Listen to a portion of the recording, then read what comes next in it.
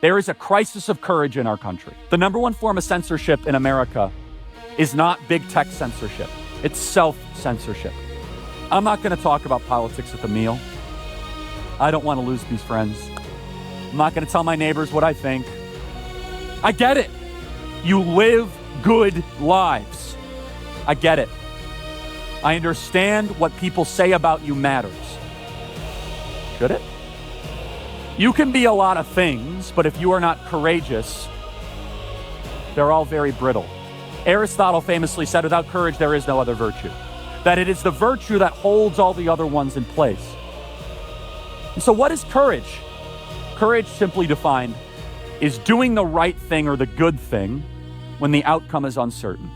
If you're really wrestling at this, and this is speaking to you, just list the courageous people that you've seen in your life, that you see in history, and you write them down.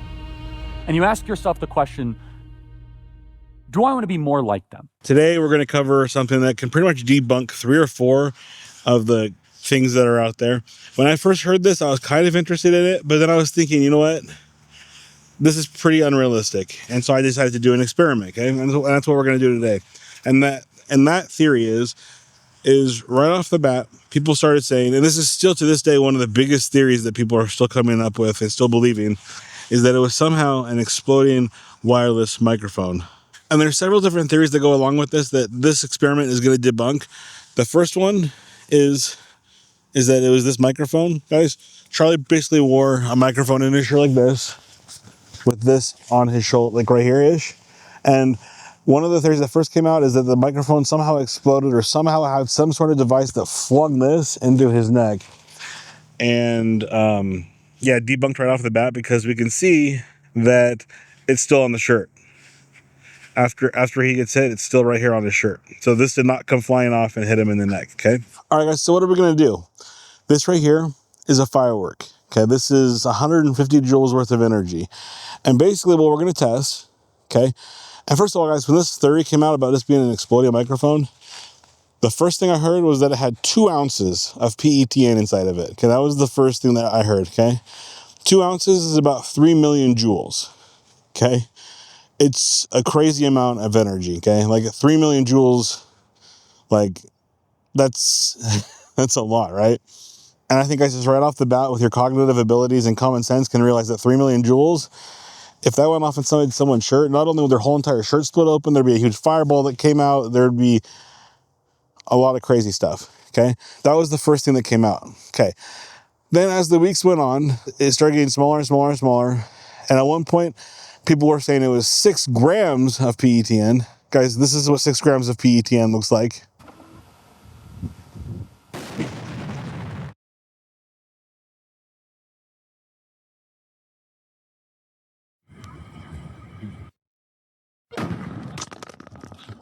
Rocks flying through the air. You can see there's a huge massive fireball. You can see that it's putting like 2-inch dents in like 2 or 3 millimeters still. Even 6 grams is insane. Okay, then that amount lowered down to 2 grams because I think they realized even 6 grams was a ridiculous amount because, yeah, and guys, the reason that it keeps getting lower and lower is they wanted to fit the narrative that they're trying to create. And they realized that no one's going to believe 2 ounces because it's way too much. No one's going to believe 6 grams because it's way too much. Now they're saying 2 grams. All right, guys, so to fit the narrative, they've lowered that amount down from 2 ounces, okay, down to 6 grams, down to 2 grams to make it believable because, guys, they really thought it was 2 ounces at first. And then it just keeps getting lower and lower. I don't even know if 2 grams is fatal. I mean, that 6 gram explosion you just saw looks pretty big, so maybe, right? However, guys, this is 150 joules of energy in this firecracker. And we're going to test these other amounts of joules because 2 grams of PETN is about 13,000, almost 14,000 joules of energy. 6 grams of PETN is about 70 to 90,000 joules of energy. And 2 ounces is 3 million joules of energy. And how we're going to test this is we're going to take this and we're going to put that inside of a shirt and we're going to put these 2 magnets on it. And guys, this magnet right here that holds this on is only 1 magnet held the metal. These magnets are much stronger, much more powerful, and they're much stronger than this magnet holding onto that metal. And we're going to see if 150 joules is enough to fling this off, okay? If it flings the magnet off, If 150 joules is enough to do that, we can automatically assume that 13,000 or 14,000 and 90,000 and 3 million would also fling it off, correct? Okay. The other thing this also disproves, guys, and what I've looked up is if the other theories are is that like some kind of a 9mm projectile somehow inside of the shirt shoots out of this. Well, guess what, guys? That takes about 450 joules of energy. And so basically, guys, what we can disprove with this is we can disprove the magnet flying up and hitting them. We can, because we already know that because it stays on. Okay, so that one's already debunked. We can prove that this does not explode if this stays on. And we can also disprove that it shoots some kind of projectile, because even if I shot a projectile out, it would still exert more than 150 joules and it would still fly off, okay? We can also debunk this using the timings, because guys, if this went off and then it took 0.216 seconds to hit him, that means they would have hit him at like 0.0004 feet per second or something like that. That's like less than like a fly landing on you. That's not fatal. Anyways, let's get on with the experiment and see what happens. Will 150 joules knock this off? Or is this going to stay intact and I need to go find something bigger? I don't know. Let's find out. And there's the magnet attached. Let's see what happens. All right, guys, I'm going to do this twice right now, and then I'm going to put one in an enclosure. But just watch this, guys. Look how that flies off. It is actually really cool. It's really fun, but boom, that just flies right off. And that's with one firecracker, 150 joules. If that was 90,000 or 3 million joules, it would have fallen off into the crowd somewhere. It probably would have hurt someone really bad. Guys, look what we got here. We have a huge hole. I even did it twice. Okay. We have inside here, we have large amounts of just like black spots everywhere. It's singed. The shirt has debris all over it inside here. There's just no way. The magnet flew straight off every single time, both those times. Okay. I'm going to try one more thing real quick just to double check. Some of you are going to be like, well, it's inside of a casing and that's why it doesn't fly off. Well, this time I'm going to put it like this and inside and like this inside of the shirt and see what happens. There it is inside of the casing, inside the shirt. And you can see when this goes, it throws plastic all over the place from that casing out of the shirt, guys, out of the front of the shirt. It's absolutely crazy what this does. It isn't just, breaking it up into little tiny pieces and leaving it in the shirt and then they're going to fall out later. They're actively spraying out of the front of the shirt. We gotta look at this shirt, guys. Not only did I put a whole nother huge hole in the shirt, guys, this is just ripping the shirt apart. Like, it also exploded the whole entire casing of that all over here, and it flung that magnet. I found one of the magnets right there, but I can't find any other magnets because I'm not sure where they're at.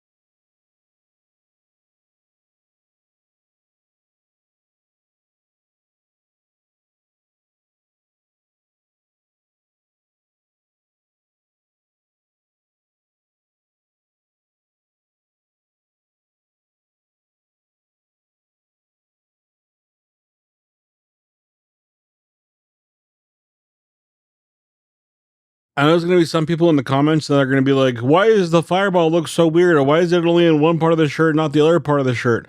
Well, luckily for you, I'm a photographer. And here's a couple good examples right here. You can see how it kind of rolls up into the shirt. The fireball is kind of rolling. This is what's called rolling shutter. And you'll see this with other fast moving subjects like a light pole in a car. As you drive by, it'll look like kind of curves, or sometimes it'll become kind of detached. It's because the camera is exposing different parts of the frames at different times as the shutter rolls up. Okay, and that's why you see these fireballs kind of rolling up. In reality, the fireball's in the whole entire shirt at the same time, because it's happening so fast and that shutter doesn't have enough time to catch up to it. You see these things happening in incremental times.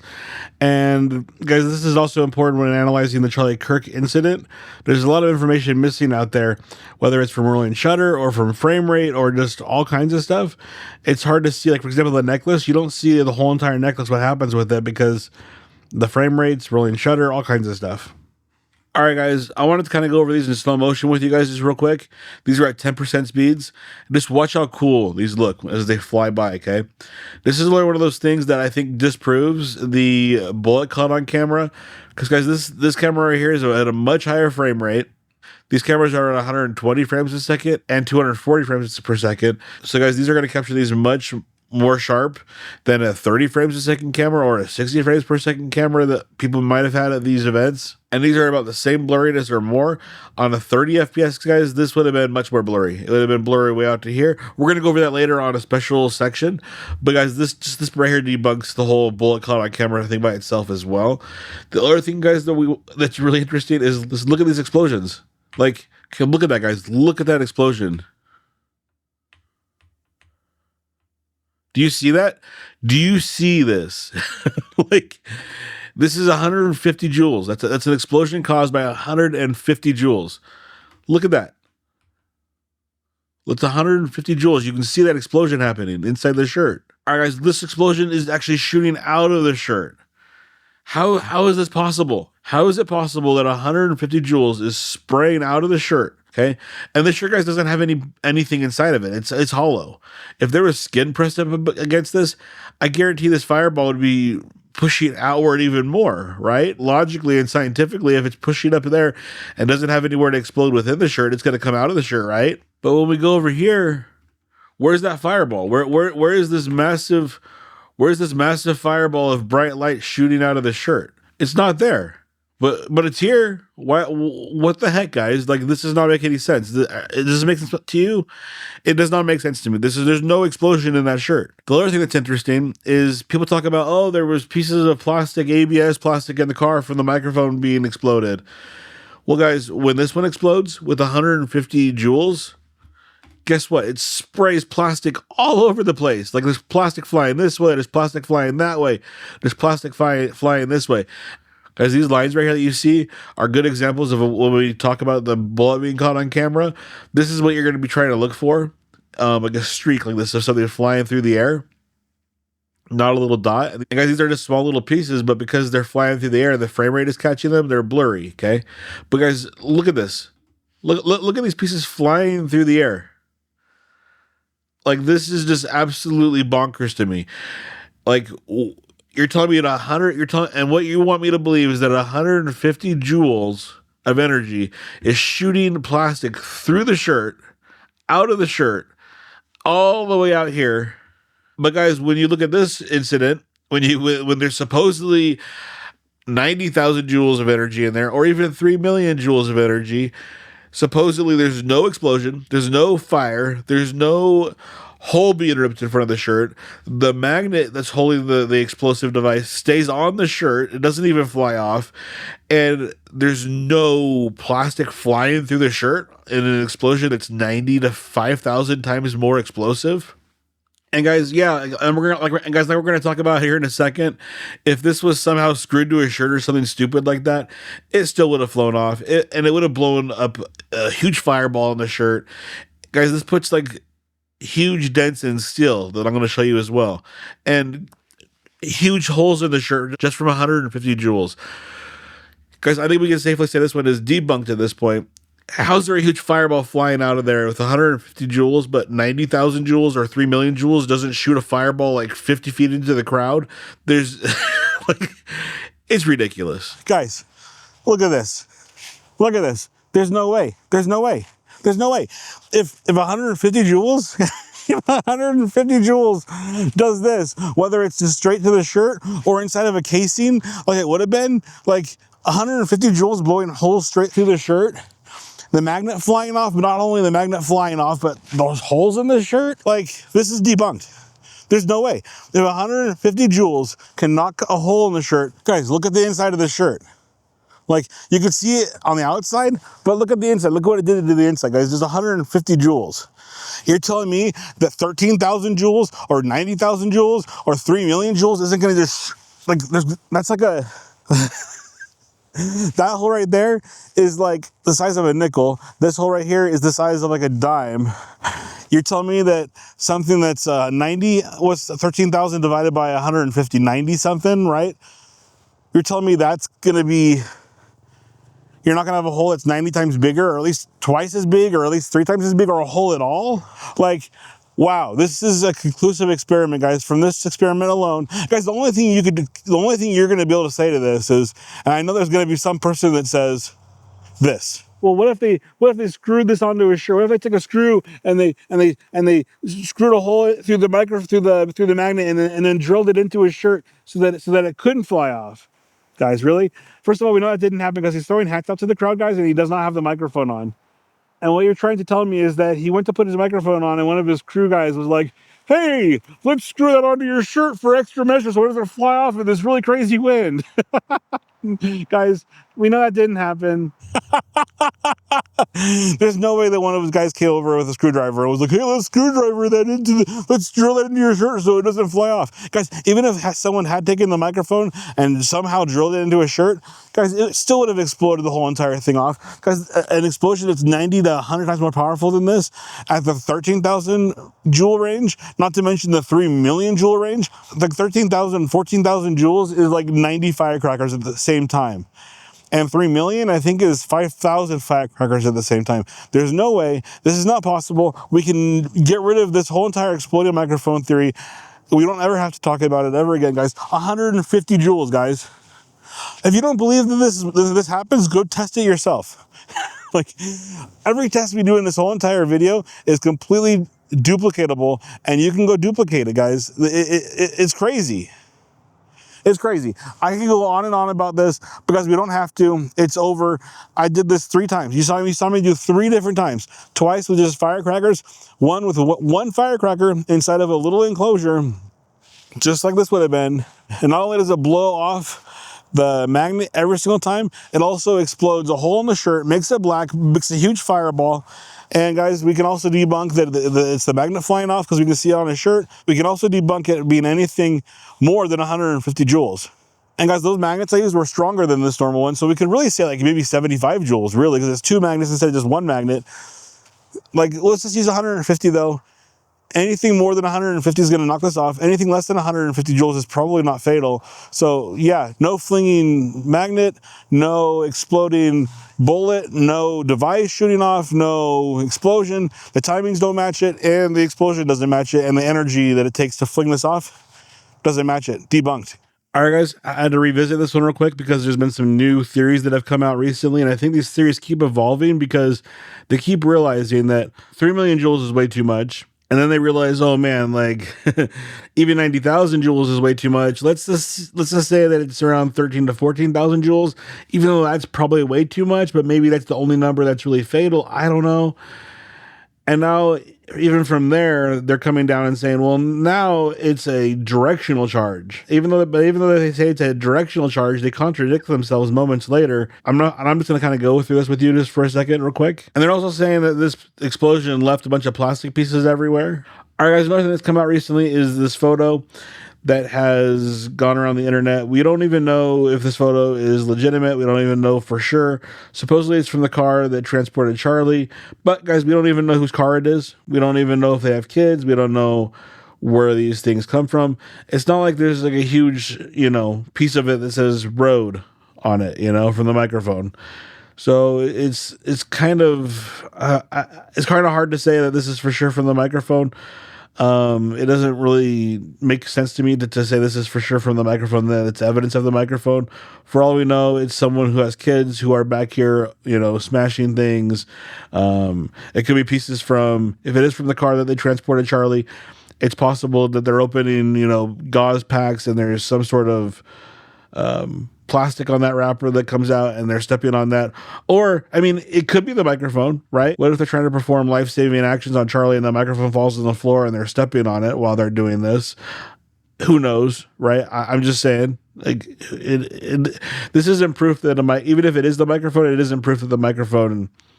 This is another one that came out recently, and they're saying there's pieces of plastic everywhere, all over the floor and stuff. Well, if you notice on this one, guys, this piece of plastic is in front of him. It's not even behind him. Like, so how did this get on the floor before he even got to this location? Right? It's this little piece right here. Like, what you're meaning to tell me is that they dragged him all the way across here, shook him around a little bit, and then backed him a few feet, and then walked him again to the car. To me, that doesn't make any sense, right? That this is just a driveway with lots of stuff on it. All right, as for a closer photo, there it is, there again, guys. That is in front of them. So do they drag him in front, shake him around a bunch, and then drag him back over? And why would they do that if they're trying to cover up this plot that they just carried out? It doesn't make any sense. Okay. All right, then they're showing a couple of different things in the air, and these just look like the bugs that we saw earlier. There's a few of them. Earlier, people were saying that those things were frozen bullets on screen. Now they've become fragments of plastic that are blowing out. And I think that has evolved because they've probably realized you can't catch a bullet on camera, so now it has to be a piece of plastic. They haven't realized that it's actually just a bug, right? All right, guys, now what this has kind of evolved to is now they've realized that if it just had just exploded, it would have gone everywhere. But then they're kind of contradicting themselves here, okay? And let me show you why. And guys, I really do appreciate this, guys. This is John Bray with Trigger Smart and Valhalla VFT. I think these guys are doing a good job of trying to find out what's going on, doing investigations. At least they're trying. Like, this guy's actually put like a 3D model together of what it would look like if this was a true theory. And I think he means on testing it. And I'm excited to see those tests because if he actually puts 2 grams of PETN, I think I already know what's going to happen. But at least they're out there doing the work, and I appreciate that. I just don't agree with their theory, and I think that it's wrong. And I think that what they're saying now is they're saying, now it's a directional charge. It isn't just an explosive in the shirt that's just going to go off and get him. One thing they say in this video that they're still on is that it's the magnet still could have done it. We know that's not true because the magnet is still on the shirt after the event, and the magnet flies off with 150 joules of one firecracker. So we know it's not. We know that's for sure not that, and they're still saying that. But what they're saying now is that it's some kind of a directional charge where there's going to be some PETN or something inside of here, and that's going to go off, and that's going to spray a bunch of explosive, I guess, into Charlie, and that's what's going to take him out, or maybe it's going to push the battery into him or something. I think just from our experiment, we can already debunk that because 150 joules, even if it was a directional charge, guys. Let's look at this real quick. Even if it was a directional charge, the magnet would fly off with even 150 joules of a directional charge as well. If it was a directional charge, it would shoot off like a rocket ship. Like the shirt with just like a normal charge, just with 150 joules, makes a huge explosion in the shirt. It makes it to shake everywhere. If there was a directional charge in the shirt, and there was stuff spraying out one direction like this, first of all, I think we'd still see a huge fireball. Right. And I think the whole entire shirt would start moving away from Charlie's chest, like in one direction. Like, just imagine grabbing the front of your shirt and then just pulling it with like 13,000 joules of energy away from your body. Like, physics still applies, when it's still equal reactions to equal force or whatever, like if 13,000 joules of a rocket ship is going in one direction in a directional charge, you're not going to see the shirt just kind of, poof up and then go up and then down. If it's any kind of explosion, you're not going to see it. You're going to see something more like what we see here, right? Where it at least has a huge explosion in the shirt. But I think in the case of Charlie Kirk, if it was a directional device, you're going to see the shirt getting pulled like I said, take your arm and just grab your shirt and pull it in one direction as hard as you can. That's what you're going to see happen, and we don't see that happen. So I think we can already debunk this just from that. Well, we already debunked it with how much energy is with, flying this off. There's no way that there's any kind of explosive because the microphone would have flown off from the magnet. I think the other thing that we can debunk, I think the other reason we know this is not true as well, is, first of all, in their own video, they're saying there's pea stick plastics flying everywhere from this happening. And if it's directional, supposedly the only direction this should be shooting anything is straight this way back into Charlie. And supposedly the rest of this should be fine. They shouldn't just be blowing this up into a whole bunch of pieces of plastic. And in their video, they're showing things going every which direction into the crowd, over people's hats and all this other stuff. And that wouldn't have happened. It would have all shot one direction instead. It would have all shot in one direction. But what they're trying to say happened is similar to this one, where stuff's flying off into the crowd, stuff's flying down towards his legs, stuff's flying out, even out towards his back. And I don't know how the directional charge that's supposedly shooting something straight this way is going to shoot and wrap around his back and shoot that way and shoot out his right side, his left side. Like, I don't understand how that's possible if it's a directional charge. And like we see with this one, guys, stuff just goes everywhere. And that's what they're saying happens. If I put a directional charge in this shirt and it only shot out a little cone-shaped thing going this direction, you wouldn't see a piece flying that way. You wouldn't see a piece flying that way. You wouldn't see any pieces flying this way. You would see all of these pieces only flying out this way. Does that make sense? So while I appreciate the work these guys are doing, I don't think that it can be a directional charge only going that way. For those two reasons, guys, the shirt would be being pulled like a rocket ship in one direction. You know, if the blast shoots out this way, the shirt's going to shoot straight to the left. Okay, it's gonna be a massive bright explosion in there, and all these pieces are also the ones that do break off are going to go that direction. And guys, if that directional charge is strong enough and it's not held in there strong enough, that whole entire microphone might have shot off actually in this direction and shot right out of the shirt. Right, exploded a hole in the shirt, went out. Guys, we know that would have been supposedly if it's 2 grams of PETN or even 1.5. Because, guys, we know that if it's over 150 joules, it's not possible. Even if it was a directional thing, and even if these pieces did go flying everywhere and everything, we know it has to be less than 150 joules. Actually, it's even less because, like I said, those magnets are even stronger than what's holding it onto his shirt. And we find out after this, guys, that there was actually one of those firecrackers only exploded like 3/4 of the way. Like, so we could really say it's like more like 50 or 60, 70, 80, 90. I don't know. I didn't measure the amount of, of firecracker still left in there. But let's say even if it was 90, like I assume later, like 90, even 150, guys, 150 joules is not enough to do this, even if it was directional. Like, it would still have a huge fireball in the shirt. You don't see any fireball. You don't see a stream. Like, for example, guys, let's look at this real quick. Even this one right here, guys, has a stream shooting straight up at one point from a non-directional, right? We have this one right here where it shoots a huge fireball straight this way, okay? And if this was a directional explosive of any sort, not only would we see this, but, maybe it would be shooting off in the direction that it was going. So if it was aimed this way, we would see this, but like 90 times bigger, shooting straight this way, while his shirt shot off this direction.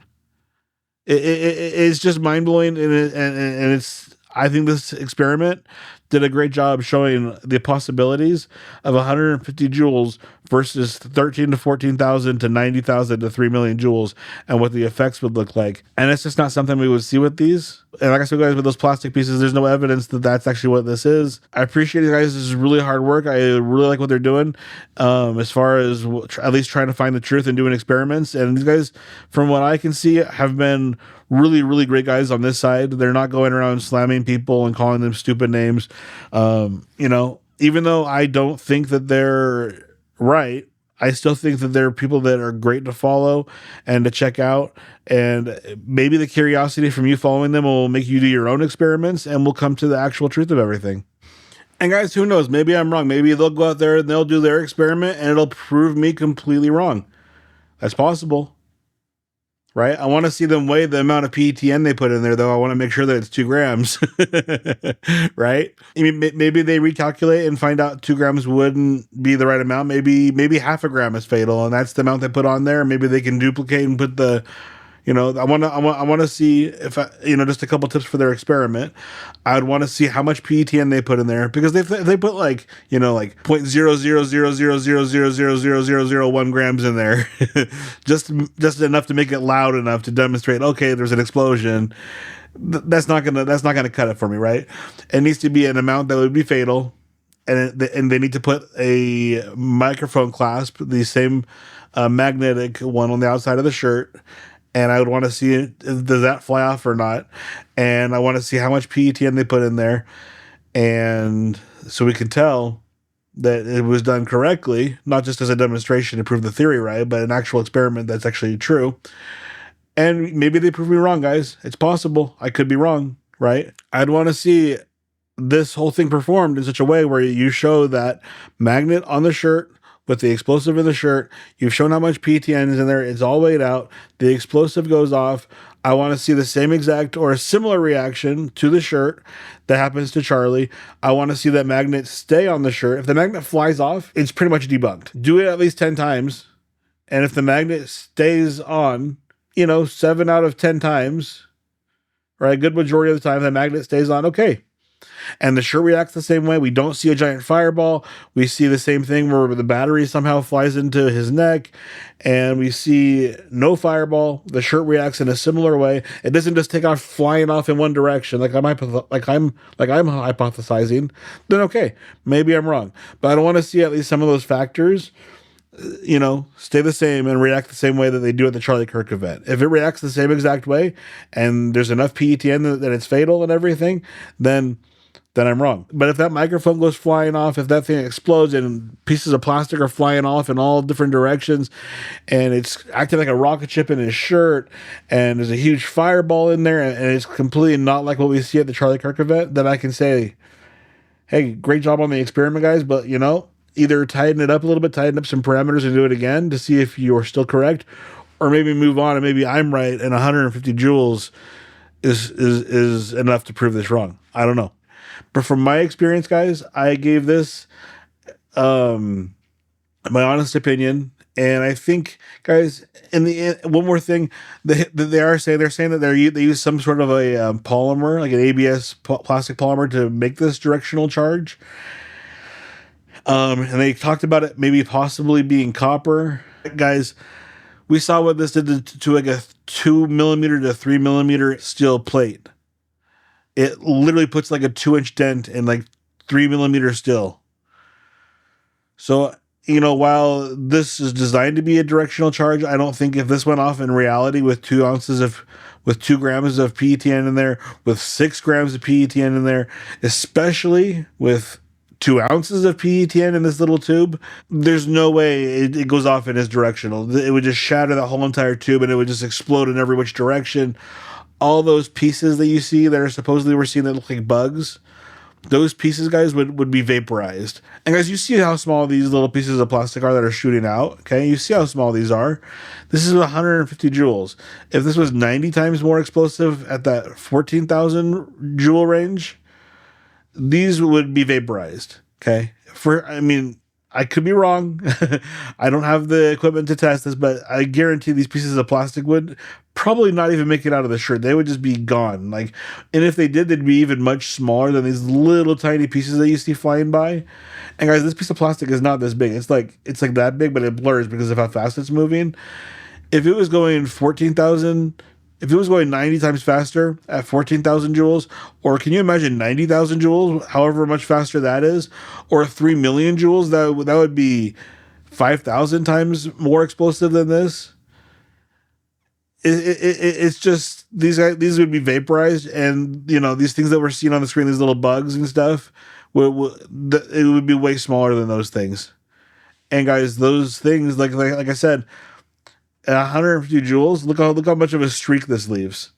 The ones that we showed you earlier that are supposedly from this explosion, that's at least 14,000 joules. They're just a little bug-like looking type thing. It would look like this, guys. There's no way that it would leave pieces this big. If it was 90 times the explosive or 5,000 times the explosive, there's no way. There's no way that this piece right here, guys, would be flying through the air in a huge chunk that's this big. It's literally not possible, okay? This is a bug, and even if we saw a big piece, guys, it would be at a big streak, shooting way faster than we see what we just saw. What we just saw was a big, huge streak. It was like 3 inches long, even though that piece of plastic was like, you know, the size of like a rock salt, okay?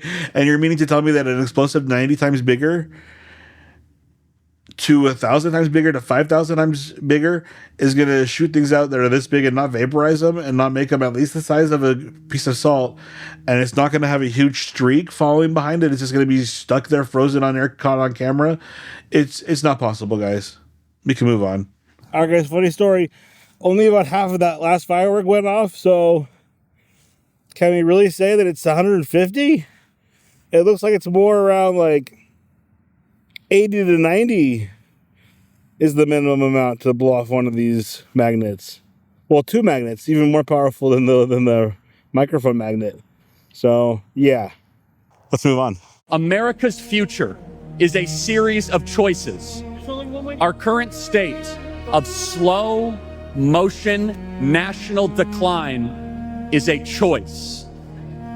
This November, we're going to choose success. We're going to choose to put the future of Americans first. We are going to choose to no longer be spectators this election. We together are going to do the work to save America. Hey guys, if you're wondering where we're at, we are at an amphitheater, an actual amphitheater. If you follow me, if you look over here, you have the amphitheater and it goes all the way from there to over here. What you need to ask yourself is why we're at an amphitheater. Okay, the reason we're at an amphitheater, if you can't guess yet already, is many people have made the argument, even though like 99% of the people, when they hear the shot go off, look exactly at the building that the supposed shooter, whether it's Tyler Robinson or not, can't prove that. But that seems to be where the shot came from, according to where 99% of people heard it come from. Yet people are saying, oh, that's impossible because you're at an amphitheater.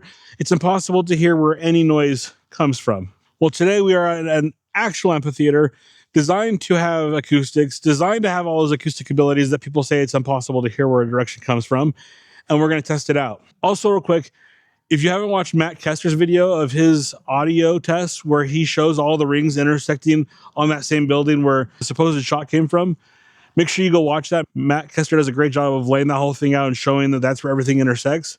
Like I said, that doesn't prove that it was Tyler Robinson, but it does show some evidence that it came from that direction. And guys, this video, like I said, isn't meant to prove that it was Tyler Robinson or anything like that. It's just meant to test whether you can see where something comes from in an amphitheater. And also to see if those 99% of people who looked in that direction, or first reaction was to look in that direction, to see if they could also tell if it came in that direction. Or maybe you guys are all right, and maybe in an amphitheater you can't tell where something came from. We're going to test that out today and find out. We're going to use two different methods, okay? First, we're going to use this animal call. This animal call uses extremely loud decibels, and it is going to be up somewhere in here. I'm going to have my eyes closed so I can't tell where it is. I'm going to have an assistant place this and then play loud animal noises, and we're going to see if I can tell where those come from. And guys, just real quick, I know that before we begin these tests, some of you are already thinking, there's no way that this sound maker or these snappers or these poppers or these firecrackers that we're going to use are anywhere near as loud as a 30-06. If you've ever been to a shooting range, yeah, the sound right off the rifle is going to be like 150 to 160 decibels or more. However, if you're downrange, if you've ever been to any of these ranges where you have to go put your target up downrange, you know it's not very loud, you know, where you stand in like a little valley and you use the ropes to lift it up. Or even if you just go sideways, like, 20, 30 feet, that sound is a lot quieter. But if you still don't believe me, watch this. All right, guys, we're going to do some decibel testing. We're 130 yards from the car where I'm going to be shooting from. All right, guys, what we have here is a decibel tester and the decibel testing app on my phone. And I want to show you that at this distance, even a 300 Win Mag is going to be a lot quieter, maybe even just as quiet as those snappers at the amphitheater.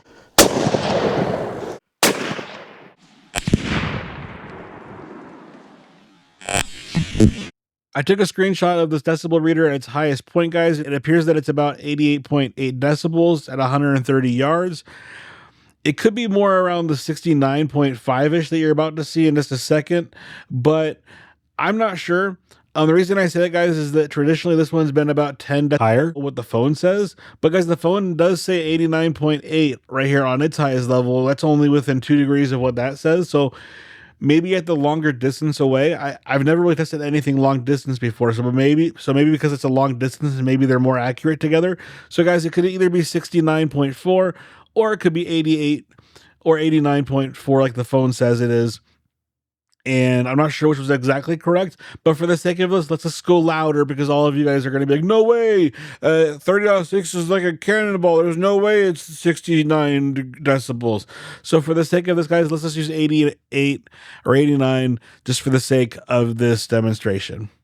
Now we're going to do decibel testing pretty much point blank. This is like a yard in front of me, okay? 130 max. All right, guys, far away. I need to go over this for sure later, and I still need to test the poppers, but at 130 yards, which is less than 143 yards, the decibels were around 89, I believe. I need to check for sure because I haven't looked at the GoPro footage, but guys, the close-up decibel test is a little bit inconclusive because the maximum range of my decibel meter and the decibel meter on the phone is 130 decibels on each of them. It reached that maximum number.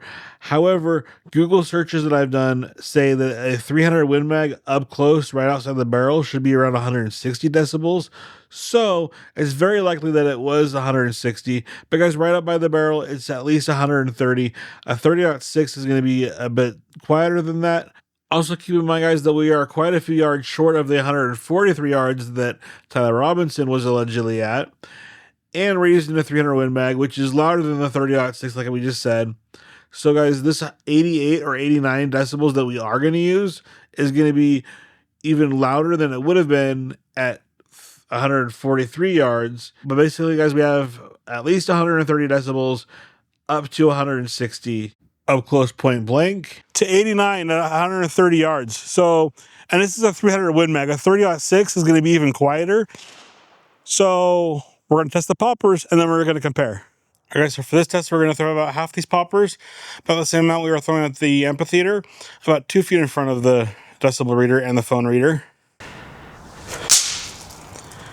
Okay, on this one we got 98, and on the phone reader we got 90.7. And then we're going to throw the rest of these about 15 feet away and see what the decibels are at that distance. I guess on the decibel reader we have 95, and on the phone reader we have 88. So guys, as you can see, at this distance, these are almost equal to a 30.6 at 140 yards or so. It is not that much different. All right, guys, we're going to do a firecracker about 2 feet in front of the decibel reader, as well as the phone app decibel reader, the phone. It's about 10 off usually, it seems like, but it's somewhere in that ballpark accurate. Guys, we get 97.6 on the decibel reader, and we get 88.5 decibels on the phone decibel reader. Now we're going to do a firecracker at about 12 feet. All right, the decibel reader reads 95 on that one, and this reads 87. All right, guys, we're going to do one more at about 30 feet, and just get a reading from that. Guys, the decibel reader read 91 on that one, and the phone app read 84.5. Guys, the reason I'm showing you this is to show you that the 300 Win Mag, which is going to be considerably louder than a 30.6 supposedly, is around the same decibels or even less than these firecrackers and these poppers, and therefore you can't really say, well, this is an irrelevant test in this amphitheater with these poppers or the firecrackers, because they're just as loud or louder. They might have a different sound profile, but they're just the same loudness, same decibels, and so the same effect on your ears is going to have a similar effect.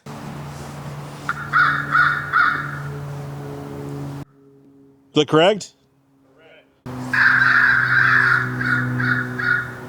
Correct.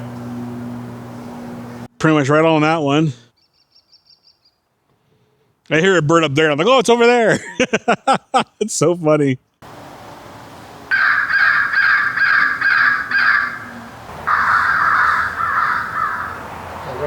That is loud as crap. That was like, what, 4 or 5 of them I got? Every single one. Some of them were like right on. Some of them were like 3 or 4 feet off, maybe 5 or 6 feet. But I mean, that's not very far off, right? In an amphitheater where it's supposed to be impossible, theoretically, according to most people on the internet, if it went off over there, I should be like turning in circles trying to figure out where it came from, pointing over here and up there and maybe in front of me, right? So we're going to do one more test with a different thing just to kind of cover all our bases, but I think this is pretty conclusive already. All right, the second method we're going to use to test this is I have a whole bunch of these snapper popper things, and I'm sure you've seen these. They're these little white things, and when you throw them,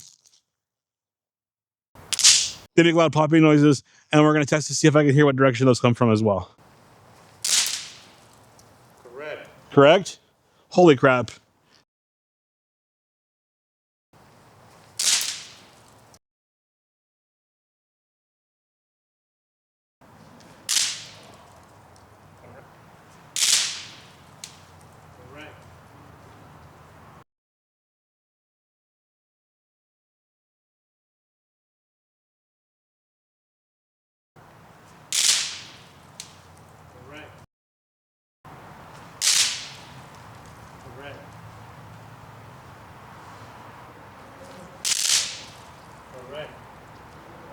This is too easy.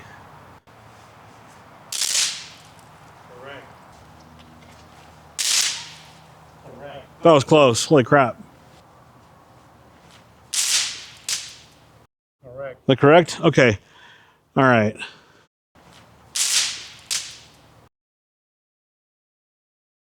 All right, guys. We also have these firecrackers, and we're about to use these right now to do the same test.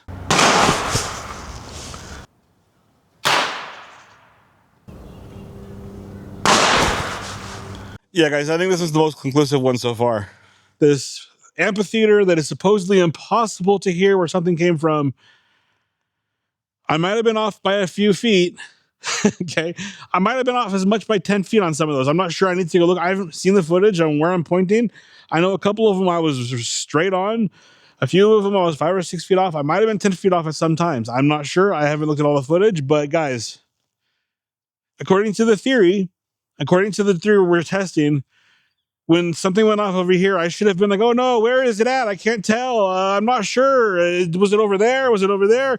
Was it up there? No. I could hear it every single time, and I pointed within 10 feet, if not right at it. I would say most of the time I was probably within like 4 or 5 feet if I'm correct. So guys, I think we can clearly state that the theory of it being impossible to tell where something came from while in an amphitheater from the sound alone is debunked.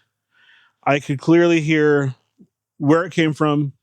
And I think that the conclusion from that is that we can tell that 99% of the people, when they look in a certain direction, that's a large amount of people. If it was like 1 or 2 people that looked in that direction, I would be inclined to believe you and be more tempted to say, okay, maybe you're onto something. But 99% of people looked in the same direction. And by the test we did here today, if you don't believe me, if you think I cheated somehow and like knew where everything was going to happen, go do this yourself. Get some poppers and have your friend test this with you. And you're going to be able to tell exactly like I did where it came from. I'm not messing with you. This is true. So guys, what do we get from this? We can't prove that it was Tyler Robinson. We can't prove who was on that roof that took the shot. But what we can prove is, number one, you can tell where something came from. We know that 99% of people looked in one direction when that shot went off. Matt Kester's amazing work with audio rings and where everything came from matches up in that same position as well.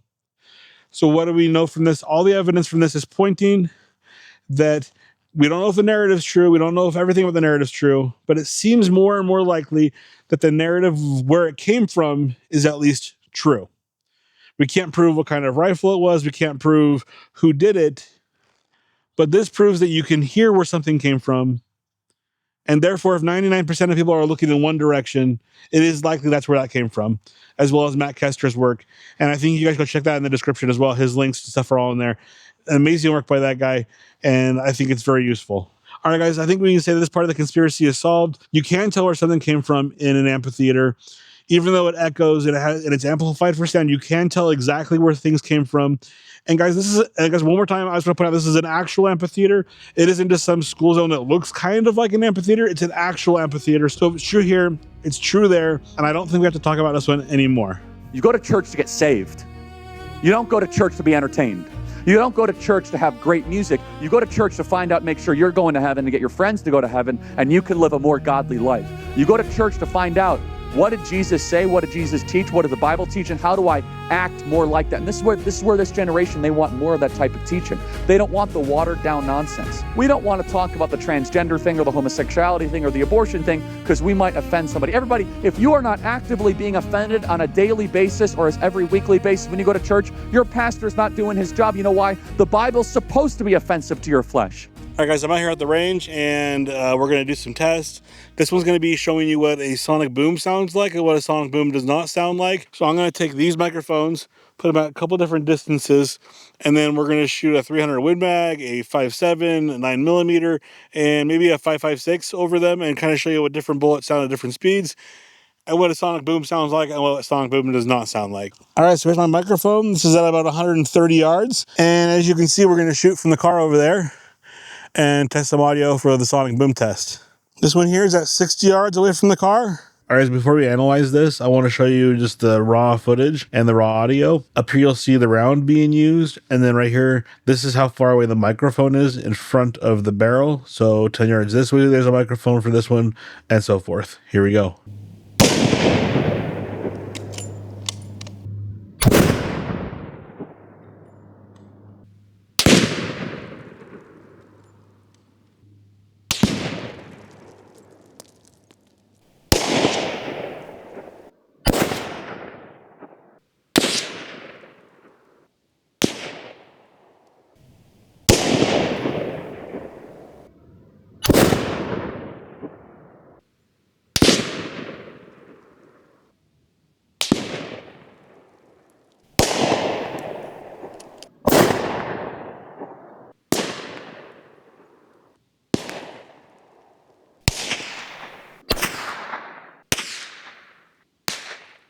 because I'm not sure how relevant this is to the test, but I just thought it was pretty cool. What this is these are the microphones lined up from when the trigger was pulled to how long it takes the first sound to hit them. And you can see this one's at 10 yards, 40 yards, 60 yards, and then 130 yards. And you can tell, at 10 yards, it hits it almost immediately. And then there's a little bit of a distance between here and where it hits it on 40 yards. And then 60 yards is almost identical. Guys, remember this is the cell phone camera right here. This is a terrible, terrible camera. So if this had a better microphone, I assume this would have started right here. It's just before this one. But because this is a cell phone camera, not super, super accurate, right? You get really good microphones down here at 60 yards and 130 yards. And this was the biggest difference. You can see that, at 60 yards, the sound wave first hits here. And then the sound wave hits here. And then you can hear the shots here, here, and here. Let's play that real quick. Pretty cool. Before we analyze this, I wanted to explain to you guys what a supersonic round is and what a supersonic round is not. And it's a pretty simple explanation. And you don't have to be an expert to understand this. All a supersonic round is it's a round that goes faster than the speed of sound. Okay. And it's going to sound different on a microphone than a non-supersonic round is. Okay. A non-supersonic round basically means that the bullet goes slower than the speed of sound. Okay. So there's a super easy way to distinguish between these two. And also I want to note that the farther away you are from the round being fired, the longer of a distance in between the sound, both of those sounds, okay, the bullet and then the sound of the shot being fired. So this is at 130 yards, and this one's also at 130 yards with the pistol. So supersonic, non-supersonic, and you're going to be able to tell easily the difference between these two. Okay, I'm just going to play both of them real quick. Just listen to just listen to the difference of what they sound like.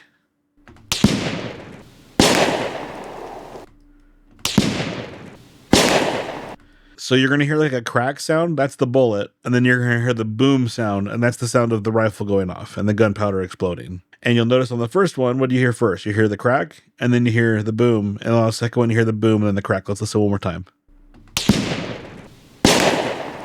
Okay, so crack, boom,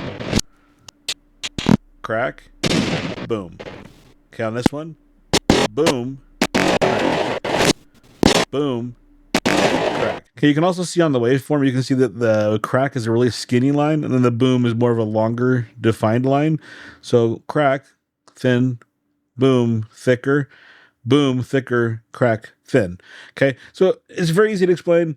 I want to show you all. I did a whole bunch of different rounds, and you yourself can just kind of like listen and tell the difference. Okay, let's go through all the rounds one more time, and then I'm going to analyze each one. I also need to point out, guys, the cracking noise on the non-supersonic round, that's not a supersonic crack. That's not the same as the crack from the supersonic round that's happening after. That is from the bullet either hitting the ground, hitting a target, or the echo of it going off. Okay, that's not a supersonic phenomenon. That's just the bullet hitting something. If I don't explain that well, or if I accidentally said this for passing over the thing, I don't think I ever say that in this video, but that's not what it is. Okay, I just wanted to clarify. When you hear that crack from the non-supersonic round, that's just it hitting in the ground, hitting something, or an echo. It isn't a supersonic phenomenon. On the supersonic one, it is a supersonic phenomenon of the bullet actually passing over the microphone, causing that noise. All right. I use the word crack after the boom because that's what it sounds like. Even I'm not talking about a supersonic crack. It's just a convenient way to explain what it sounds like. But basically, guys, if you hear anything after a boom, whether it's a crack, whether it's a shattering noise, whether it's an explosion, that's not a supersonic event. A supersonic event happens before the boom. So a crack before a boom is a supersonic event. A boom, and then anything else, whether it's a crack, another boom, whatever, that's not a supersonic event. Okay, I like to use the word crack just because it's a convenient word, but I should have thought about that better when I made this video. The 10-yard microphone is a DJI microphone, a really nice microphone. 40-yard microphone is a phone microphone, okay? Originally, I was going to do 10 yards, 60 yards, and then 130 yards. I had my phone, so I just stuck it out there at 40 yards to record this. And what you're going to notice is the phone does a terrible job with audio. It's absolutely horrible. And we'll get to why that's important later, but you know, that's what most of the recordings on campus were phones.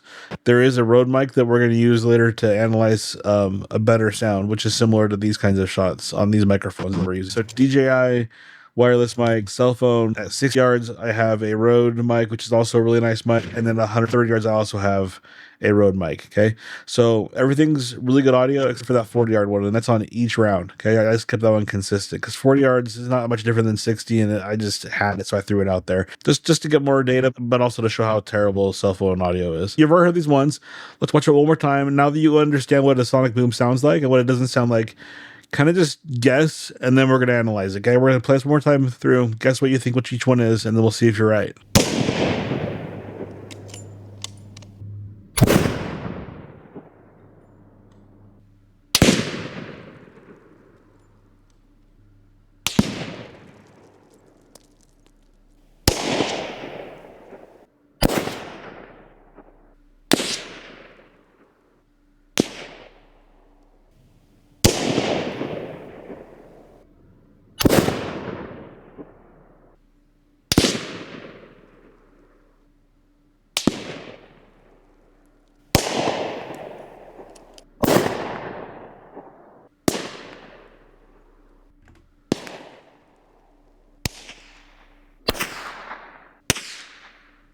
All right, guys, what did you notice on these? Were you able to tell if they were sonic booms or not? We're going to analyze this real quick, and then we're going to move on, okay?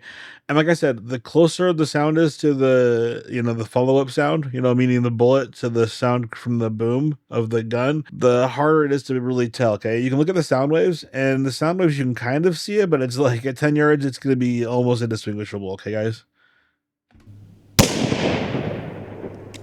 You can't really tell. It's just really hard to tell. You can kind of see it on the sound wave. Same thing with the 40 yards with the cell phone. Like you can kind of see it in there. You can kind of see there's a little bit of a separation. If you zoom out, you can kind of see like a little bit, but it's just very difficult.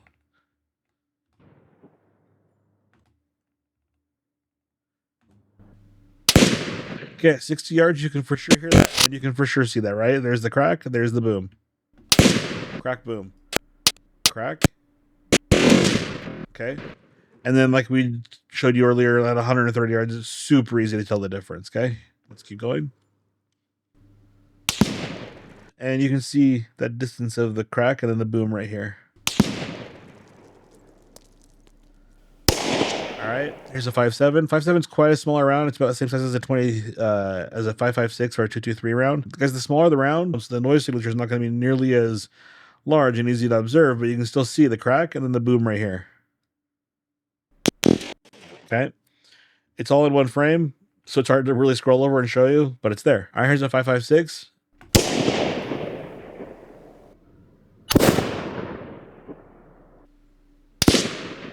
What did you hear? Crack, boom, crack, boom.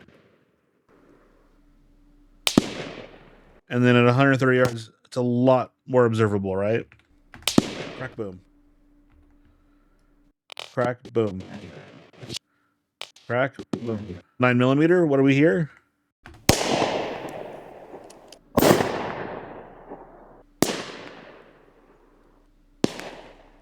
Okay, we don't hear much. We hear boom, and then the crack of the bullet, okay? Let me just make that a little bit louder so it's easier to hear. Boom, crack, boom, crack, boom, crack. Same thing as the 22, guys. And if we zoom in on the signature, you can see where the boom is, and then you can see where the crack is. It's a very, very small bullet as well, so it's not going to have that big of a signature.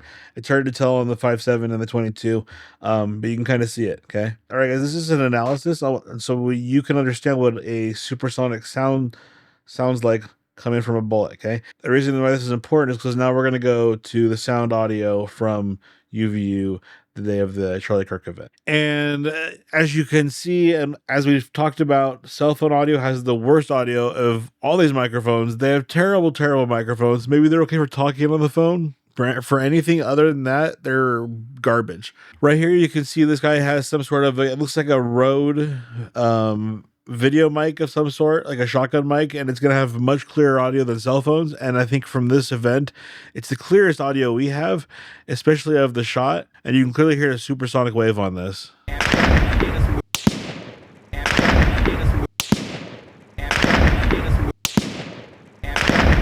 So you've heard this play out before, but now we're going to analyze it in person. What do we notice? Okay. People are talking and stuff in this, so it's hard to really, it's not super isolated. It's noisy. You can hear all the noise from the surrounding area. But what do we see? What do we hear here? We hear crack. Crack. Boom. Okay, now we're going to watch this several times, just going back and forth. And guys, to me, this is almost identical. Okay. This is a little bit of a smaller round. And then we're in this kind of like an amphitheater area, which is made of mostly cement. Whereas where I'm shooting is like trees, bushes, gravel, a lot of really nice audio absorbing, acoustically absorbing items that are going to absorb the audio and make a much more soft, clear sound. Whereas in here, you have a lot of metal, cement, not a lot of natural absorption. So it's going to be very, very sharp. But other than that, I feel like it's almost identical. Listen to this. That is almost identical, okay? And after you hear what a supersonic sound sounds like, it's almost impossible to dispute that there's a supersonic sound going on in this auditorium, okay? All right, let's compare this even to a 5.56 round. I mean,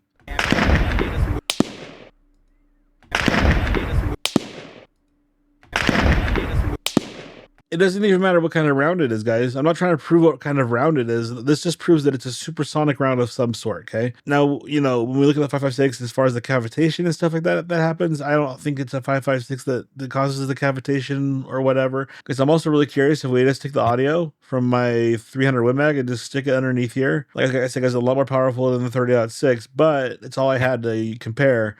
Let's just play that and see what it sounds like. Wow. Guys, that is actually pretty crazy. Guys, this is actually pretty telling. I mean, like, what was that? If I just did that, I want to mute the top one and just play the bottom one of my audio. That is almost identical to what you hear on that audio. I'm going to mute mine and play theirs. Mute theirs, play mine. Playing both at the same time. Because that's pretty intense. Let me line that up even a little bit closer. I was actually able to do a little bit of work on this, and I was able to move it a little bit closer this way. And this is actually pretty crazy. But guys, I think what's kind of crazy about this is you can correlate the distances between where it was shot and how far away this microphone is. You can see that right down here, guys, where you can see where you hear the crack and then the boom, versus at 130 yards versus the crack and then the boom at 60 yards. You can almost correlate this.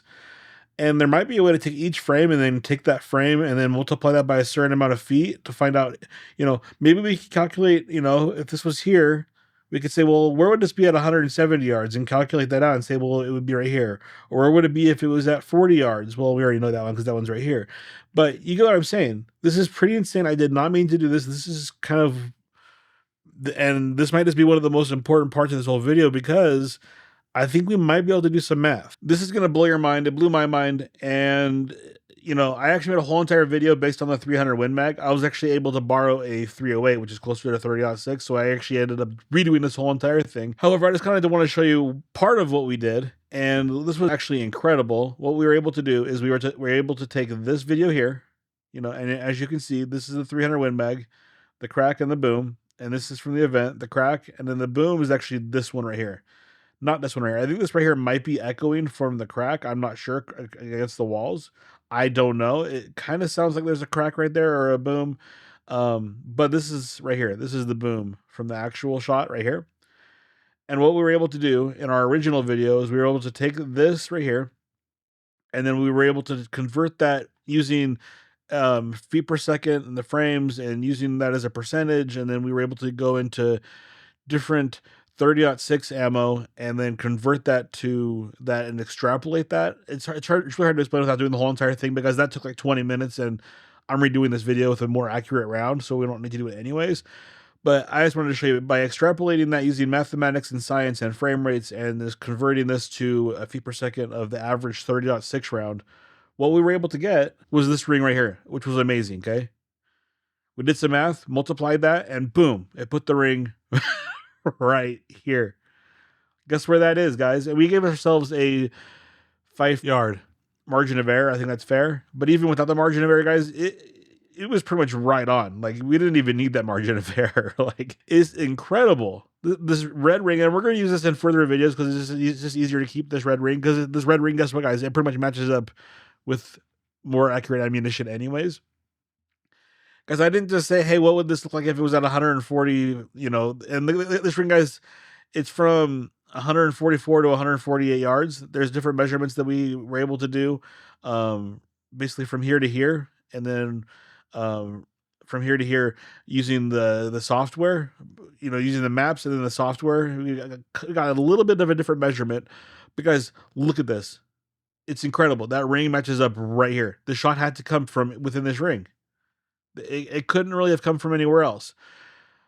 But guys, like I mentioned before, I went out and I got a 308 from a friend that was able to let me borrow it. And I went to the store and I went and I tried to find the most average ammunition that from a 308 that would match a 30-06. I still can't find a 30-06, guys. Is it like an old grandpa gun that nobody owns anymore? I don't know. Or maybe just where I live, it's not very popular. I don't know, right? But this 308 matches pretty closely to this 30-06 ammunition, right? 2,700 feet muzzle, 2,600 feet muzzle, 2469 at 100 yards, 2429 at 100 yards. Okay, this is the closest number I could find on any box, so that's why I went with this one right here. And I went out and I shot this. Let's compare this, guys, because it's incredible. Okay. All right, guys. Before I show you the test, I want to show you how I got my measurements. Okay, and we're gonna go over this quickly. We're not gonna spend too much time on it because I spent way too much time on it on my first video. I don't think it was that important. But basically, guys, we're measuring from where this microphone is right here to the location, and we do that through maps as well as the software, the RHINO software that Paramount Tactical made, which is much more accurate than Google Maps. But we're using both measurements just to make sure we got it covered. Okay, and you're gonna be surprised. It's pretty accurate no matter which one we use. But what we did is we took the tent location. Okay, and then in this original video, I had taken the ring from right here in the center, and I had done some math to move it over and then forward. But basically, 15 feet this way is where I kind of put this microphone, and you know, it would have been like right here somewhere. But 15 feet is still 15 feet, right? That's 5 yards. 5 plus 143, which is what we get from maps to the top of the building, is 148. Does that make sense? Okay. The other way we got this math to 144 yards was actually really cool. And I'm just going to let you watch this video. Okay. Originally, like I said, guys, we used some math to extrapolate things, and I'm not going to go into it, but basically we're using those conversions here, and we use those conversions and we multiply things, and we got 144 yards. Okay. And then we use the RHINO software to narrow it down, and it's within a yard of that. Watch this. Guys, if we come over here into Google Maps, and guys, if we take that right here, where the microphone was, and put 144 yards this way, guess what we get, guys? That exact location, pretty much. All right, guys, as I was doing this math on both these equations, whether it was the distance and then the bullet timing conversion, or the one that was just the straight timing conversion, I was like, there's a little bit of a discrepancy in there. Because I believe that 4-yard difference is like 12 feet. I don't think that's outside of our margin of error. I think it's fine. I don't think it's a big deal. Plus, I'm just kind of estimating where the people are up here. But I came into this software, and this software is much more accurate as far as the placements and the inches. I can't remember how accurate Google Maps is. I think it's just within like a few feet, it says. Whereas this one is within a few inches of accuracy. So I decided to come in here. You can see that Charlie's sitting around where it says the W right here.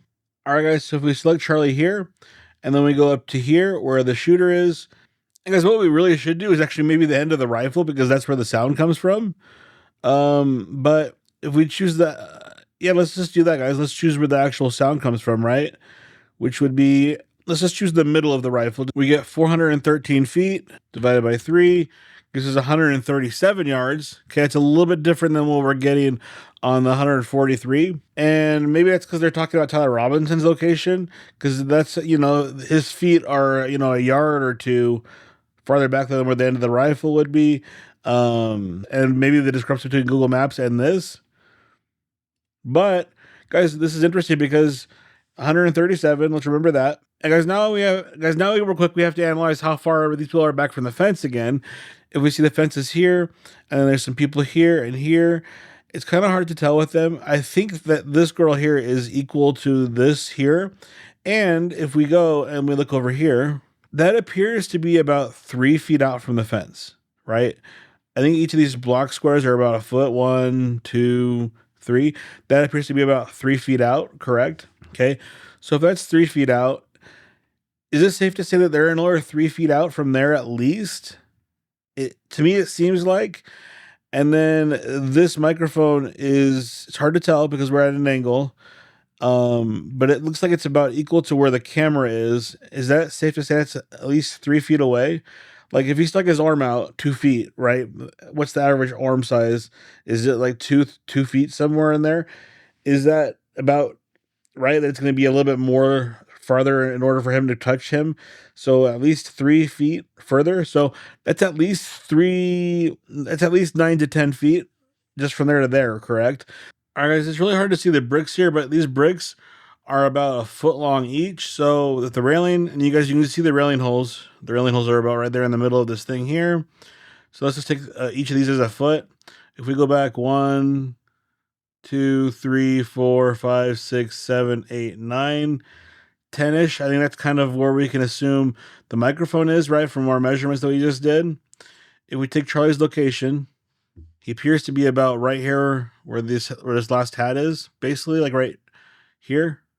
All right, guys, so if we take that location right here, and we just go 1, 2, 3, 4, 5, 6, 7, 8, 9, we get to right here, which is, let's just go to the end of that 9, the one right there, right?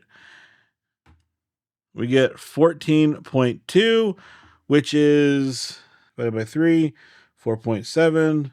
If we do 137 yards plus 4.7 yards, we get 142 yards. Guys, we're within almost 1.5 yards. I think the measurements on this are more accurate. And guys, this measurement was from the rifle where the sound would have been coming from. So guys, in reality, with both these measurements, we're within like 1.5 yards-ish. I'm not sure if that's because we're using the better measurement of the rifle where the sound would have been coming from instead of his actual body, or if this map is just way more accurate, like I said. And yeah, I think even guys, even if it was off by 4 or 5 yards, that's still within our margin of error, and it doesn't affect these rings at all anyways. But I think that the fact that we can see that we're within 1.5 yards, yeah, that discrepancy is not that important. Guys, I hope what I'm saying makes sense to you guys. I'm just trying to go quickly because this could take like an hour just to talk about this stuff.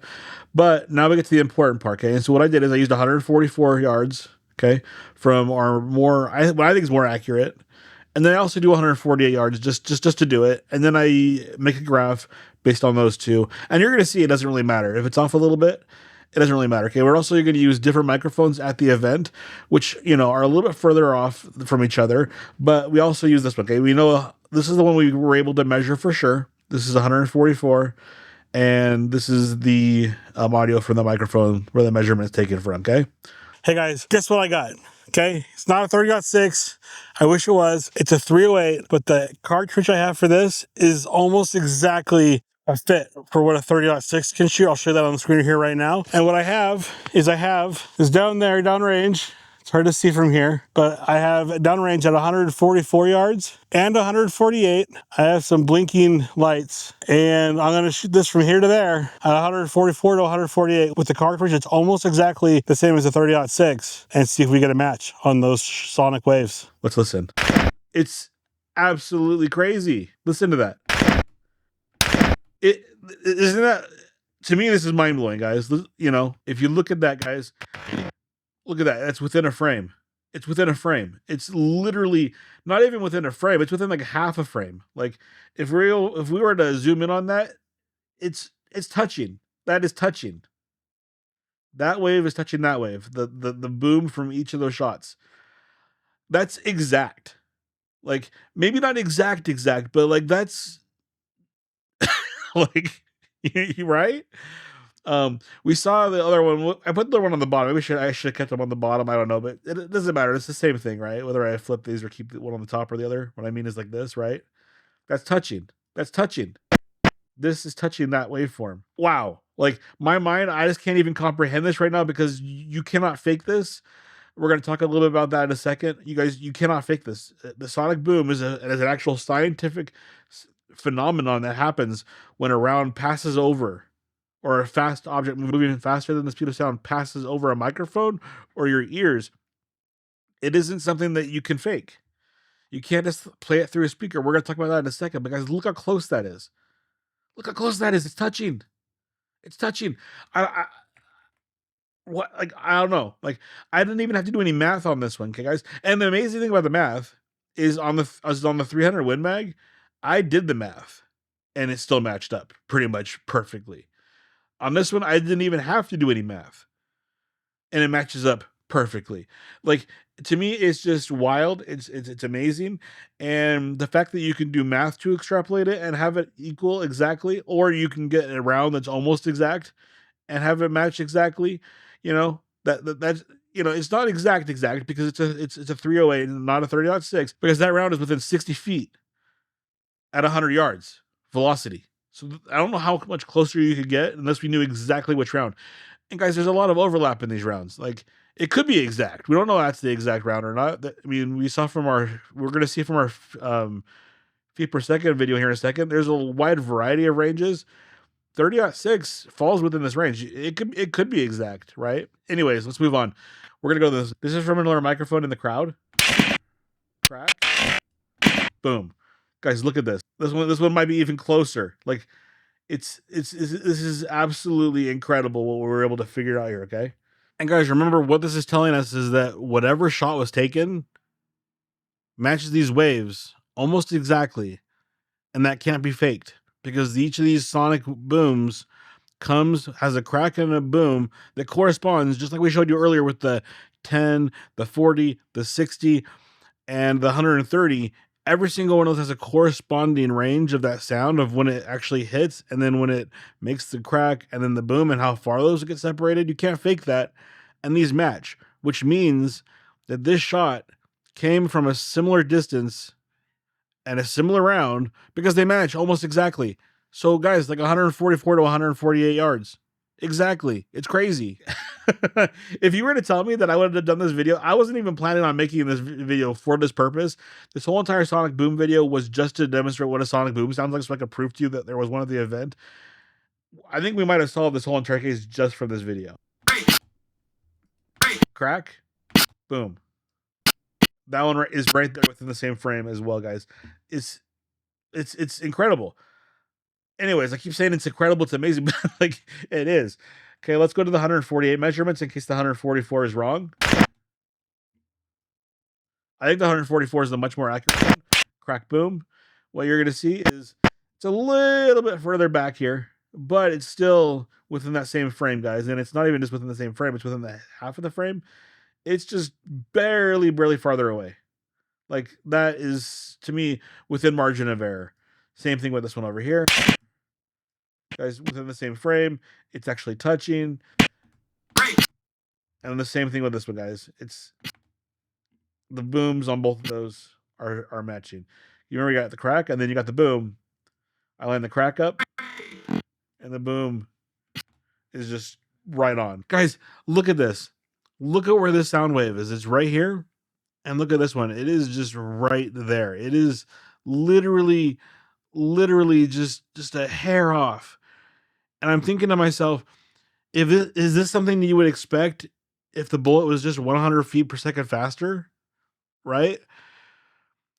What this is showing is that this is reaching the camera and the microphone just a little bit faster than this one. And what does that? A little bit faster of a bullet. This one's 100 feet per second slower than this one. So it reaches it just a little bit slower than this one. Even this one, guys, look where this one's at. Like, it's just barely off at 148 yards.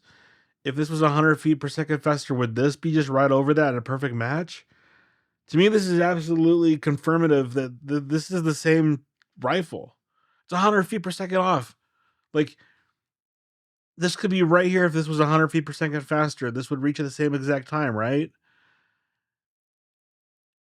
To me, this is a pivotal moment in my investigation. Like, I've actually seen some autopsy reports and a bunch of medical reports and a bunch of different stuff that shows that a 30.6 round does get stuck in the human body a lot of times, like hundreds and hundreds of times, if not thousands. Okay. But you can go look at this yourself in the description of my video. And we're going to go over that later. But just this experiment, I haven't seen this yet. Like, this confirms to me, because you guys, you can't fake this. Okay. Even if he didn't, okay, I guess you could say he didn't get hit by the 30.6, but there was one at least fired at the event. This proves that there was at least a 30.6 or a 308 with a little bit faster of a round, I guess, or a similar rifle was fired at the event. That is not disputable.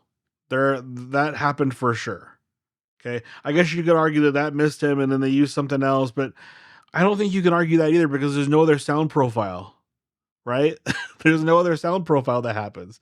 And there's no such thing as a silent weapon, right? Even like a slingshot, even like a crossbow makes a noise. Like, and there's just nothing. Anyways, guys, let's move on. This is, to me, this is one of the most pivotal thing to me, but to me, this is one of the most pivotal moments in this whole investigation is we just pretty much proved that it's a 30.6. Or at least there was one, or at least there was one fired for sure. All right, guys. So what did I do with those? I took them in here, and I just created the rings for them. Okay. And this is measured from the microphone spot, not from the tent, because we're measuring the rings from the microphone. Okay. If we had a microphone that was right here, okay, and if I would have known exactly where those other microphones were, I could have, put those two other ones we tested. I could have put one here, and then one's over here somewhere. And the rings would have all matched up. Would have all matched up. You saw how close you saw how close they were. I just don't know the distance on how to measure those because I don't know exactly where those people are standing. Anyways, guys, the microphone that's over here is the easiest one to measure, so that's the one we use. And what do you notice, guys? The blue ring's at 148, and the green ring's 144. And look at this. Look at this. If you take the center of each of those rings, this is with a 5-yard margin of error. Because you could really shrink that margin of error to like 1 yard. Like the center lines up exactly where Tyler Robinson is. Or whoever that was. This doesn't prove that it was Tyler Robinson, but it proves that it came from that spot on the roof. Like there's literally, we're going to do a walkthrough of campus if we already have it. And you're going to see it couldn't have really come from anywhere else except for right here. And guys, we're going to use the red ring that I already put for the rest of the video because the red ring is essentially the same. The mathematics that we did earlier, which is amazing to me, the mathematics that we were able to do to make that red ring line up exactly, it pretty much overlaps this green and blue ring, at least the center where they overlap. It's exactly overlaying that whole entire thing using mathematics. So it's the same ring. We're just going to continue to use that one in the rest of the video. But guys, using a 308 with almost exact matching ammunition, which could be an actual 30.6 if we knew which actual ammo he was using, I think we've solved the, we can't prove that it's Tyler Robinson from this. Okay. I mean, there's people that show him up there on video camera. They're going to have the high definition video version of him taking the shot and running off the thing, I think. So I think that we can kind of prove that it's him. I can't with this experiment though, but what we can prove is that they're not lying about it coming from this location. Whatever or whoever did this, it came from right here on this roof. And I don't even know if there's line of sight from over here. So that narrows it down even more to just right there. Right there. Amazing, guys. You guys just remember the 300 Win Mag? I had to do some science to get it to extrapolate out here, and it matched here. On this one, I didn't have to do any science at all because this is that round. Right? The 300 Win Mag, the ring, if I would have just put 130 yards, would have been like right here. And then I had to do the math. And when I did the math, I hit enter and it said 144 yards, which would have been right here, which measures up with our measurement from the RHINO software to where the microphone was. And everything just lines up with the math. But the amazing thing about this 308, and I'm really, really lucky I was able to borrow this, is using the 308, we didn't have to do any math. We just put it right there, and guess where it lands? Right there. And the sound wave matches, the shockwave matches, everything is just amazing. All right, guys, let's get back to our sonic boom analysis, which was the whole original purpose of this whole video to begin with. We just happened to step on something that can solve the whole case by itself. This right here and this right here sound almost identical. You're going to have a hard time convincing me this sounds like that, or like this explosion noise. like it would sound like if it was something coming from an explosion in the shirt. And guys, that's a lot different.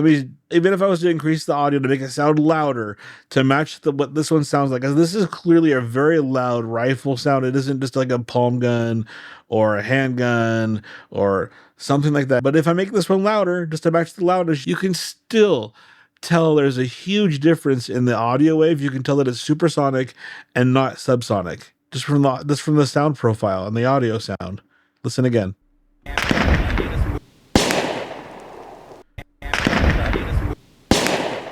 All right, guys, what does this video help us establish?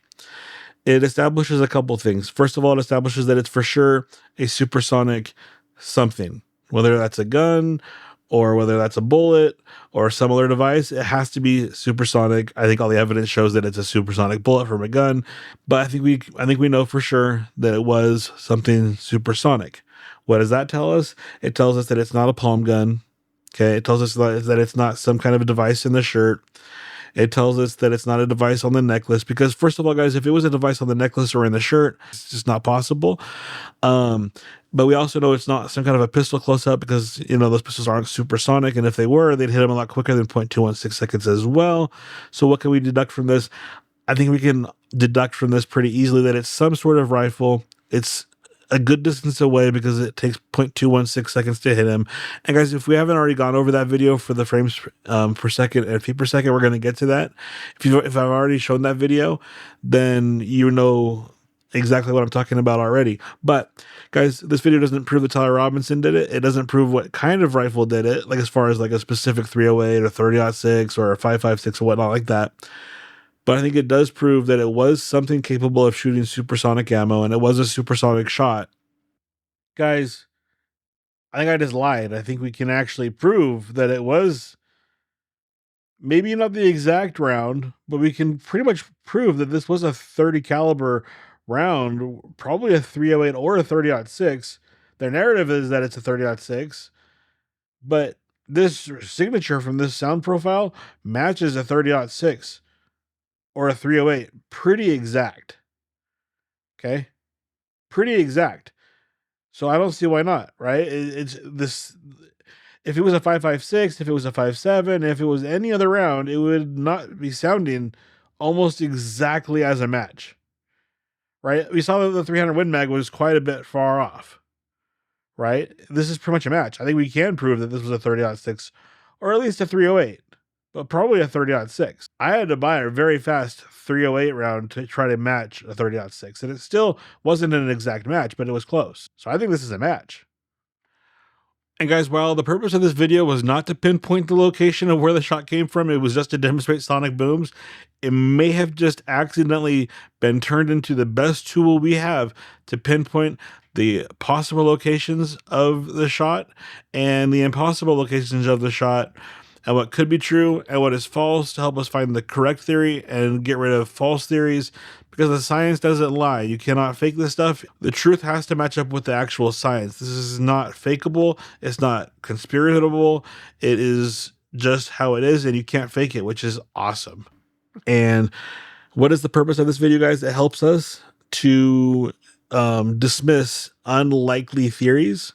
So if the narrative is not true, and maybe it is, maybe it's not, I'm not sure yet, right? A lot of evidence points to it being true, but there's also a lot of weird things that happened. You know, like what this does is it helps us narrow down what could have happened again and what is impossible to have had happen. And hopefully you using this as well as the rest of the videos in this video, we can get to the truth. All right, guys, I've tried filming this like 10 different times, and I keep trying to make it shorter and shorter because it ends up being like way too long to have an explanation. So I'm going to try to make this as quick as possible, so it's not like 30 minutes long. And originally I had like 10 different clips here to compare. We're just going to do 2 just to kind of show you this. And what I've discovered is not only can you prove all this stuff with sonic wave and where it came from and all this stuff, but we can also prove 2 things, okay, real quick. We can prove that it was not played through some speaker set system to try to trick people. There's no way they could trick the people with the speaker system, okay, guys, or some kind of other thing to try to trick you. The only way they could have done that is if they had recorded this into some kind of they would have had to record a version for 1 foot away, 2 feet away, 3 feet, 5, 6, 7, 8, 9, 10, 11, every single foot, every single yard away. They would have had to record a different thing and then broadcast that to every single person, and knowing exactly where they were sitting at the event to try to trick them. And we know that's not possible because that's not what happened, because people are recording this with their cell phone. And they would have had to somehow broadcast that from their speaker into their cell phone microphone. And that's not what's happening. Okay. Let's watch this real quick to kind of show you what I mean. But basically, guys, what we see here is we hear the crack and then we hear the boom. And we hear this at different timings on each one. Okay. So, for example, on the top one, we hear crack, boom. Okay. Crack. And then boom, boom. Okay, you hear that? And then on the bottom one, we hear the crack, crack, boom. Okay. And what we notice on the bottom one is the boom happens right here. Okay. And on the second one, it happens up here. Okay. Let's listen. Boom. Okay. Boom. And on the top one, boom. Okay. So we're hearing the crack and the boom happen at different times. We could do this reverse way. We could also just line up the booms. Like, right, we can line these up and we can play the boom, and then we can listen to the crack being different and go backwards. It's easier to go forwards, okay? So, what can we tell from that, okay? First of all, let me show you this real quick. This is, I felt this was so important that I went out and shot again. And what do you notice about the first one?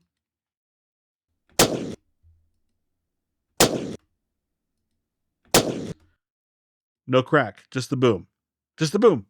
There's no crack. Do you know why? Guess why? Hopefully you're correct. The reason why is because the microphone is on my shirt. Therefore, the object, guys, it's the object traveling over the microphone or your ears that causes that sonic boom to happen when it goes through that air above you or next to you or whatever. Okay. I'm not a scientist. I can't explain it the best as someone else maybe, but that is what's causing it. Okay. And if the microphone is not being passed over, even though it's a 300 Win mag, even though the RHINO goes the speed of sound, it doesn't travel over the microphone in this case. Therefore, you cannot hear it. There's no sonic boom. All you hear is the boom from the shot, right? Whereas the bottom one,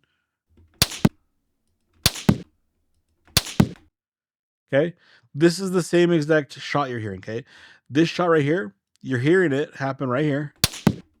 But on this one, okay, you're hearing the crack and then the boom, whereas right here you're just hearing the boom. Okay, this is the same exact boom. It's just traveling down range. It goes boom, and then it's traveling down the range, and the bullet flew over really quick, and you heard that happen because the sonic boom phenomenon. That's what you're hearing, guys. Is that phenomenon of that round traveling over the microphone before the sound even gets there. Okay, the sound already happened right here, but it's traveling down range, and then you hear it right here finally. Okay. But it's that phenomenon that is able to prove this, because it's a phenomenon. It's an actual scientific phenomenon that cannot be faked through a speaker. Let me show you what I mean by that in a second. Okay. If they had faked this through a speaker, what you would have heard. Okay. Also, guys, real quick, let me just show you something real quick. In the next video, I'm going to talk about measuring backwards. I'm going to say something like you can see him get hit or hear him get hit, and then you can hear the shot go off. What I mean by that is just like this, where the shot actually goes off right here. You're going to measure backwards to this event, where you see him get hit, because that's where the round is versus the sound. Anyways, we're gonna get that into the next video. Let's not waste too much time right here. You'll understand that later better. Anyways, let me go back here real quick. All right, guys, we're back to our chart of these different shots. Okay, and this is all the same shot. This is all from the same exact bullet like we explained before. 10 yards, 40 yards, 60 yards, and at 130. Okay. This is what happens when you have an actual phenomenon of a sonic wave. Okay, that if I would have added that other, the shot with no sonic wave, it would be up here, kind of a thing, right? But this is what you get when you have an actual sonic boom from that phenomenon. This is what you actually get, okay? If this was played through a speaker, let's pretend the speaker, let's just say that they went out and they recorded, let's just pretend this is 143 yards instead of 130. Let's just pretend that they recorded that sound and they played it through a speaker. Well, you wouldn't hear this, and you wouldn't hear this, and you wouldn't hear this. You wouldn't have the phenomenon happen at different feet, at different yards. What you would hear is it takes this long for the sound to get this far, 10 yards, and then you would hear crack, boom. You'd hear this sound. And then at 40 yards, you would hear crack, boom. And then at 60, you'd hear crack, boom. And then over here, you would hear crack, boom, because it was played through a speaker. You can't fake a sonic boom phenomenon, scientific phenomenon of that crack and then the boom happening through a speaker. You can't make this condense into here playing this through a speaker. It's going to sound the same every single time. If you play this through a speaker, it's going to sound the same every single time. You can't make this sound like this if you recorded this and played it. Does that make sense what I'm trying to say? That's what I'm trying to explain here. And because we can tell, just like at the event, there's different microphones at different distances. When you shoot the same shot, boom, and then that bullet reaches the camera first, crack, and then the shot reaches it, boom.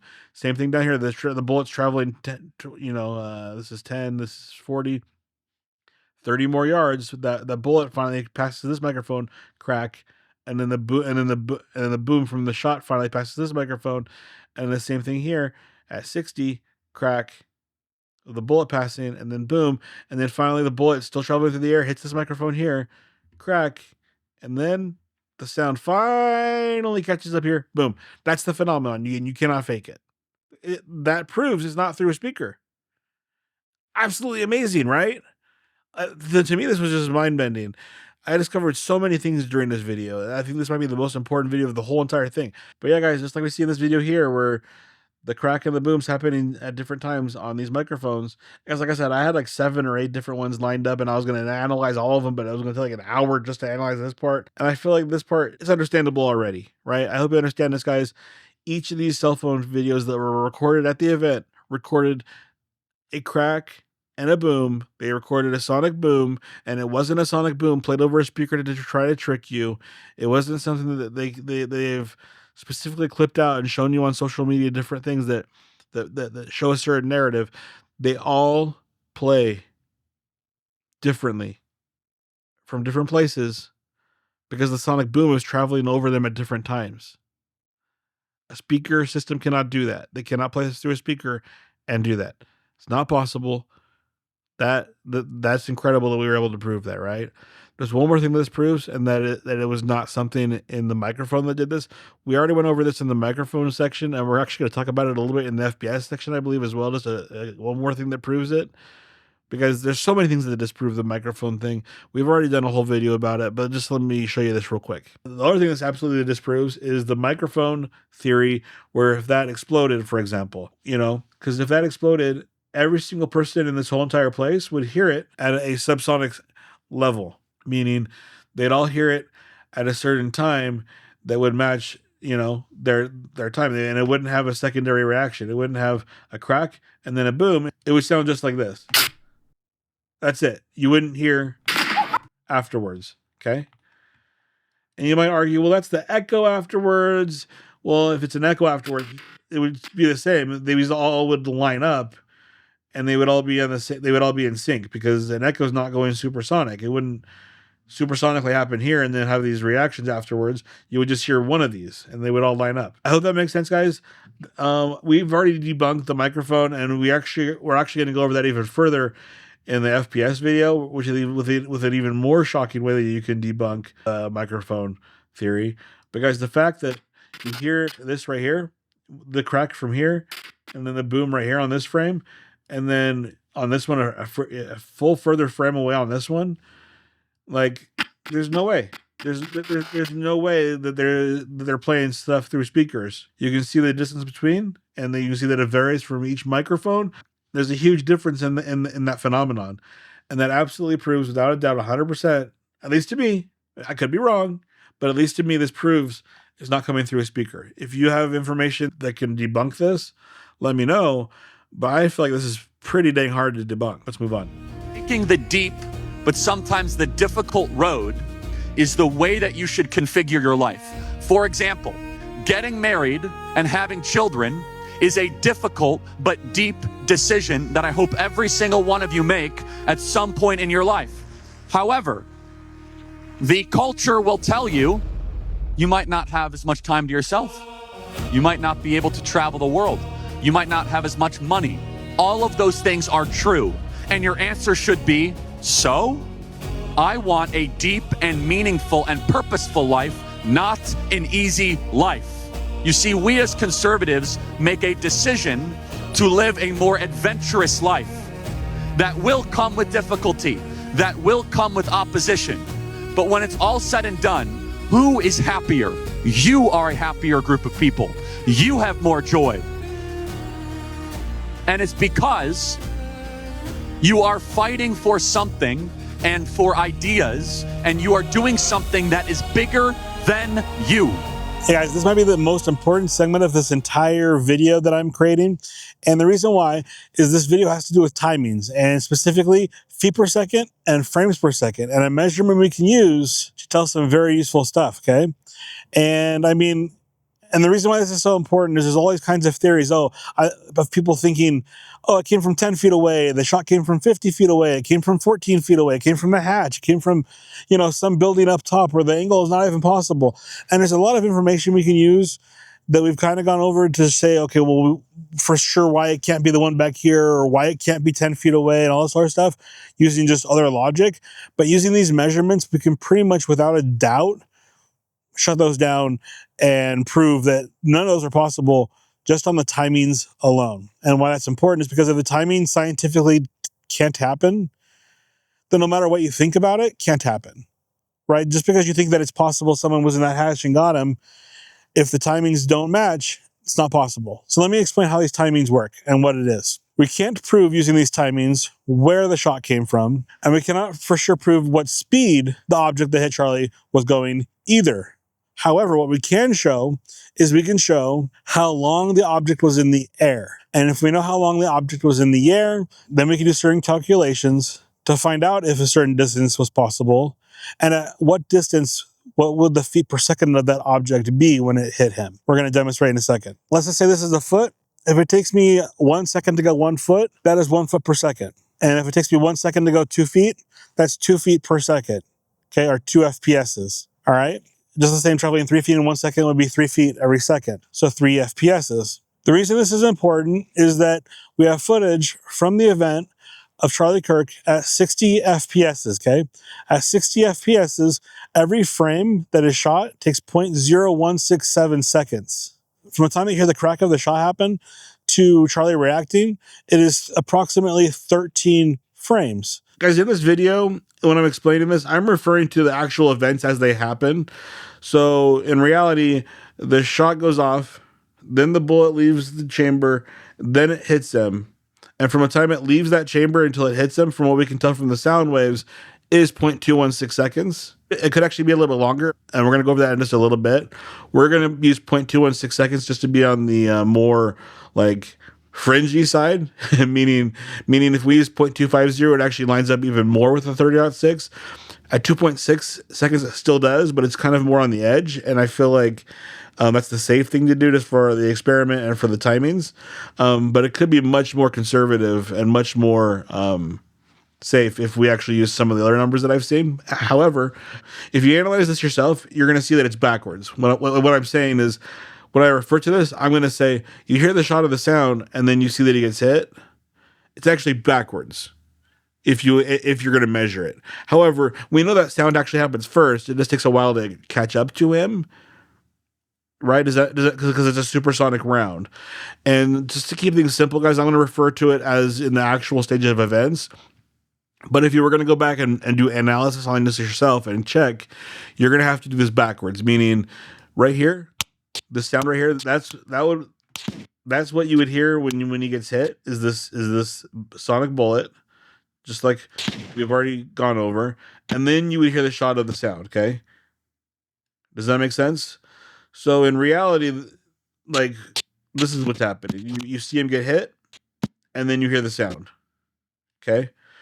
Because it's a supersonic round. If it was a non-supersonic round, you would hear the shot first, and then you would hear the bullet and see him get hit. Okay. When I refer to what's happening, it's kind of more like this, just to make it more simple and help people understand what's happening. Because it's kind of confusing to go, well, when you see him get hit and then you hear the round and all this stuff, I'm just going to say when you hear the round until it gets hit. because that's actually what happens, okay? Let me help you understand just a little bit better on this one. Okay, let's just say this is the rifle. On a supersonic round, what you're going to see is you're going to see the target get hit. Okay, it's going to shake, make a little bit of noise or whatever. And then what you're going to hear from the microphone down here, since it's way down here, is you're going to hear the sound of the rifle shot hitting the microphone. And what you can do is you can measure from what time this moved till the time you hear the sound waves coming into this microphone, and that's 0.216 seconds, okay? If the microphone had been like right here next to the rifle instead of way down here, what you would have heard is boom, and then the round would have hit the target and moved. And that's how we're going to refer to it, as things actually happened, even though the sound waves don't get there. But to analyze this, you're going to have to go backwards, like we just showed you a second ago. If this had been a non-supersonic round, what you would have heard is the sound waves from the round, then you would have seen this get hit, and then you would measure from here this way to see that it was 0.216 seconds. Either way, it's the same thing, it's the same measurement. One you measure from the sound to the hit, one you measure from the hit to the sound, because one is the hit here and then the sound, and one is the sound and then the hit here. If that makes sense, let's move on. There's a couple things I want to say real quick too. And guys, we're going to use the 13 frames because it's the shortest amount of time that it could have been in the air. There's several other videos that I've watched from different perspectives, different microphones, different cell phones, and different perspectives where I've counted. And in some of those, I've counted the reaction from when it hits him to the sound. Some of those, it looks like it might be up to 15 to 16 frames of the time from the reaction till you hear the round. And I don't know if it's just a difference in cell phone quality, the microphones in these cell phones, the type of microphone that was being used. I don't know. Okay, guys, real quick, I think I've discovered the discrepancy between those frames, and I think it has to do with what we've discovered on the Shockwave video, where at different distances, these waves start at different times, and even these things get spread apart from the crack to the boom.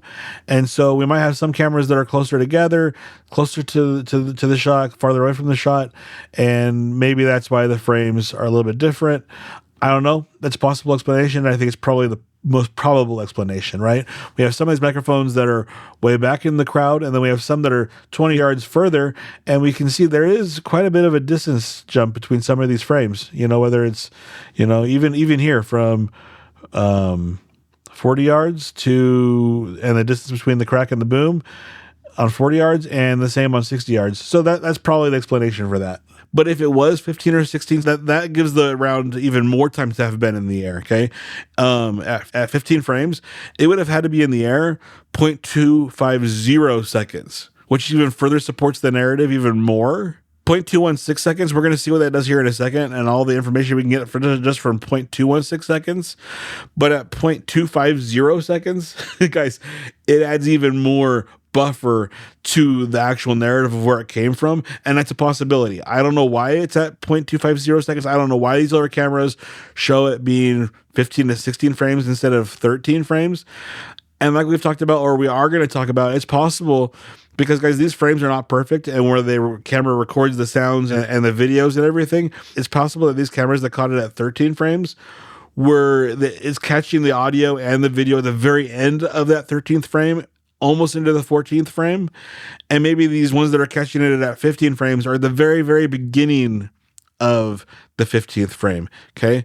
And what that means is that it could be 0.216 seconds. If it's, right in the middle of that 13th frame, or it could be, like we discussed a little bit ago, or we are going to discuss, it could be a little bit after that.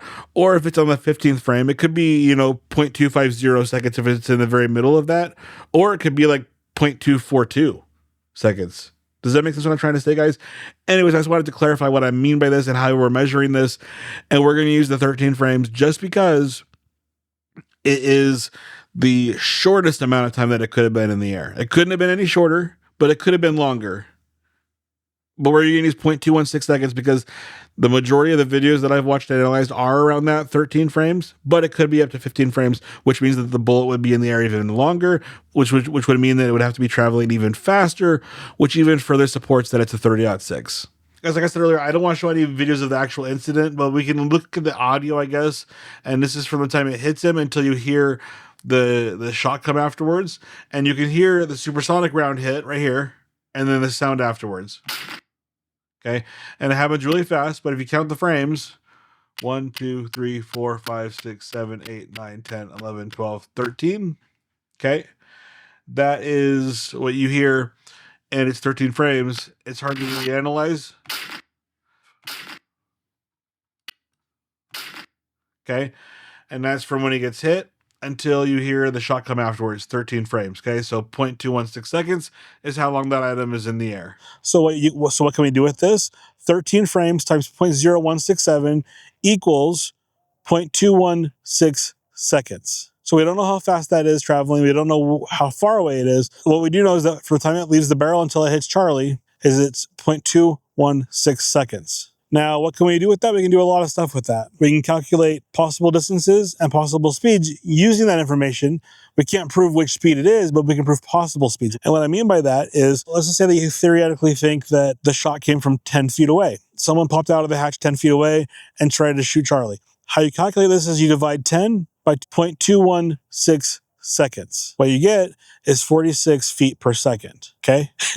That's like a Nerf dart, right? So definitely not fatal. You can also do other calculations. You can do 100 feet, which would be 460 feet per second. The farther and farther away you get, the faster that object has to reach the goal in 0.216 seconds. Does this make sense? We're going to demonstrate that right now. So in this scenario, guys, we know that the object goes in the air for 4 seconds. We don't know how far away it traveled. We don't know the speed of the object, but we do know that it was in the air for 4 seconds, okay? All right, guys, I know it only takes me about 2 seconds to walk this, even though I'm counting to 4, or I'm trying to count to 4. I'm not a great counter, obviously, but guys, this is just for demonstrative purposes. Please pretend that it took me 4 seconds each time to reach my goal. If we theoretically want to test 10 feet away, we're going to have to see how fast it would take to get to 10 feet. Okay, so for example, if I was going to walk this, it would look something like this: 1, 2, 3, 4. Okay, that's however fast that was, that's how fast it took me to get to 10 feet. If we want to test out 5 feet, it's going to look something more like this: 1, 2, 3, 4. I'm moving much slower to get to 5 feet. And the shorter the distance I have to get there in that 4 seconds, the slower I'm going to have to move to get there. So for example, if we want to test 1 foot, it would take 1, 2, 3, 4. Very slow. All right, guys, so what do we get from this experiment? Basically, we get from this experiment is that since we know how long something takes to get to an object, we can calculate how fast it takes to get there by testing the feet divided by that number. And this is super important in debunking all of these theories because we can look at the Charlie Kirk incident and we can divide those things and clearly see that like anything less than like 80 feet, even at 80 feet, it's questionable if that would be fatal because 80 divided by 0.216 is like 380. And there's even some airsoft guns that go up to like 450. So, I mean, that's probably on the edge of lethality if it was a bigger massed bullet or whatever. But that's kind of on the edge. Anything less than that, so any of these rooftops, 20 feet away, or the van 50 feet backwards, or the hatch, just does not match up with the timing. This is not really possible. I'm going to show you a spreadsheet, and you can go over all kinds of bullets and all kinds of trajectories and distances, and you can see for yourself what's possible and what's not, and do some of your own calculations. All right, guys, now I'm going to prove to you how, and I'm going to show you how to use frame rate to get these calculations to prove to you that this is actually true. So I have these poppers, I'm gonna throw these, and then we're gonna go back to my computer and I'm gonna show on the computer, frame by frame, how long these took, and then we can calculate how long it took for it to get to where it got. Before I show you this demonstration, I wanna show you how to do the math so you can do this yourself. The easiest thing about this is that there's 60 frames, okay? And each of those frames happens each second. So to find out the fraction, how long each frame takes, is a very easy calculation. All we have to do is do 1 divided by 60, which gives us 0.0167 seconds. You can also convert this to milliseconds, which is 16.67 milliseconds, and then do the math that way. I find this much easier. So what we know now is that every frame is worth 0.0167 seconds. And I'm just showing you guys this because I know there's going to be some people who don't believe this. They're just going to, you're making that up because you're part of the narrative defenders or something like that, which I am not. But let me just show you how to do this just so you can use this to calculate things, okay? This is really useful. Basically, you just go to your timeline on a computer, on any kind of editing program, zoom into frame by frame, and then you're just going to count the frames. Super easy, super simple. 1, 2, 3,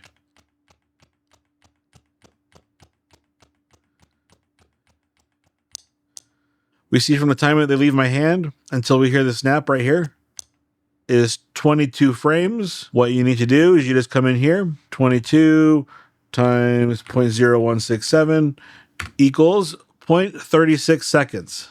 Okay, super easy. So basically what that means is that it took 0.37 seconds basically from it to go from here to here. Okay, that's how long it took.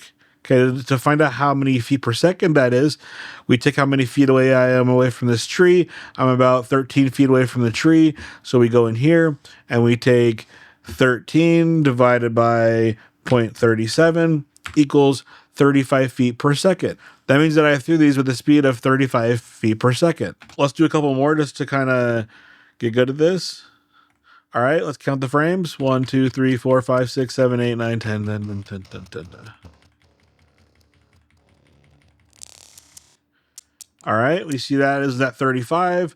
All right, so what do we do, guys? We come in here, we take 35 frames, we multiply that by 0.0167, we get 0.58. So that took 0.58 seconds to go from where I threw them to hitting the ground about right here. That looks at about what, 10 feet, 11 feet maybe? Let's just say 10 feet. We would come in here, we would take 10 feet, divide that by 0.58, we get 17 feet per second. Guys, real quick, there's another way you can do the math, and how you would do that one is, for example, on this one, you would just take 35, divide that by the 60 frames, because it took 35 frames out of the 60. It's the same fraction kind of a thing, and you would get 58.33. This is very similar to the 0.5845, so it's about the same. I'm just some rounding up and stuff going on with that one, with that 0.0167. I'm not sure, but it's very close. All right, guys, this is similar to the Charlie Kirk situation numbers that we're using, the 0.216 seconds. I just like the 0.216 seconds. I think I like the even number, but if you do the multiplication way, you're going to get 13 times 0.0167, and you're going to get 0.217. And if you do the way dividing it, 13 divided by 60, you're going to get 0.216. I'm not sure if this has to do with some kind of rounding up or whatnot. I'm not sure what the reasons for the differences are, but you're going to get the 0.216. And guys, this is the one I like to use. I just think I like the even number and stuff. You can use either one. It's very, very close. But this is also one of the reasons why I think it's a good idea to have a margin of error when we get to the spreadsheet. This is just one of the factors on the margin of error. Let's keep going. All right, guys, let's just do one more to get really good at this.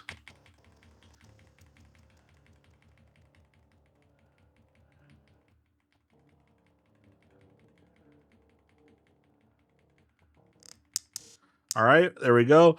60 frames exactly. Guys, it's super nice that you can actually see like the frame marker right here. Okay, so 60 frames is going to be pretty much 1 second exactly already. But let's just calculate it just to make sure that, you know, it works out and that people don't think I'm making stuff up. 0.0167 times 60 equals, yeah, 1.002, so pretty much 1 second exactly. So that means that this took 1 second from the time I threw it until it hit the tree or the ground or wherever it hit. This is about 12 feet, correct? So then what do? We come in here, we take 12 feet, divide that by 1 second, and what do we get? 12 feet per second. Basically what that means, guys, is yeah, this is when I leave my hand, they're traveling at 12 feet per second to hit right here. Okay. All right, guys, just real quick. If I was to be standing right here when I threw these and they landed in the same spot and I was, 6 feet closer, you can logically calculate in your mind that, well, what do we know? They took 1 second to hit the ground from the time they left my hand. We know that for sure. So if I was right here and I threw them, what do we know? It's going to take the same amount of time as if it was from here to there. As from here to there, we can pretty much calculate that the feet per second that they got thrown would be half. Right? So it would have been about 6 feet per second. Okay, guys, and that's very easy to calculate because just like we can calculate estimates with Charlie Kirk, we can just put my body here and say, okay, well, if it took 1 second to hit the ground, how fast would I have had to be throwing them in order for them to take a second to hit the ground? And that's super easy. What we would do is we would say, okay, well, at 6 feet, divide that by 1 second. Oh, yeah, 6 feet per second. And that's how you would calculate that to kind of get an estimate on it, okay? Okay, if you guys still don't believe that you can do this to calculate the speeds and the times, take out your stopwatch and just listen. Time this. From the time I leave my hand till it hits, time that on your watch. Instead of doing these math calculations, just time it on your watch. Did that take a second? Did it take a second, or did it take longer or shorter? Let's do this one real quick. Does this take 0.58 seconds? I believe this one took 0.37 seconds, so take out your stopwatch and time this one too.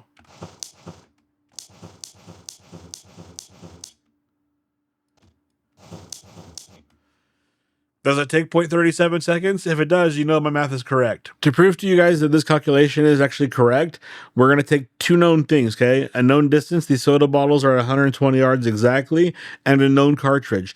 The 300 Win Mag bullet I'm going to be using to shoot these sodas with is 3,150 feet per second muzzle velocity. And since we know both the speed and we know the distance, we can take that distance divided by the amount of time it takes to hit it. And this bullet should take pretty much exactly around 3,150 feet per second to hit these bottles. There might be a little bit of leeway because of, like we said, the frames per second on the camera aren't exact. There's a little bit of a discrepancy there. As well as this is muzzle velocity. Bullets do drop down in speed as they travel, sometimes as much as 300 to 500 feet per second in the first couple hundred yards, because this should be pretty close.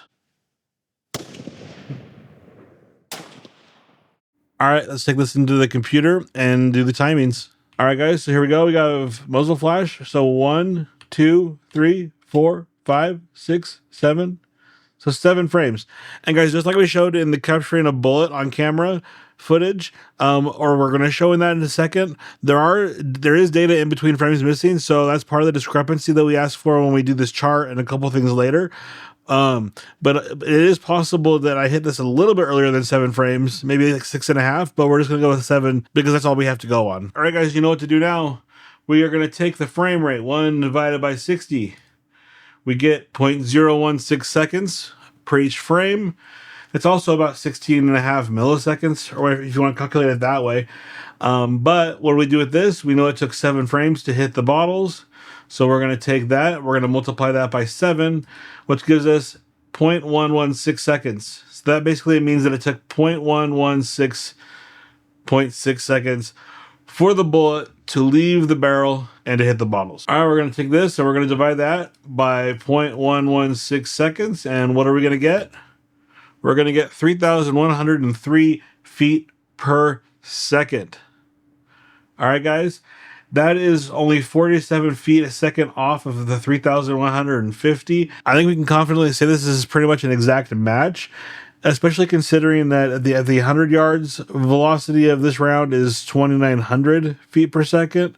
So there is a little bit of feet per second drop on this. And so from 3,150 feet per second at the muzzle down to 2,900 at 100 yards, I would say that, this is kind of in range with that number of the official numbers on this box of this ammo. And guys, this is 120 yards, but also we have the discrepancy that we talked about a second ago of when this bottle actually explodes.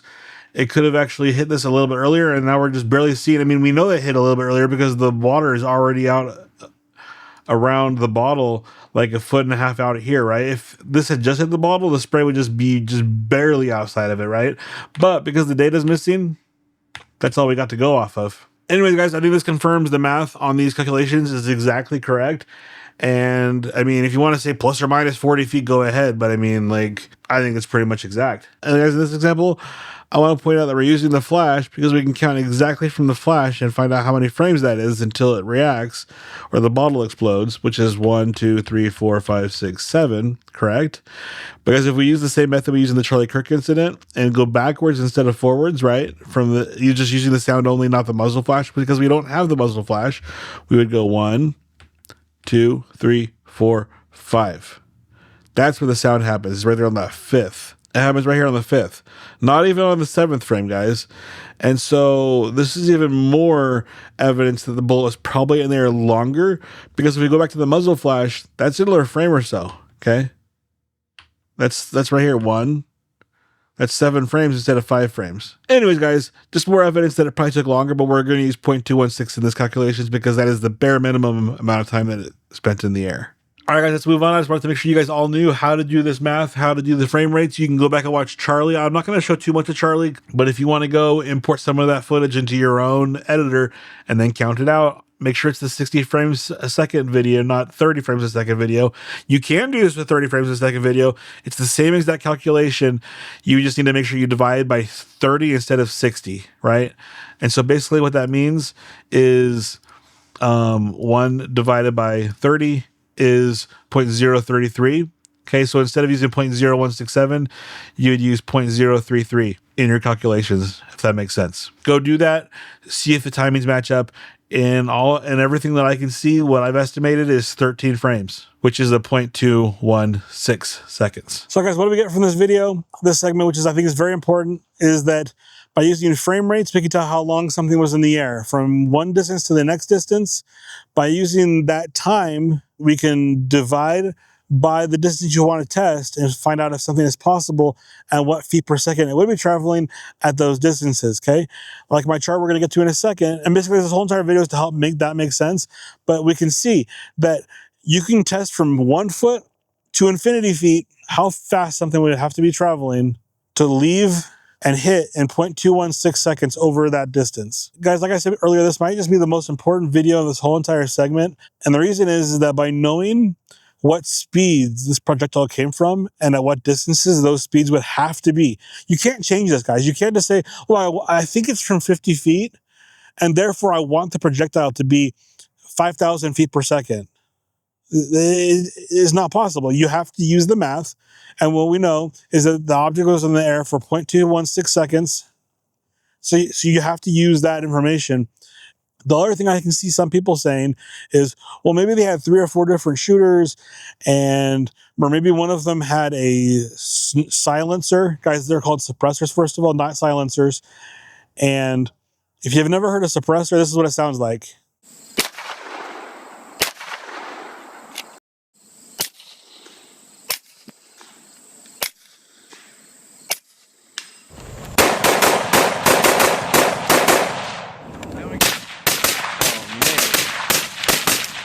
I feel like a lot of people are saying that probably a silencer or a suppressor was used, and they've never even heard one. They're super loud still, okay? It's not like John Wick where it's like or like a whispering noise, okay? That's not reality, okay? Because some people are going to say, well, maybe the guy took the shot from 0.216 seconds away, and then someone else 0.04 seconds away, really up close, got him with a faster round. That's not possible with a suppressor, okay? And if multiple shots were taken, we only hear one crack and one boom, meaning that even if they were timed at the same time, these timings still apply to everything else. So guys, my point is with this is not to debunk all of your guys' theories. My point isn't to defend the narrative. My point is that we need to find the truth. And if you actually care about the situation, we should be looking for the truth, not proving our own special theories to make ourselves feel special or something. And I think that by proving the bad theories false, not that they're bad theories, but just the ones that are not possible, whether out of ignorance or they were created on purpose to trick people for the views or the clicks or whatever, we can actually get to the true theories that are possible and therefore solve this whole thing. All right, guys, here's the spreadsheet that we've been talking about. And this is probably the most important thing that we have going from the whole entire video, because this spreadsheet can be used to pretty much disprove a lot of theories based on the location of where the shot could have come from, based on what ammunition you think it could have been, and to find possible calibers at possible distances. We're going to go over this in a second, but first of all, let me just explain something real quick. Right here we have a column right here called feet per second minus 20%, and I feel like it's important to give somewhat of a margin of error, because first of all, guys, these are muzzle speeds, which is the speed that the bullet leaves right out of the muzzle. And guys, these muzzle speeds are based on having like the perfect barrel size for that bullet and stuff like that. And then, guys, within the first 100 yards, the bullet speed drops considerably, sometimes up to like 10 to 12%. And then over 200 yards, it drops even further. So that's 10 to 12% already. And then we have other factors like, how long the barrel is. Is the barrel a 20-inch barrel? Is it a 24-inch barrel? Stuff we don't really know exactly. Is the barrel in good condition? What is the weather like? Is it humid? Is it not humid? These things don't play that much of a factor within the first couple hundred yards, so it's not super important as far as that part goes. But then we also have 0.216 seconds as the number we've calculated from when we hear the shot to when Charlie gets hit. And because we're using a camera that's at 60 frames per second and there's information lost in those frames, we don't know if we're seeing the shot get taken towards the beginning or the end of a frame, and we don't know if he's getting hit at the end or the beginning of a frame. We need to give ourselves a little bit of leeway. So for example, it's possible that we hear the shot at the beginning of a frame and then we don't see him get hit until the very end of a frame because there's data missing in between those frames and we don't know exactly what it's captured. It's possible we're getting something more like this, where we need to add almost another entire frame, and that would give us 0.23 seconds or 0.233 seconds. But it's also possible that we're hearing him get shot at the end of a frame and then seeing him get hit at the beginning of the frame. And in that case, we almost need to subtract a frame. And that would look like this, giving us a 0.199 number. So, guys, we're using the 0.216 seconds because that's the exact frame amount that we see, but we don't know where in those frames he got hit. And it's possible it could be 0.233, or it could be possible that it's 0.199. We're not really sure exactly. And that's also another part of this margin of error. And if you subtract 0.199 from 0.216, what you're going to get is 0.017. If you divide that, what you're going to get is about 7.8%.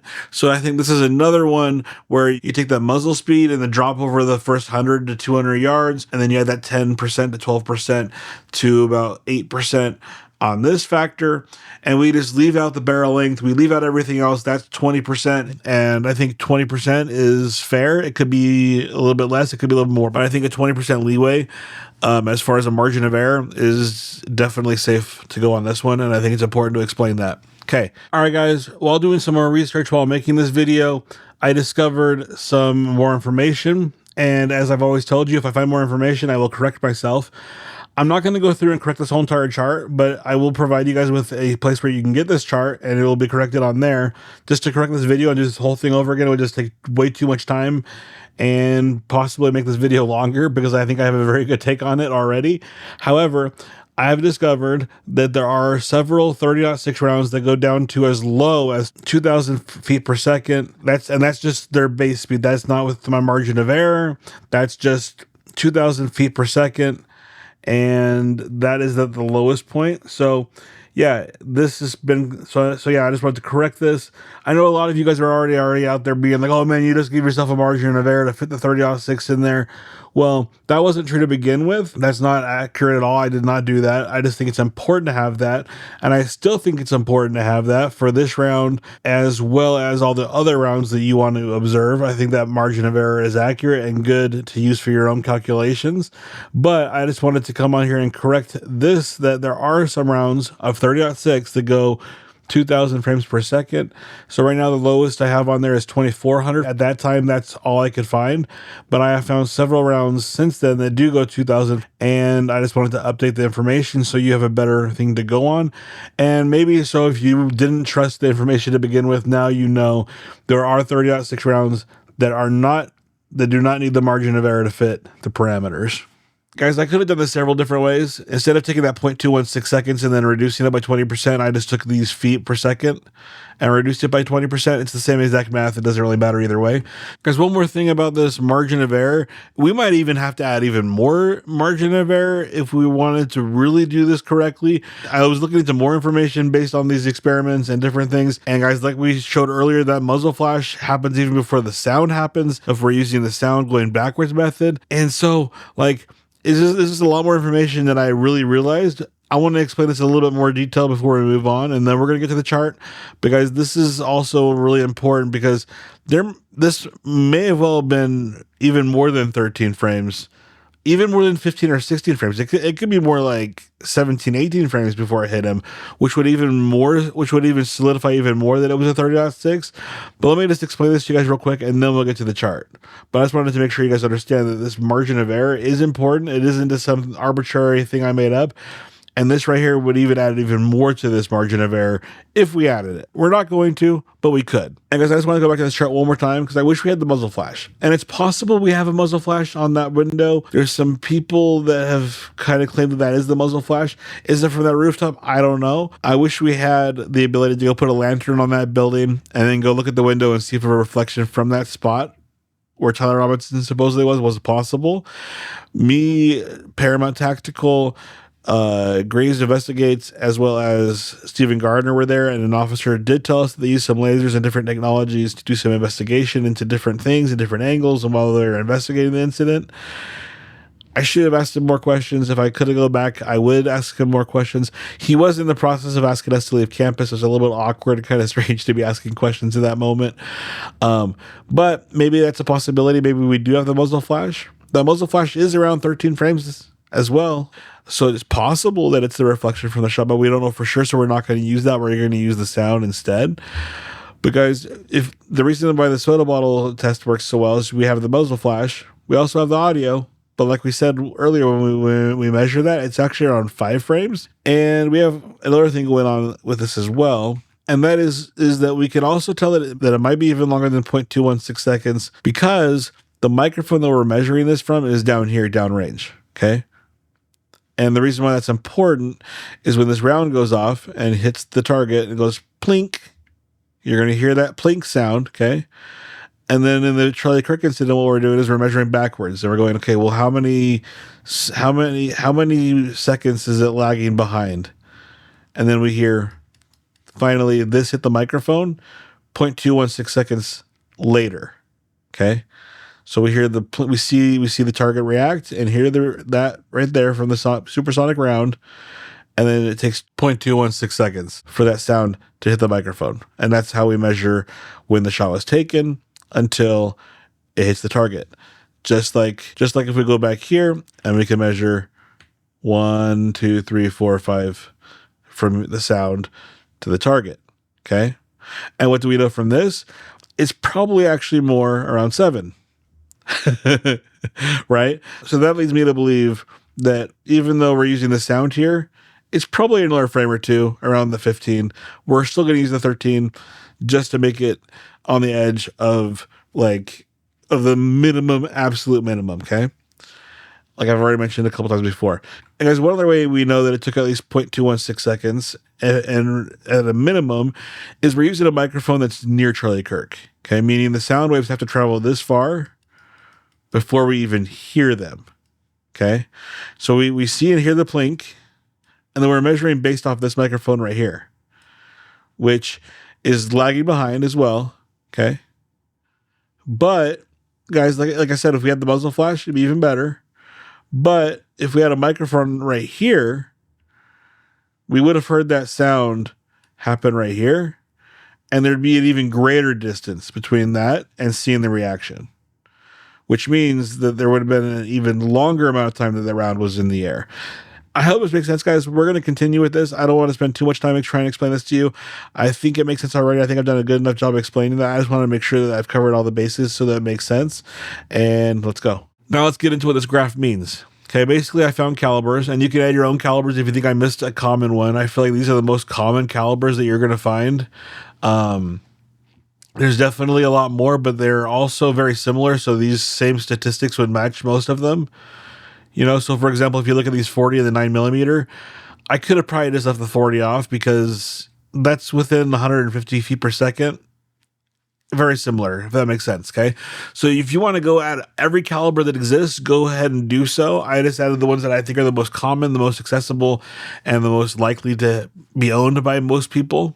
All right. So how this works is I took the caliber right here, and then I went and I found the slowest of that ammo that I could find, and then the fastest ammo of that caliber that I could find.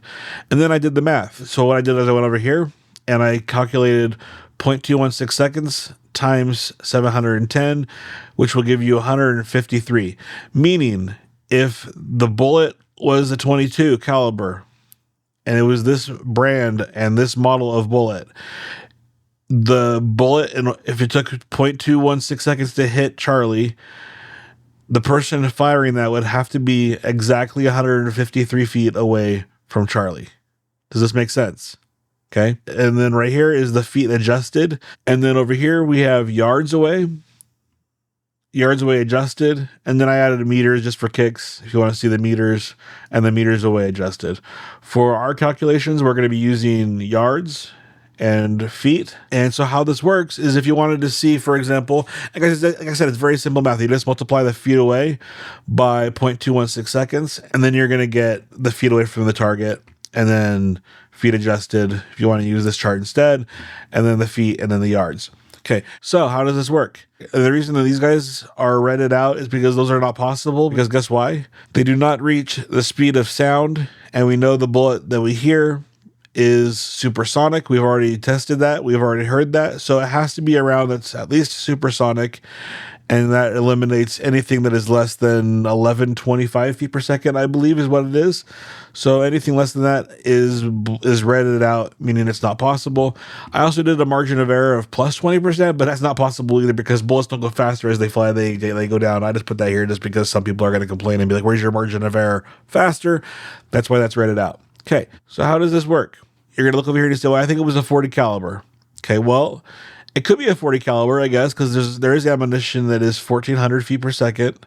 You're going to look over here, and you're going to say, okay, well, if it was a 40 caliber and it was traveling 1,400 feet per second, that means that it was 303 feet away is where the shot came from. Okay, and it could be lesser than that. It could be somewhere in between here, but it would be between 227 feet and 303 feet. And then if you use the adjusted ones, 181 feet to 241 feet, which would be about 101 yards away. It couldn't be any closer than that because we know that's the speed it took to hit him. Therefore, you're going to say, well, is it really possible that someone shot one bullet with a 40 caliber and hit the target in one try? Probably not. Okay, so we could pretty much rule out that, you know, even at 80 yards, if you use the adjusted one, that's just not realistic, guys. 80 yards, 241 feet away or 303 feet away, that's just, you're not going to hit a target that far away with the 40 caliber. We can pretty much say that is not possible and eliminate that from contention. All right, let's do one more, guys. Let's look at, like, for example, let's look at 223. We can see that the round matches. There's no speed of sound contradiction, the meaning that these rounds are supersonic. And we would go over here and we would see, okay, well, 585 feet from the target. That's where the possible places that it could have come from. And can you hit a shot with an AR-15 or with a 223 that's, you know, an AR-15 or even like a Mini 14, something like this? You definitely can. So then what we're going to do is we're going to go over to this page over here. All right, guys, remember 585 to 812? What we're going to do is we're going to go over here and we're going to look at this map that shows the possible rings of distances away. And we're going to kind of look at this and go, okay, well, 500 and whatever feet, the only spots where that could have been taken from are not really possible, right? I mean, there's a possibility that over here, maybe, but we're going to talk about there's a couple of trees and this building might be in the way to begin with. And like we saw earlier when we did the computer program walkthrough, it's probably not a very good location. It's probably very, very hard to see the line of sight to get a shot. So we can kind of rule that out for that reason, right? Because it would have to be at least this far away. There's no way it's closer than that because the speeds don't match up. The science doesn't match up. We can kind of rule that one out using the map. And go from there. All right, let's do another one. Let's do a 30-06. We're going to see the range. Yep, they're within supersonic ranges.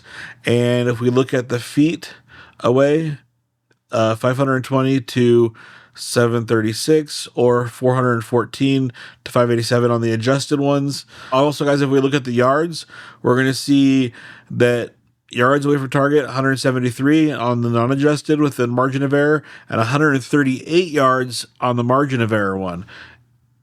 And if we go over here, guys, you're going to see 414 feet or 138 yards is pretty much right on the cusp of where they say Tyler Robinson was. I'm not saying this is proof that Tyler Robinson did it or that it was even proof that it came from right here.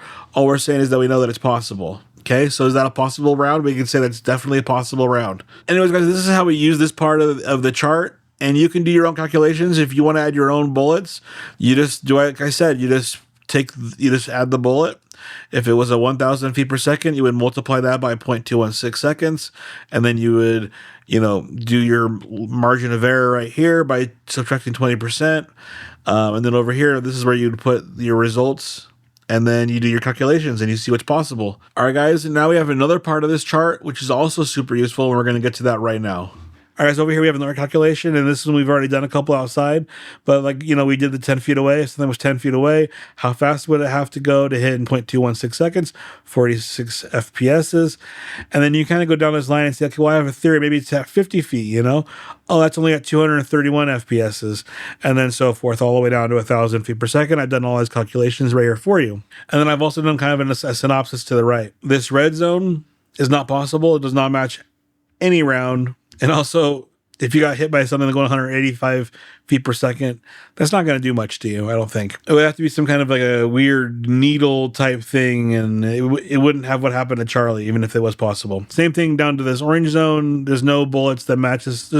I couldn't find any. Maybe you can find some. I could not find any that match at all. And even if they would match, they wouldn't have the FPSs to be fatal, I don't think, okay? There was one over there that was like 360 in the margin of error, but it's a 45 long Colt and 45 Colt, which, as you can see down here, I've already said is pretty much impossible because you're shooting from a far distance away. Like I said, 80 feet away at this distance with a 45 long Colt, very, very difficult to hit with a pistol. And then that's the same from there all the way down to 100 feet, okay?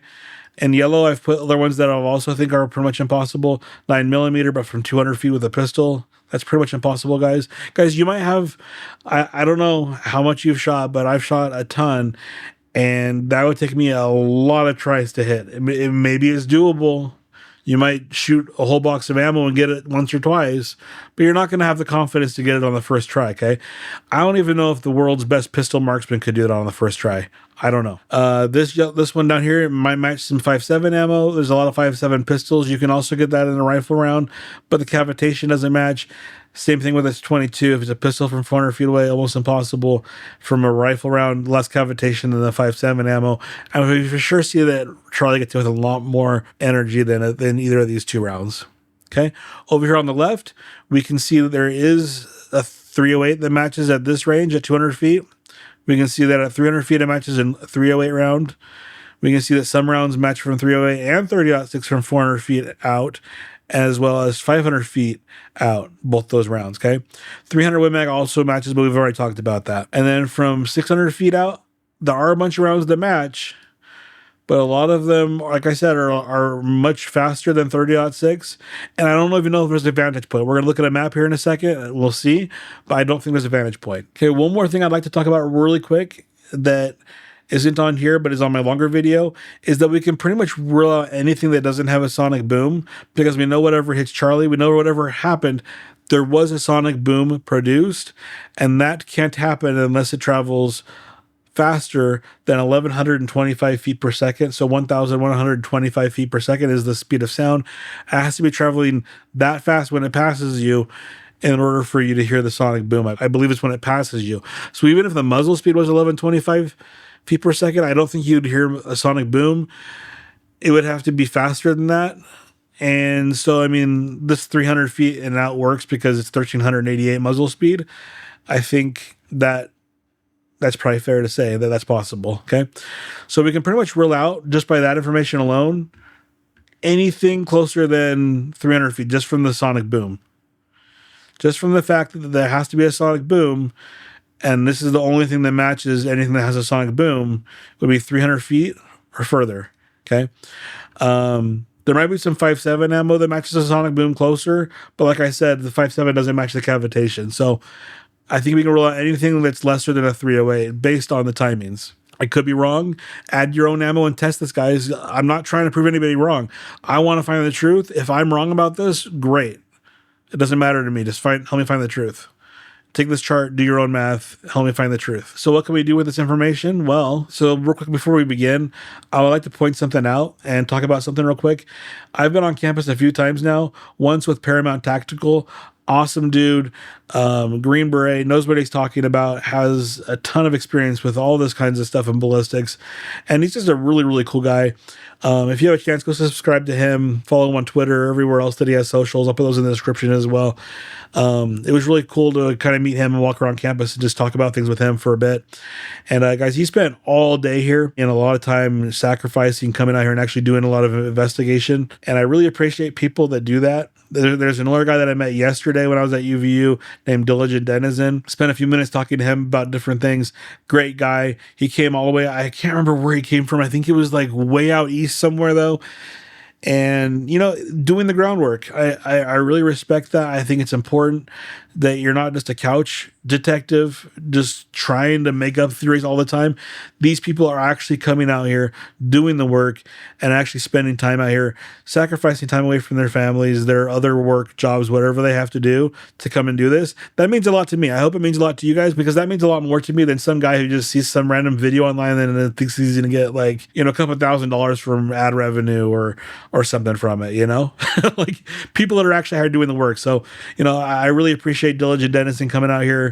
It was cool meeting him, and as well as Paramount Tactical. You know, I think both these guys have way different opinions about what happened, you know, but that's not what's important. What's important to me is that, you know, we need people on different sides of the opinion. We need people who are coming up with things that could have happened, that are actually could have happened, not crazy things like alien laser ships and spaceships from the top of the Mount Timpanogos, like not crazy theories that could never have happened, but we need people on both sides putting ideas into the pot so that we can look through things, decipher them, find out what's true, find out what's not true, and come to a conclusion on what really happened here. And I think it's very awesome, very important. And I think it's awesome that both those guys came out here. And there's a lot of other people who have been out here as well. Gray Hughes Investigates, Stephen Gardner. I met both of them here a few weeks ago. The same day I met Paramount Tactical. Both great dudes, both trying to find the truth. And I'm sure there's a bunch of other people who have come out here as well that I don't know. And guys, if you ever want to meet up and actually do some interviews or work together, I'm totally down for it as well. But guys, just anybody who's been out here,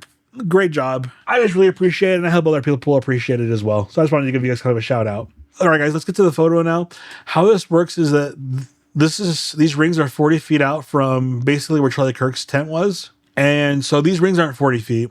It's 40 feet from the center, right? So from here to here, 40 feet. From here to here, 40 feet. Make sense? All right, guys. So real quick, I just wanted to mention, I was out here filming some stuff around the courtyard when I saw Diligent Denizen down here talking to, I'm not sure if he's a gardener or a maintenance guy or security or who he was. I'm not sure. But he works for the university, and he mentioned in a live stream that Diligent Denizen was working on at the time. You can go watch that. It's a really awesome live stream. He does a whole entire walk around of the campus. It talks about a bunch of this different stuff, talks to different students and whatnot. But he was talking to this guy, and that guy mentions that he was in the tunnel about 20 feet back right here from Charlie Kirk when Charlie was shot. So he said he saw everything. He said, you know, they from the time they grabbed him, put him in the SUV or whatever that was, and then drove him off. And he talks about how it for sure didn't come from the tunnel, because he was in the tunnel. you would for sure know, you know, if something came from the tunnel, if you were in the tunnel, correct? He says it came from out here somewhere. But he says that there was also so much bodily fluids, they had to dig up like 15 to 18 inches, I believe is what he said, of the dirt to get rid of the bodily fluids. And they had to like pressure wash it and clean it all off, and it was just a mess. So guys, this is not a hologram. I think we can debunk that right off the bat. And I think we can also debunk that it came from the tunnel. Anyways, guys, great information from Diligent Denizen. Super, super, super great work. Anyways, let's get to this map, okay? Basically what this map is a visualization of the spreadsheet, okay? You can see 40 feet, 80 feet, 90 feet, 200 feet, 400 feet, and 600 feet. Okay, so what does this mean? We already know from the chart that pretty much anything less than 200 is impossible for different reasons. Okay, somewhere in yellow, somewhere in orange, somewhere in red. You guys can see how that correlates right here. Red, reddish, getting kind of yellowish, yellow, and then to the green. Okay, and the green represents what is possible. Those 308 or 30-06 rounds, okay? From 200 feet to 400 feet, just like the graph shows, a 308 would have been possible. And then from 400 feet to 600 feet, a 308 or a 30-06 would be possible. And then we get to this red area out here, and I don't think there's any line of sight from out there. I think we can also just eliminate anything from back here. Okay, first of all, we know the entry one is in the front. Unless you think that it's an exit wound. But even if you think it's an exit wound, guys, if you look at this chart, there's no line of sight from here. So I think we can pretty much eliminate any of these things. This is grass. This is grass. This is grass. This is grass. There's a building back here, but it's level with this or below that. And you can't be here and see down, to the courtyard. Same as over here. So I think we can eliminate anything from back here. Okay, that leaves us with the front. Okay. And so from the distances alone, we can eliminate, let's just say that you think that it came from right here. Well, we know that it can't have come from right there because guess what? It's within 80 feet. There's not even a bolt that exists that goes slow enough to go from there to there in order to get to, it's just not possible. We know it's not possible from the chart, from the mathematics, from the science. When I say from the science, I don't mean like, how they use science to the vaccines. I mean the actual physics. But you get what I'm saying, okay? We need this yellow thing. There's a lot of people saying it came from right here. And guys, I have video of me standing down here trying to see if you can see even to up here. And there's a new theory that came from even the bush right here is pretty much impossible because of the timings and because the angles don't match and anything like that. But now there's a new theory that it came from over here. And we can see without even trying to see that location or anything that the speeds just do not make sense. It's literally almost impossible for it to have come from right here. It's possible, but it would be a very, very difficult shot, and the rounds that it could have come from wouldn't have very good cavitation, and it would be a very hard shot to hit it on the first try, right? Mostly pistol rounds from this location at like 180 feet-ish. I'm going to say that's pretty much impossible, right? Unless you had like the greatest marksman in the entire world. I don't think that that's even doable even then though, okay? But I have other videos of me walking down around here trying to get a view of that location to see if it's even in the line of sight of this, and it's for sure not, guys. It's for sure not even in the line of sight. But the thing that's great about this whole entire map is we don't even need to know line of sights because the timings just don't make sense, which is awesome to have this information. Okay, which leaves us with a 308 in somewhere in this vicinity, anywhere from 200 to 400 feet out. And then we have from 400 to 600 feet out, which is doable with a 308 and a 30-06. And like I said, this is the location of where Tyler Robinson or the narrative shooter was supposedly. Whether or not it was Tyler Robinson, who knows? But we can see that according to the numbers, it's at least possible. Doesn't mean that's what happened, but it's at least possible, okay? Like, I'm not saying that this proves Tyler Robinson did or whoever was here did it or that it even came from here. I'm just saying that it is possible. Unlike someone saying, well, it came from right here, or it came from the tunnel, or it came from right here, or it came from here, or it came from here, or it came from here, or it came from here. These are literally impossible because the timings are not possible. It's literally not possible, guys. Like that's the kind of cool thing about us is that we can rule these out just by the timings and the bullets that are that exist that are just not possible, okay? And then, guys, like I said, we have this ring about 600 feet, and I think from there on out, there's not really any vantage points that it's possible from. There is a slight possibility that it came from here or here, and I was curious about that, so I went down here, and I tried with my camera to get a line of sight from here to there to see if I could even see that building, and see how that line works? It kind of goes through this right here, and this building's pretty tall, the building that Tyler was supposedly on. That is a pretty tall building, and this actually goes pretty low. Guys, and real quick, maybe I should have put this section in the exploded microphone section, but I feel like we've covered several things now that will help you understand this a little bit better, like the sonic boom and different speed timings and different things that will help understand this as well. We already know the exploded microphone cannot have happened because the amount of PTN and the joules that would have had and all that stuff is way, way more than what we see with the 150 joules knocking off that microphone. And if it was PTN, there would have been that plus way more damage. You would have been like a huge fireball. The shirt would have ripped in half. You would have at least seen a fireball. If you see a fireball with 150 joules, you're going to see a fireball with 13, 14, 90,000, 3 million joules, right? So we can already disprove the exploded microphone just from that. But what we have now is we have more knowledge about sonic booms. Okay. And let me explain something to you guys about a sonic boom that applies to the microphone. And that is that an explosion, guys, the sonic boom does not come from the gunpowder in the rifle. It doesn't come from the jet, the engine on the back of the jet, the fire shooting out of the jet when it passes over you. That's not what causes the sonic boom. What causes the sonic boom is an object moving past you faster than the speed of sound. Okay. Are there certain explosions that can do this? Yeah, like a nuclear bomb.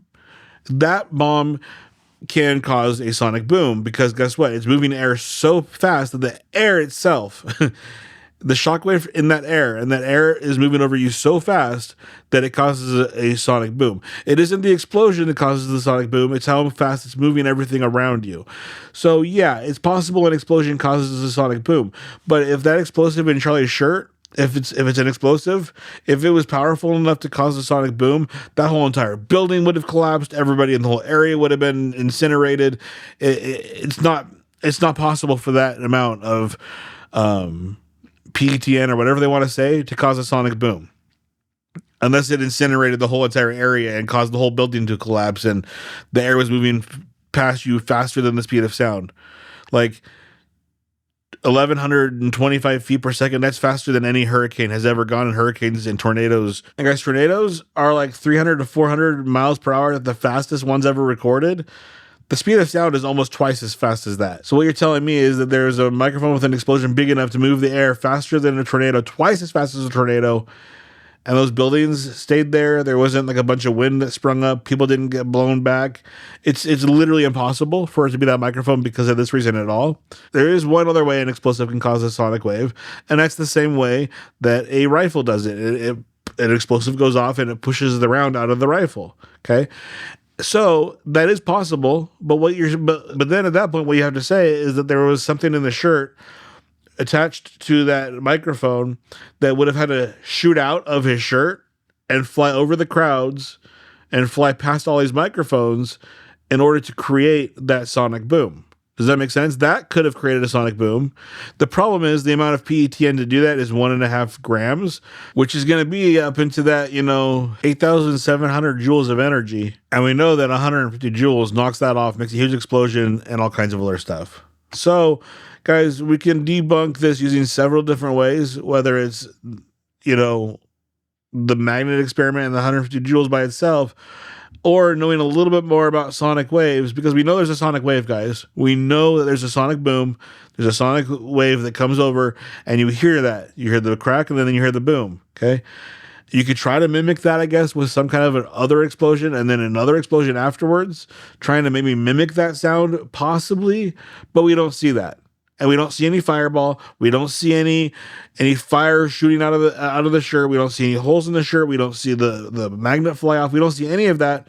So using all three of those things, guys, we can know that it's for sure not a microphone.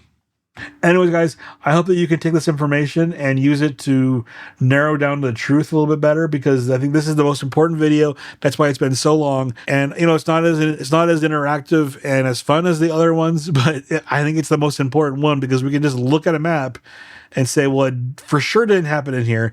For sure didn't happen within 80 feet. I would give it like a 2% chance of happening in here or less. And then out here, any of these rounds are possible. It just depends on the vantage point or whatnot, if it's possible. Anyways, guys, let's narrow down these theories and get to the truth. Guys, I have even more information now than when I first made this video, so I'm adding this in here real quick. Now we have sonic wave analysis showing that it has to be in this ring here.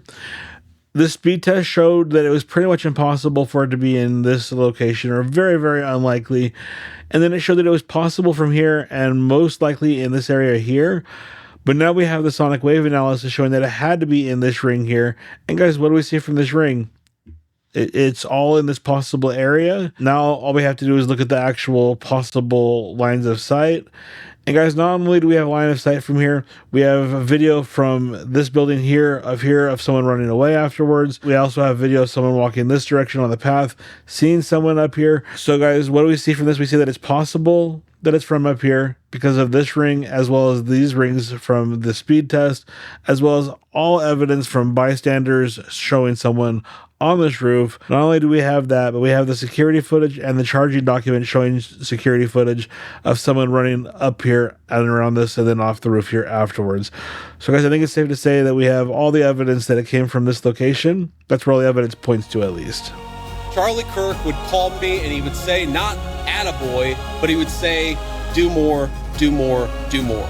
And I listened to Charlie because he was a dear friend and because I knew that he loved this country. My point is, the best way in your life to honor Charlie Kirk's legacy, it's not to despair, but to hope in the future of this country. If you disagree with something, then get involved in the movement to save this country. If you think that we could be doing more, then pick up the phone and get involved in the effort to change our minds and change the future of the United States of America in the process. My friends, the rebels of Ole Miss, despair is a sin. Do not give in to despair. Let's keep fighting to save the United States of America. Thank you and God bless you. All right, guys, this video is going to probably be the second or third most important segment of this whole entire video. And guys, the information we came from the last video is going to be very, very applicable here. That's why I put these back to back, so this is still fresh in your mind. But a lot of these theories, when all these things started first coming out, I kept seeing people saying, "Oh, I see the bullet in the frame." You know? And yeah, guys, they would see a thing. And guys, yeah, it would look like a bullet just, you know, in the middle of the air like this. Like, all right, guys, this is from before the incident. And this right here, guess what this is, guys? This is not a flying bullet. This is a yellow jacket. And I think this looks very similar to what we see happen during the incident. Because I'm not going to show any videos of the incident during this video. I don't think it's necessary. I don't want to see that again. I don't think we need to watch that anymore. But go, if you want to go watch it and you want to compare this to what those flying objects look like, this is exactly what they look like, okay? And we can see it comes from up here, and it's going to fly right down here and kind of buzz around here, okay? Let's watch. Okay. Anyways, guys, those are just bugs, and I believe that's the kind of bug it was. I just wanted to give you an example of what I'm talking about when I say a bullet caught on camera from people saying this. And guys, on this video, they're saying that it either flew up from between his legs and hit him, or that it flew down. And guys, this is just ridiculous. That means that someone would have to be, like, you know, hiding on, you know, in the tent, basically. Or there would have to be someone, like, you know, right behind him, kind of a thing. Anyways, we already know it's ridiculous. We're going to go into that here in a second. But what you're seeing is right here. And I just wanted to compare it to a couple other ones as well. All right, guys, here's that same object right here. And what you actually see during this video is you see it flying around. And then at one point you see it flying up right here. And that's what you see on that one frame. But you not only do you see it here, guys, it's caught again right here going down. It's like it's flying around, guys. It's like boom, and then flying up here and then flying around. And then it just happens to have a good angle. So they screenshot that and they say, hey, look, this is around coming up caught on camera. All right, guys, here is another one right here. Another one right here, and another one right here. And guys, there's 3 on one frame on this one. And guys, if you look at those ones, it looks most similar to this one right here that we see. I think that's because those ones are caught more in the sunlight, and those other ones are more in the shade. But guys, you can see these are clearly bugs or something. We're going to go into this right now and find out if it's possible to even catch a round on camera or not. Guys, even if you are to believe this, what you're telling me is that someone up here, you know, I don't know, from like 10 miles away, shot this at a crazy trajectory, so it's coming down like this, and then 3 other people shot at the same time from over here somewhere, while at the same time someone shot from over here and this one's going this direction, and someone else shot from over here and this one's coming from this direction, and this one was shot from over here somewhere coming this direction. I mean, to believe this, guys, you have to believe that every single one of these is a round or a bullet caught on camera, and you have to believe that there's like 5 or 6 of them, because there's a couple more of these that I could have added coming from different directions. But to believe this theory that you can catch us on camera, first of all, just from this knowledge, means you have to believe that there is like 15 rounds shot at the same time and only one of them hit him, and we don't hear any other shots except for the one, and we can clearly see each of these are from different distances away, so there would have to be different shots and different timings from those shots, guys. Just from that, I say we can debunk this, but this video, guys, is really one of the most important ones. Keep watching. And guys, what's actually super useful is this technology with cameras and frame rates and everything, because it helps us explain a lot of stuff that people that don't know a lot about cameras have no idea about, okay? And for this video, we're going to be using this camera more, because this camera is more useful to demonstrate this. We can use this one as well, but this one's at 30 frames a second, this one's at 60, and this camera here is what most cell phone cameras use, is 30 frames per second, okay? And what that means is in video, the video is not one huge fluid take, guys. When you have 30 frames per second, what that means is the camera is literally taking 30 photos and then stitching them together 30 times a second. Okay, in this camera, it's 60 times per second, okay? And what that means is you can do the math, and the math is somewhere around 33 milliseconds per frame. So, like, for example, every second that this camera films at 30 frames a second, it's taking 30 pictures, putting them in that 1 second, okay? And each one of those photos in there is 33 milliseconds long, meaning if there's movement in those frames, they're going to be blurry, okay? Watch this. Even on this camera, you can tell that there's a little bit of blur. If you go over here, less blur. There's still blur, but it's less. A lot of times movies are filmed actually in like 24 frames a second because there's a lot more motion blur and it's a more soothing look. 60 frames a second is very choppy. If you watched a movie shot at 60 frames a second, it would be very, very choppy. Your brain, after a little while, maybe might even get a headache, right? But guys, 30 FPS is what most cameras use. It's a good balance between the lighting and the motion blur and stuff like that. And it's able to capture higher resolutions and have cheaper cameras, whatever. We're not going to get all into that. The point is look at my finger. If I was to pause this, my finger is going to be blurry. Yet, somehow people think they, on the same frame rate camera, that somehow a bullet moving is going to be caught on a frame moving this fast, yet traveling at fatal speed.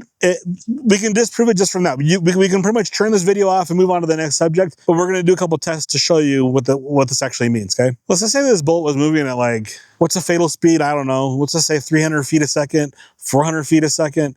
I think the bullet's probably moving more like 2,000 feet a second or faster. But what you're saying is that bullet in 33 milliseconds was frozen in time. I mean, this is very simple to just to Google, guys. How far would something move in 33 milliseconds if it was traveling, let's just say 400 feet a second, 400 feet per second, which there are some rounds that do like 45 long colt and 45 ACP. There are some rounds on the slower end of those that could travel that fast. Oh, wow. 13 feet. So in 33 milliseconds, while that camera is taking the photo, from the time it starts taking the photo to the end of that photo, what you would actually see is you would see a line that went from here. Hang on. So guys, what that means, because I'm laughing so hard right now, but what that means is if I was to take that gun, and I mean, these cameras are not even capable of getting it on film in the first place because they're just so slow compared to what you need. But let's just say theoretically, if you could get that bullet on camera with the 30 FPS's camera, with each frame is 33 milliseconds, guys, this is what you're going to see. You would see a bullet that was 13 feet long. You would see a huge line, 13 feet long. And guys, that's not even what you would really see, because in between each of those shots, this is why if you take a picture of like a ceiling fan, you're going to miss some frames. There's some frames in between because the camera is not exactly 100%. So take a picture, there's some time in between. What you would really see is, you would see, if it was possible, which is not, you would see part of the bullet, and then you would see a part missing where the frame missed the shot. And then you would see more of the bullet. And then you would see more of that bullet. And then you would see a blank spot, and then more of the bullet. And then you would see a blank spot, and then more of the bullet. And then you would finally see where it ended, if possible. So you could just get your phone, do a quick Google search, and find out if, and like I said, that's a slow bullet. Let's do a bullet that goes 2,000 feet a second. The streak that you would see from a bullet traveling 2,000 feet per second would be 66 feet long, guys, on a 30 frames a second camera. It's just not possible, guys. But we're going to do an experiment to kind of just demonstrate this a little bit more for you guys. On a 60 FPS's camera, yeah, that 13 feet is going to get compressed from 13 feet down to like 6.5. And that 60 feet long streak is going to go down to like 30 or so, but it's still not possible, guys, to get shots that are freezing bullets that are actually freezing them in air. Even if it's, like I said, that slowest bullet at 400 FPSs, you actually have to have a camera that's like 15,000 FPSs. And at 15,000 FPSs, each frame is like 0.06 milliseconds. A bullet traveling, you guys can just Google this, a bullet traveling at 400 feet per second travels at about 0.28 inches every 0.06 milliseconds, okay? So if you were to be using a camera that was shooting 15,000 frames a second, which is 500 frames a second faster than any cell phone camera that does 30 frames, there are some slow motion cameras that do 60 to 240, guys, but this is 15,000. This is hundreds of times faster than even those ones. So no cell phone camera can do this. But even if you were, we just Googled it, that bullet in 0.06 milliseconds would move like that. And therefore, you could kind of see it on camera. It might be still a tiny bit blurry, but as far as the video goes, it would look like a very nice slow motion shot of the bullet moving through the frame like that kind of a thing, right? Which would be really awesome. And they have cameras that do this, but it's not a cell phone camera. Guys, we've explained this enough. However, we're going to demonstrate it real quick. And just so you can see on different speeds, even if it's 30, 60, and 240, that you still get motion blur even on very slow objects. And if you still think that you're going to capture a bullet on film after this, I can't change your mind. And there's just nothing I can do about that. But if you're logical, you can kind of look at this and you're going to be able to see, oh, wait a minute. That actually makes sense. And like I've said 100 times in this whole entire video, by proving bad theories wrong, we can start concentrating on the truth of what actually could have happened, whether it's the actual narrative, whether it's a different theory that's not been brought up yet, but we can actually start getting somewhere. So for this experiment, guys, what I did is I took a battery, hooked it to a string, and then I swung it in front of 4 different cameras, okay? One camera is a 30 frames a second cell phone camera. That is a Samsung 25 Ultra, so pretty high-end camera on there as far as the video goes. Then we did a professional camera at 30 frames a second, same professional camera at 60 frames a second, and then we did a GoPro at 240 frames a second, okay, guys? So a lot of different footage here from different cameras at different frame rates, a lot of good samples, okay? We also threw a rock in there to show, hey, even a rock being thrown is going to be pretty blurry. All right, so here you see me throwing a rock. You can see that it's already pretty blurry just from the motion, but right here, guys, in these freeze frames, look how blurry that is. That's like an inch of blur just from throwing a small rock. Here's 30 frames a second on the cell phone camera. You can see how blurry this is, guys, and I'm going to freeze frame it here. You can barely see the string, and that's how blurry that is, okay? Here's the professional camera, and even this one, it's a lot better than the 30 frames a second camera from the cell phone. But even this one, you can see all that motion blur, guys, and then when this freezes right here, you can still see that string is still moving about a half an inch or maybe even more, and that battery is so blurry. Like, this is just ridiculous. All right, so this is 60 frames a second on that same professional camera, and you're going to see on this one that, yeah, it's a little bit better. That string, instead of having like a half of an inch of blurriness, it's going to have about a quarter of an inch of blurriness, but it's still pretty blurry. And then here is the GoPro footage, 240 frames a second. You can see this one is much better. It's still blurry though. At 240 frames a second, this is still very blurry, and it's not frozen in the screen. All right, guys, so here's some side-by-side shots of the experiment of those 4 cameras. On the very left-hand side, that is the cell phone at 30 frames a second. And as you can see, it's very blurry. You can't even see the string. It's almost so blurry. You can barely see it. The battery is blurry. Just to the right of that is the professional camera at 30 frames a second. And on that one, you can still see that it's very blurry, but you can at least see the string. You can see the battery a lot better. And you can see the motion blur a lot better. It's very blurry. But guys, just the difference between the cell phone versus that professional camera, it's insane. Right? And most of the people at this event had a cell phone camera, and you can see how bad this one is already just being a cell phone camera, okay? Now let's move over to the right a little bit and just look at the 30 FPS professional camera to the 60 FPS professional camera. You can see that the motion blur on the 60 FPS is a little bit smaller, not much, probably about half as small, which is to be expected because 30 FPS is half of 60. So instead of about a half an inch of motion blur, you have about a quarter inch of motion blur. And then let's go look over here at the GoPro, okay? GoPro is 240 frames a second. And you can see that string and that motion blur on the battery is much less than the 60 or the 30. But it's still blurry. Even at 240 frames a second, which nobody's cell phone camera goes faster than that as far as FPS filming, none of these are going to be able to catch even this very slow moving battery. All right, guys, here we have a zoomed in shot of both the cell phone camera and the professional camera at 30 frames a second.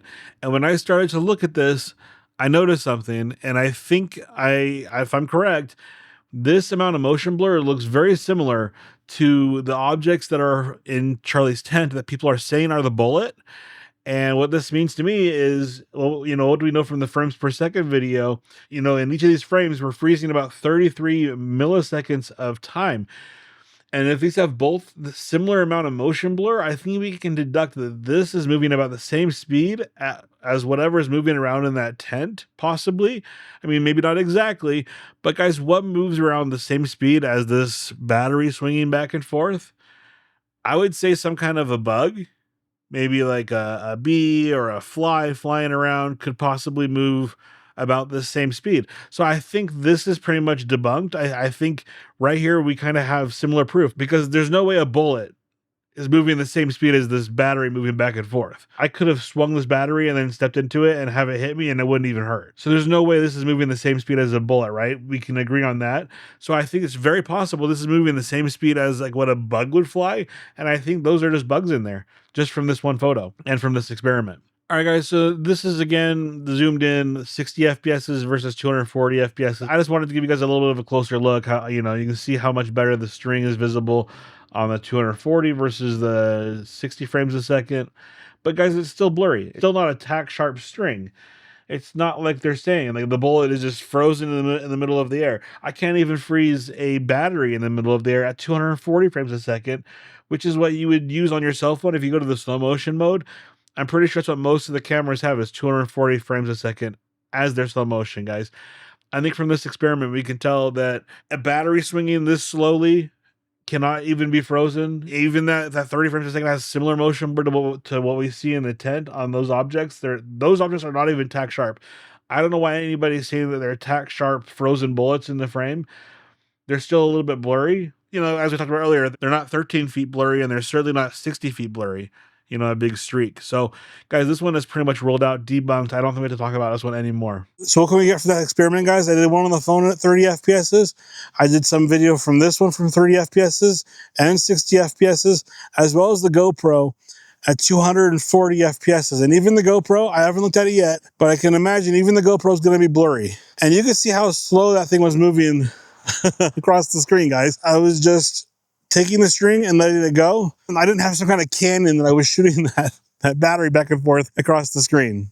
Because I think from just that experiment alone, we can debunk anybody who says that they've caught a bullet on the camera. Because if you can't catch the battery just slowly drifting in front of the camera, going 30 FPSs, 60 FPSs, maybe not even at 240 FPSs, but you for sure cannot catch a bullet going how many times faster than that? Probably 1,000 to 2,000 times faster than that across the camera sharp. There's no way. If you can't, I hope that correlates in your mind, because if at 30 FPSs you can't freeze a battery that's probably only going like 1 foot per second, you for sure cannot catch a bullet going 400 times that, going 400 FPSs, 1,000 FPSs, 2,000 FPSs. There's just no way. It's literally impossible, okay, at those speeds. Like I said before, at 15,000 and higher, yeah, you're going to get it sharp, and that slow motion video is going to look great. There's no way if a camera shooting 240 frames a second or 60 frames a second can't catch a battery, or even 30 frames a second can't catch a battery moving 1 foot per second across the screen. There's no way that it can catch a bullet going 400 feet per second, 1,000 feet per second, 2,000 feet per second going across the screen. It is literally impossible. Mathematically, scientifically, logically, it's literally impossible, guys. And if you still think this, there's nothing I can do to change it, like I said before. But but we're gonna just try one more thing. We're gonna go out into the field, and we're gonna try a bunch of different rounds, and I'm gonna try to see if I can try to catch any of those on camera at 240, 60, and 30, just to see, just to do another test, even though I think this test is enough. So guys, let's get out there. All right, guys, here's our super technologically advanced rig that we're going to use to try to capture a bullet on camera. I doubt it's possible with any of these, but let's see, guys. This is a phone at 30 frames a second, and that's going to be what most people are filming on their phones. So most of the footage from UView is. There's some that are 60 frames a second. Here's a Pocket 3 from DJI. That's also going to be 60 frames a second. And then the Canon R5 is going to be shooting at 120 frames a second. And then we're going to have a GoPro going at 240 frames a second. Okay, guys? So anywhere from 30, 60, 120, and then 240. That is the range of frames a second we're going to have, just to see if it's possible. Like I said, guys, this is pretty much impossible with any of these, I'm pretty sure. But we're going to find out.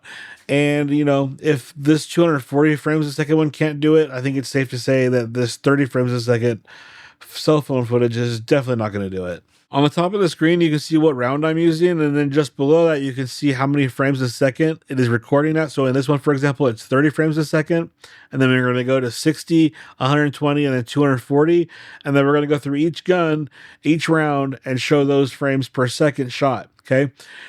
And when it comes to slow motion video and trying to catch a bullet on camera, basically each of those frames is basically saying that instead of 30 frames being taken in 1 second, there's 240 frames being taken in 1 second, which pretty much equates to how many chances that round was able to be caught on camera possibly, right? So for example, at 30 frames a second, you only have 30 chances.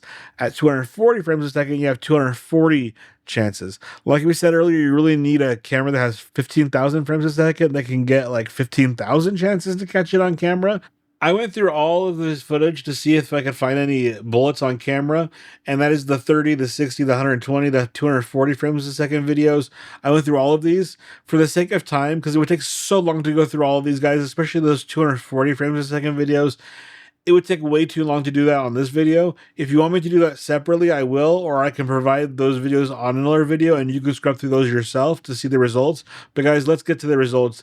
They are interesting, and let's go. Before we begin all this, I just want to show you real quick how a gun works in case you're not familiar. Trigger's going to get pulled. That's going to release a hammer. That hammer is going to strike what's called a primer. That primer is then light on fire. It's going to light the gunpowder inside of the casing on fire. And then that gas is trapped in this barrel behind a bullet. And that's going to cause the bullet to travel down this barrel with the gas behind it and shoot out of the barrel towards whatever the gun is aiming at. Okay. That's why you see this cloud of gas explode. The bullet is in front of that gas somewhere, okay? All right, let's start at 30 frames a second. All right, guys, so this is 300 Win Mag at 30 frames a second. We're just going to go frame by frame and see if we can see any bullets, okay? And this round is shooting at about 2960 feet per second. Okay, I see the cloud of gas from the rifle. I don't see any bullets. And guys, we're not looking for a little dot. We're looking for a big streak. Remember that. At 30 FPS, that streak's like what did we say, about 13 feet long? And I do not see a streak. You can look for a little dot if you think that's what it's going to look like, but it's not going to. I don't see anything. Okay, let's go to the next one. Just to kind of give you guys an idea of what we're looking for, this is a photo of the Butler rally where someone tried to take out Trump. And as you can see, the bullet is captured at 8,000 frames per second. That's the shutter speed, guys. And as you can see, that is still a streak. Okay. And I did the math. It's about 266 times faster of a shutter speed than 30 frames a second, and it's still a huge streak. So, guys, just from this, we could just quit this video right now and say there's no way a 30 FPS camera caught a bullet as sharp as a tack like this. It would look something like this. And guys, in these videos, we're looking for something like this, but much longer. It would go across the whole entire frame. I would also like to point out this is a photograph, not a video. And this is taken by a professional camera, Sony Alpha 1, it looks like, if the news article is correct. And the lens, guys, has a variable aperture, meaning you can open and close that lens to let more light in. And it also has an ISO, which is the sensitivity of the sensor, basically, which allows you to open up this to more light at a very, very, very fast shutter speed. And it's just a thing that's possible on a photograph, which is not possible on a cell phone camera, which is going to automatically optimize for lighting and not for shutter speed and those kinds of things. All right, pull the trigger right here. I don't see any bullet on camera. I don't see anything. Just the gas. All right, this is a 9mm. This is going to shoot at about 1,000 feet per second-ish. About a third of the speed, guys. Okay, there goes the casing. I don't see a bullet. Even at this speed, guys, you're going to still have a pretty good streak. You're not going to have just a single dot. If this is about a third of the speed, instead of 13 feet long, you're going to see a streak at about, what, 4 feet long? No bullet, just gas, and that's it. All right, let's do one more. Okay, shot fired. I don't see anything. Oh, wait, I see it right here. It's a crazy new technology where it just goes wherever you want it to. No, guys, that's just a bee. But that's what people think. They think that there's some kind of new technology that somehow, you know, came out of the microphone and did some kind of crazy, weird U-turn and went into the neck. But, you know, that's not possible. All right, there's a shotgun. No bullets, no pellets. This shotgun is firing at 1,200 FPSs. feet per second. Let's do another one frame by frame. Nothing. I don't see anything. I don't see anything on this 30 FPSs. All right, guys, so here we have 60 frames a second. It's a little bit wider frame of view, which is nice because you get more room to see the bullet. The cell phone camera does not have that great of a range of zoom. And when you do zoom out, you lose detail. So this is great. And at 60 frames a second, that's not that much faster than 30 frames a second. Let's see what we can get here. All right, pull the trigger, muzzle blast. I don't see anything over here. Do you guys see anything over here? I'm moving through this quickly, otherwise this would take forever. But guys, like I said, I have gone through every single piece of footage. I'm just showing you a couple to show you so you can see what it looks like when you're looking through these. All right, muzzle blast. Do we see any streaks, any bullets, anything just stuck in the air? I don't see anything. Do you guys see anything? I don't. Let's move to the next one. All right, pistol again. Muzzle blast. I don't see any bullets downrange. One thing you are going to notice is that this shell casing is not super sharp, but it's a little bit sharp because that's only moving like probably like 10 feet a second or maybe less, I would guess. And these cameras do have a little bit of ability to change the shutter speed a little bit to kind of, you know, make motion a little bit less blurry than they normally would. But that only goes so far, guys. If you turn that shutter speed up on these 30 FPSs and 60 FPSs devices, you're gonna really get like, it's just gonna turn pitch black because there won't be enough lighting. But you can see that this isn't moving that much, but it's also a very slow object, much slower than a bullet. All right, let's look at this one. Bullet, no bullet. I don't see any bullets. I don't see any streaks, nothing. And guys, like I said before, this is moving a third of the speed as that 300 Win Mag or a 30.6 would be moving. So, and because we can't catch it on 60, it's less likely we're going to catch it on 30, right? And like we said, and like we just saw, we didn't see it on 30, but we're going to watch all these anyways. All right, shotgun. All right, shotgun goes off. I don't see anything at all. Do you guys see anything? I see it. It's right here. And it's a little dot, not like he said, because that's a bug. It flies from over here. That is a bug, not a shotgun bullet, which is birdshot, not a bullet itself. I guess you can get slugs, but all right, let's do one. Let's do one more shotgun. I do see something right here, guys. It looks like it's probably just the wadding, which is a piece of paper or a plastic or a piece of felt that goes behind the birdshot. And what that does is inside this barrel, if you just shot a shotgun in a barrel full of BBs, it would just shoot air past the BBs. The wadding goes behind the BBs, so it pushes all of that out because that's only moving about 25 to 50 feet per second. And I think I barely caught it right here. If this was BBs, I think we wouldn't see it as defined. And if we did, we would be able to see a whole bunch of them in the frame, but you can't see any of the BBs. All right, so we haven't been able to see a bullet on both 30 or 60. We're going to go to 120 frames a second on our highest quality camera, guys. And let's see what we got here. All right, gun fires. You can see that here's actually an explosion, which is pretty cool. And then the cloud of gas. But guys, again, no bullet, no streak of bullet. And I don't see anything. You guys, yeah, nothing on this one. All right, gun goes off. I don't see any movement. Do you guys see any movement? I don't see anything. Let's move forward. Another one. I don't see anything. All right, so here's the pistol. And guys, like I said, look, this is even blurrier than even the slower footage. And that's because this is using a shutter speed of 250, which is double the frames a second that the camera uses. And you use this to get the better motion and stuff. And it's just how normal cameras work. That Pocket 3 and some cell phones do have some technology that can kind of smooth that out a little bit because it can up that frame rate.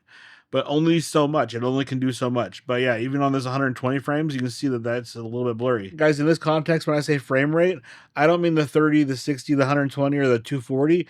I mean the shutter speed of the camera when it's taking those frames, right? So you can have a camera that's shooting 30 frames a second, but each of those frames is shot at a certain shutter speed, and that shutter speed is supposed to be double the frames a second. So for example, 30 should be 60, 60 should be 120, and so forth, to get smooth, good footage. It's not choppy and weird looking, but you could up the shutter speed to, like, you know, from 30 to 60 to 120 to 200, whatever, on a camera. And the technology does this to smooth some things out sometimes, but it's not going to go all the way up to 8,000 or 15,000 or 20,000 without becoming like really dark outside, because the faster that shutter speed, the less light gets let in on each of those shots. And cameras are designed to optimize the lighting and everything when it's taking a shot. So it would never automatically set it to that speed in the first place. And even if you did try this, guys, the likelihood of the bullet being caught on that camera, because that frame is being taken at such a fast speed, you would most likely miss the bullet being in that frame. You can't really say, well, a 30 frames a second camera would have caught the bullet because of that frame rate thing. It would have been pitch black. There wouldn't be any light on the camera. All right. All right, let's look at this one a little closer. Gun goes off. You see the muzzle blast. Let's go frame by frame. I don't see anything. Let's move forward. Gun goes off. Let's go frame by frame, backwards and forwards. I don't see anything. I just see muzzle blast. All right, how about this one? Let's go forward. I don't see anything, guys. Let's move forward. Because what you will notice is even though it's blurry, you're going to see that you can see it tumble a lot more in the air. In the 30 FPS and then in the 60 FPS, each one of those is going to move twice as far. So in this one, if it moves from here to here, in the 60 FPS, it's going to move from like here to here. And in the 30 frames a second, it's going to move from here to here because there's more time in between each shot, if that makes sense. I believe this one has about 8 milliseconds, if I'm not mistaken. 60 is about 16. And then 30 frames a second has about 30 milliseconds or 33 milliseconds, I believe it is, in between each shot. So even though it's blurrier, you're catching a lot more data. All right, so this is 60. You can see how much data you're missing compared to the 120.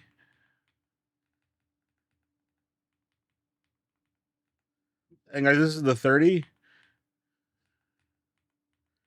You can clearly see how much more of a distance that is traveling compared to 60 or 120. And then here we have the 240 frames a second, and you can see, guys, how much data we lose in between each frame is just insane. Look how tight those turns are compared to even the 120, the 60, and then especially the 30 frames a second, guys. The data you lose in between each frame is crazy. Now here we have each of these lined up, and you have the labels on top. You can see how much distance moves in between each frame. And guys, they're about double each one the one before. 240 is double 120, 120 is double 60, and 60 is double 30. That data loss is crazy. All right, shotgun.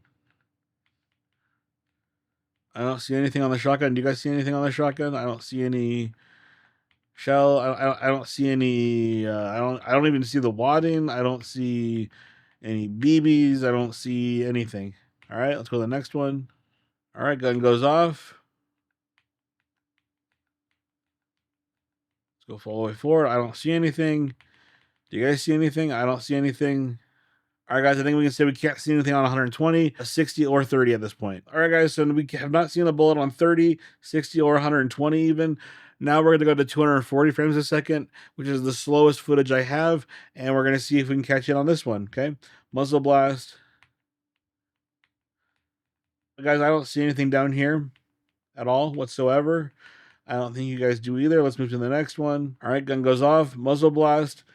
And guys, you'll see how much, and guys, I don't see anything on this one either. There's no bullet, no streak. All right, pistol, 9mm. Even at 240, guys, we do not see a bullet. We don't see a streak. We don't see a dot. We don't see anything. Let's go to the next one. All right, guys, let's see. Muzzle blast. We got the shell casing coming out. We have no bullet down here whatsoever. And guys, one thing I want to point out real quick, I think that if we cannot catch a bullet that is traveling a third of the speed of a 30-06 bullet, we keep using 30-06 because that's the narrative, and that's what we are comparing this to, just to kind of compare. Even if it was some kind of a palm pistol or something like that, we can't catch it at 240, okay? And if we can't catch it at 240 frames a second, there's no way that a 30 FPSs, a 60 FPSs, or even 120 FPSs, which nobody had at the event, is going to capture even a palm gun. But it's for sure not going to capture a 30-06 bullet, okay? We can pretty much clearly say that if you can't catch it with 240 frames a second, you're not going to catch it at 30 frames a second. And that's what we're seeing here. We're not seeing any bullets, guys. We're not able to catch it with 240 frames a second. And guys, if it was a 30-06, you're for sure not going to catch a 30-06. That's 3 times the speed on 30 frames a second, when you cannot even catch a bullet that's 3 times slower on a camera that's 8 times faster, okay? That's how much more data this captures. It captures 8 more times data. We saw that with these shell casings earlier. That is moving 8 times more in each frame than the 30 frames a second camera, guys. That's insane. That's how much more data we have here. All right, let's go to the shotgun. Now, the shotgun is really interesting, and the shotgun, I think, goes into that data even further, okay? And that is the wadding right here, okay? And guys, this wadding can be moving anywhere from 25 to 50 feet per second. So that is very slow. And what we see is we see it captured here, and we see it captured here. And why is that interesting? Is because there's 4 milliseconds on each frame at 240 frames a second. So each frame is capturing 4 milliseconds of movement. What this also means is that in between each of those shots, the camera took a shot and then took another shot. In between each of those shots, that thing was able to move. What is that? Probably about from here to here. What is that? About 10 feet-ish, maybe 8 feet.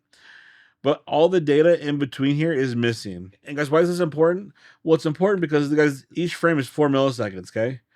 And we have all this missing data in between here to here in only 4 milliseconds, basically. And why? And that's super important because what we don't realize, and it's hard to realize this without a visualization like this, is that at the Charlie Kirk event, the cameras that were filming those had anywhere from 16 milliseconds up to 32 milliseconds missing in between each shot as well. And you can see how much of a distance from here to here with something only moving 25 to 50 feet per second. We're missing all the data in between.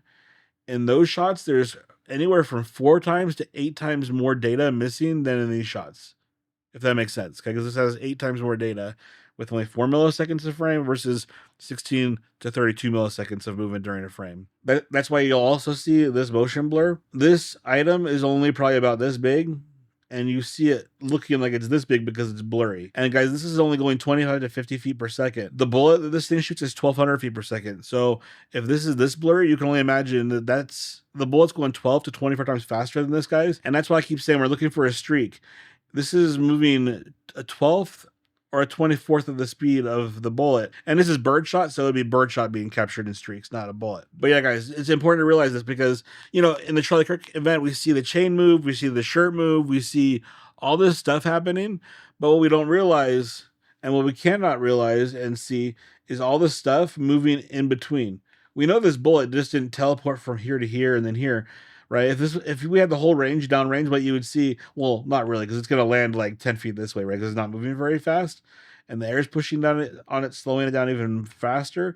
But let's just say this was going to continue downrange. What you would see is, you know, here, and then after another 4 feet here, and then another 4 feet here. It's not teleporting, guys. There's a bunch of data missing because we know that it's traveling from here to here through the air. We just don't see it. So the same thing can be said about the Charlie Kirk incident. What are we not seeing in those missing frames? Because there's a lot of frames that we don't see, and people are speculating on things that they can't see or understand that are happening. And that's important because we're missing data. It's not like the chain just, you know, moves from one spot to the next spot immediately. It's just not caught on camera, just like the space in between here not being caught on camera. I just think that's an interesting point, guys. Anyways, let's continue. We can see that wadding, but it's only moving 25 to 50 feet per second. We don't see any actual bird shot or anything else. And guys, I think on this shot is the same thing. We're going to capture the wadding right here once. And I think right over here one more time. But we don't see any bird shot. We don't see anything else. That's it. And I think we don't see anything at all on any of these footages. Even at 240 frames a second. Conclusion, what can we get out of this? And like I said, guys, I didn't want to make this video this long, but I think this is one of the most important ones. And we only went over a couple pieces of footage. Like I said, guys, I went out there and I shot each of these guns like 5 or 6 different times, sometimes some of them 7, on different cameras. And so like of all the shots that I did, I think I shot, I don't know, what is that, like 30 to 40 different shots, whatever. If we took the time to go through all of those, this video would take so long. I went through every single one. I just didn't go through these ones. I went through every single one. But to go through them on camera and to go through them on this video would just take too long. I can put that on a separate video if you guys want to see all of them.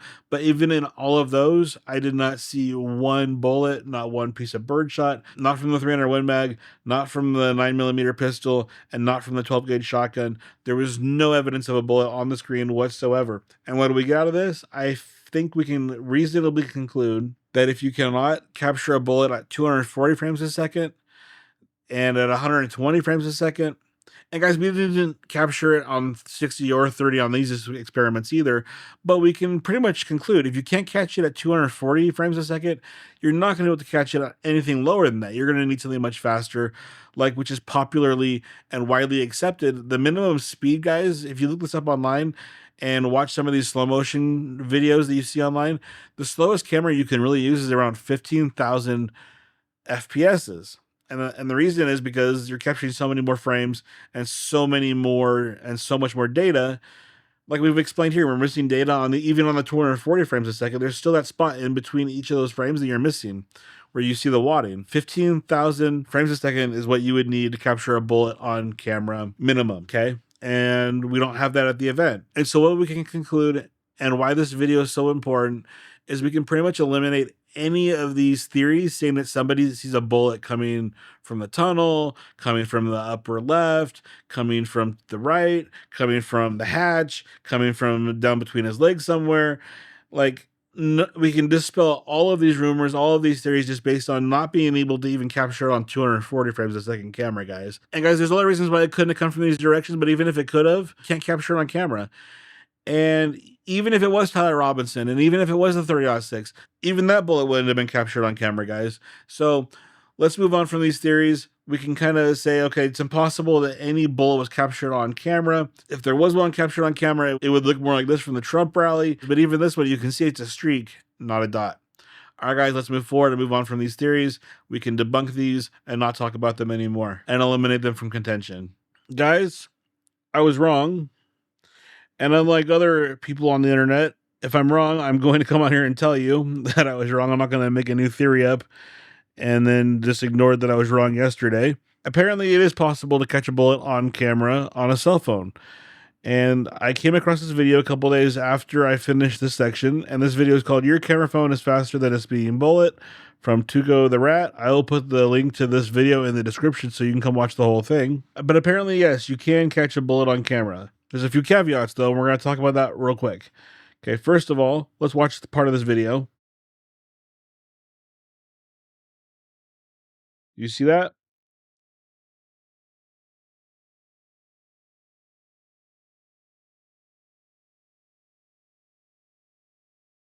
I would like to point out just a couple things. First of all, I'd like to point out that even though he's catching this on camera, it is very blurry, okay? The second thing I'd like to point out is that he's using like a really old antique gun. I don't know the exact caliber, but it's probably 45 long Colt, which we've talked about before, or we're going to talk about at the end of these videos, having one of the slowest feet per second traveling of most guns, which is around 400 to 450-ish feet per second. So a 30-06 or anything faster than this would be much faster, and we know the bullet has to be faster than that because it has a supersonic signature. Therefore, even if you're using this mode on the camera, and we're going to get to that in a second, a 30-06 or any bullet that has a supersonic signature would be much more blurry than this. It would probably be about, and supersonic is around 1100-ish feet per second. You'd have a streak that was like 3 times longer.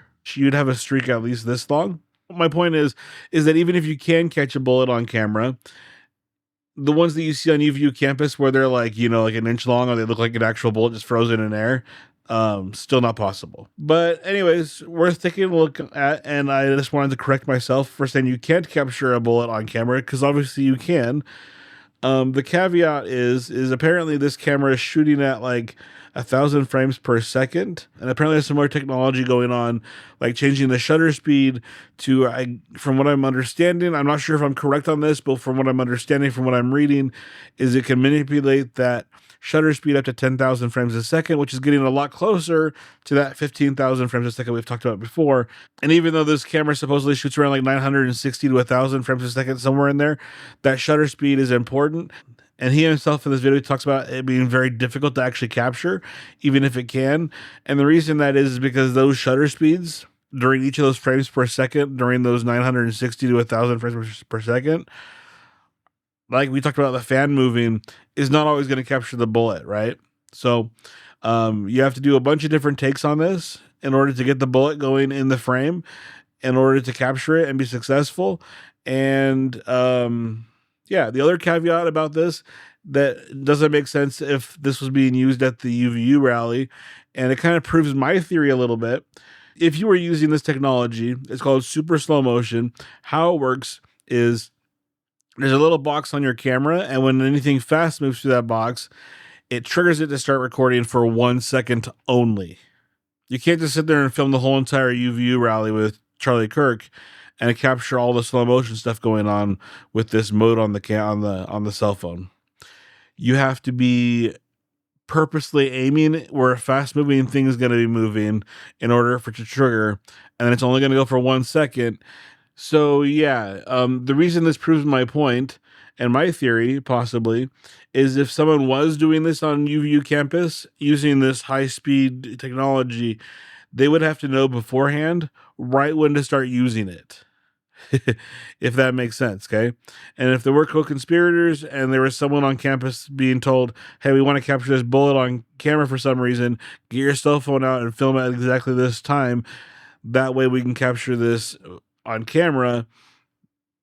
That would have to be known, unless someone for some reason was randomly just starting 1 minute clips for no reason over and over and over again. Does the logic make sense? Like, no one would go on campus with their cell phone, go to super slow motion mode, and then film Charlie Kirk speaking. His lips aren't moving so fast that you need to put it on slow motion mode to capture his lips moving so you can tell what he's saying, right? You would just film him normally and then take your footage home and share it on social media to show people that you were there, or to try to prove him wrong, or whatever you were doing with your cell phone camera footage, right? There would be no reason for you to be filming in 1 second sections of clips. You know how annoying that would be to have to put together 3 hours of footage later on in an editing platform and be missing different parts of the thing. Anyways, I was wrong. You can capture a bullet on camera, but still, like we talked about, the bullet's still going to be much longer even on this kind of a video technology. And also, there'd be no reason for someone to be filming that unless they knew something was going to happen and they were trying to capture that bullet specifically, which kind of proves my point, where I think people were in on this and they obviously knew beforehand. Anyways, guys, I still think we can move on. I still don't think that those are bullets that we see on the film of the event. Those are definitely just a bug of some sort, but I just wanted to correct and say for the record, hey, I was wrong, and you can capture a bullet on camera, just that those are still not bullets on cameras, guys.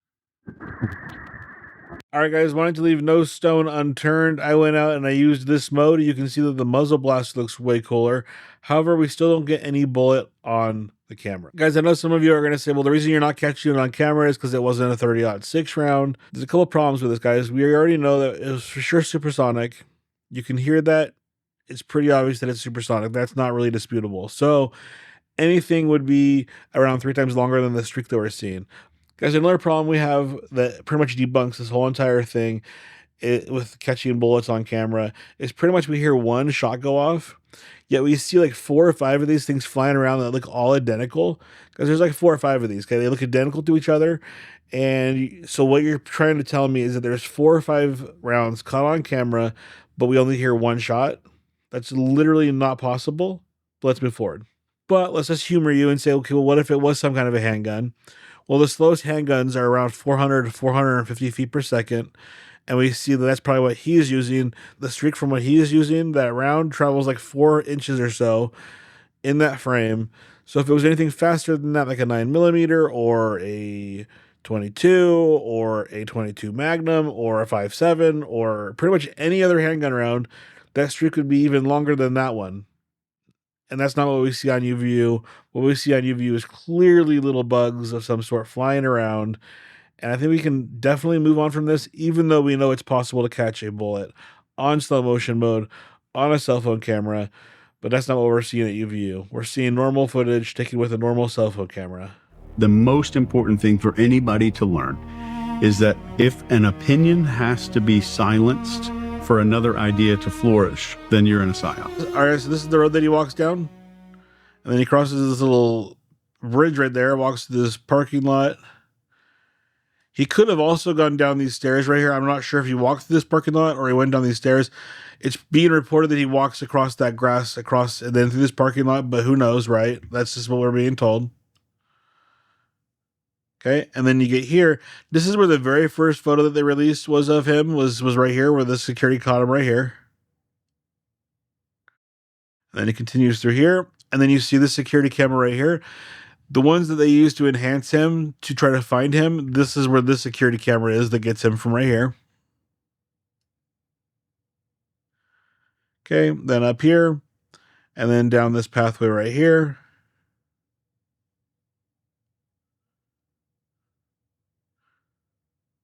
To the left. And guys, you see how a few people are right here. There's not like a huge crowd of people over here. The event is being held just down here on the other side of this building, down over here. And so everyone's over there. And right now, this is a school day, and there's still not that many people over here. On that day, there'd be even less, right? Okay. And guys, this is the path where that tree is, right? And you'll notice that right here, that's the camera's up on this right here, way far away. It's bad quality, and you can see this path, guys. It's pretty steep. It's hard to tell how steep it is, but you can see the stairway going up and then flat and then up and then so it's at least that steep, right? And so that camera, I'm getting blocked by these trees as I go up. But let's continue. We've already covered this, but as you can see right now, I would be walking. And then you would see me, right? I'm not AI coming out from behind that tree. Like, it's the same thing coming up there than done before. That's the security camera right there on that corner. All right. So then you would take this route right here, walk through the building real quick. Here's the stairway. The stairway goes up to the roof. And now, guess what, guys? We are on the roof. We didn't have to jump up there. We didn't have to do anything crazy acrobatic. And now we're there. Okay. And this right here, guys, this is the fence right here. This is the spot where he supposedly jumped over, put the rifle together. Okay. Not take it apart, back together, take it apart, back together again. Just put together once. And then he supposedly runs across here, gets in the prone position about right here-ish, and commits the act, right? And then runs off the roof here around this side of the building and then jumps off. He never takes the rifle back apart and puts it back together again. This one spot right here where he jumps over and puts it together. And you can see if you were just standing here, you wouldn't even know if someone was on the other side of this thing right here. You'd have to kind of poke your head over on the corner just to see anybody there. Okay. Anyways, yeah, and then over here is where he jumps off. The handprints and stuff are still there. And then the security camera is the same one right there. And you can see, guys, it clearly has a line of sight from there to where he took the shot, supposedly. So if he did take the shot, or whoever that was took the shot, they're going to have that on video. Okay? They're just not releasing it, okay? I just wanted to show you a couple other things. This is an elevator to get up to that same level. There's also the stairs right in front of me that you can see, and stairs to the right of me as well. So there's like 3 ways in this building to get there, plus the stairs we saw in the beginning that were outside. And then once you get off the elevator, you just go through these doors, and then you're on that same spot on the roof as well. I just thought it was important to show you this, guys, just to show you that this is not some sort of crazy Mission Impossible type thing.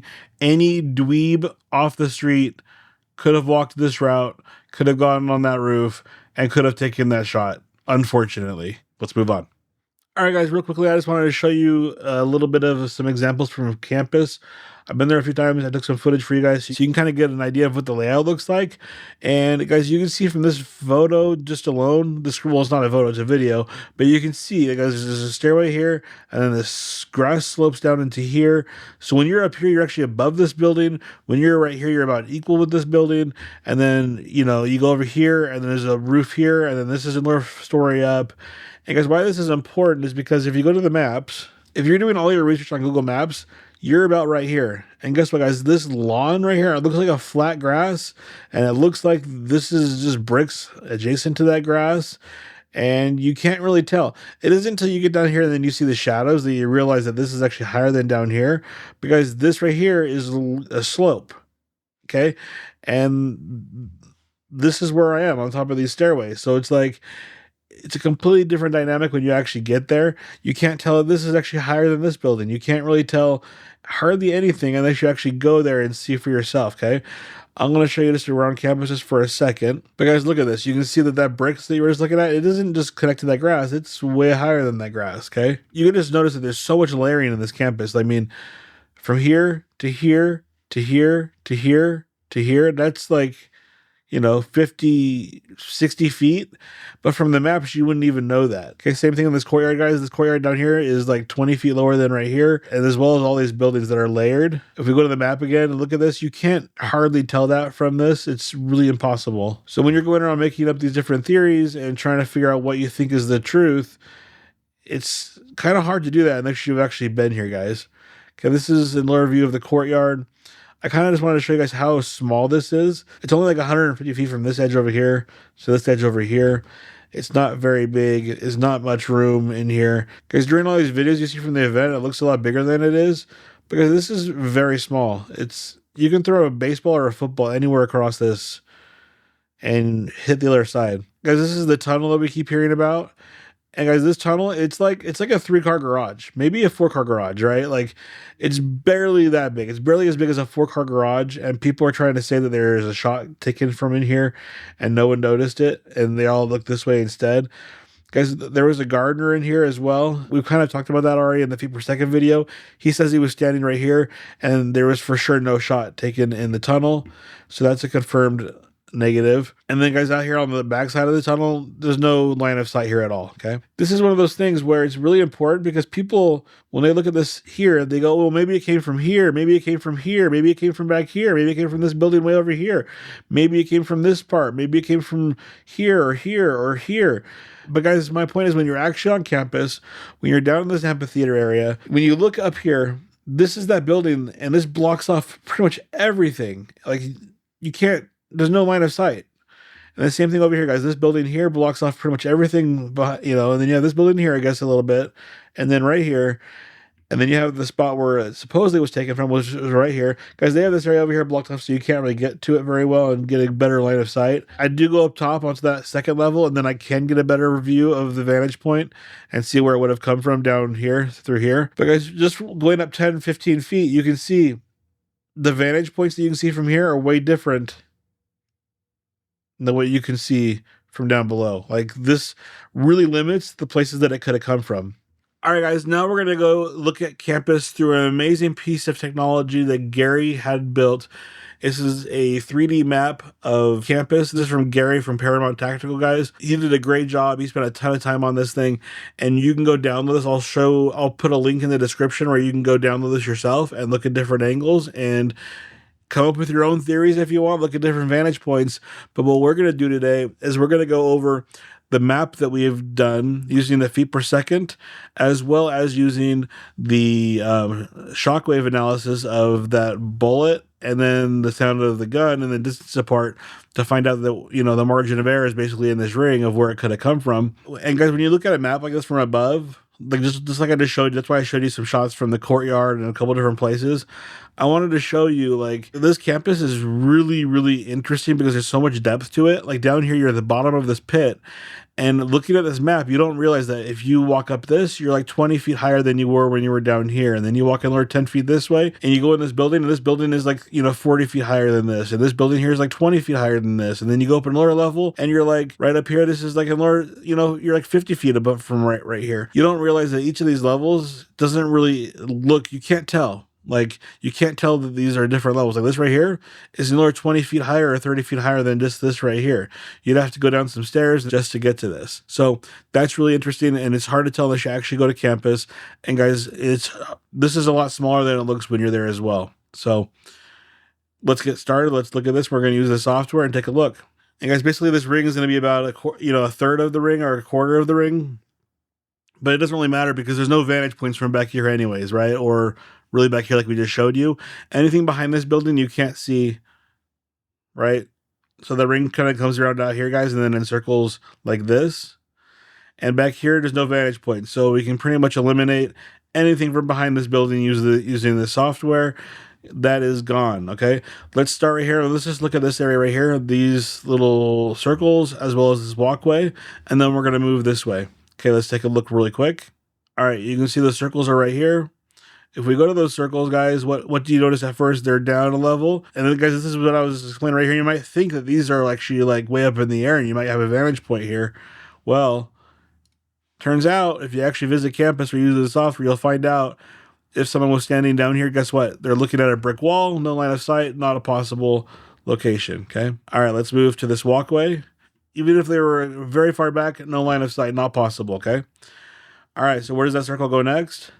The circle goes from here to here, down here. Guys, this is a grassy area. There's no line of sight. You're going to be looking through these windows. All right, so what we have next is we have this location right here. And there's some possibilities here. What we see the ring do is it goes like this. It hits like barely this thing right here and then kind of curves in front right here, okay? So let's look at that real quick. Let's go over here. All right, guys, is this possible? Well, what we can see is this one right here, guys, is behind the tree. That's not possible. You're gonna, this fall time, these leaves might be gone, but you're still gonna risk hitting branches. Not a very good idea. Also, you're gonna have to be on your knees or standing up. You're much more visible here to anyone that's over here. And also, we know that's not the case because the people down here that were walking that we saw earlier saw someone up here, not right here at all. But even if they did and it was later and they weren't there yet, not a possible shot, right?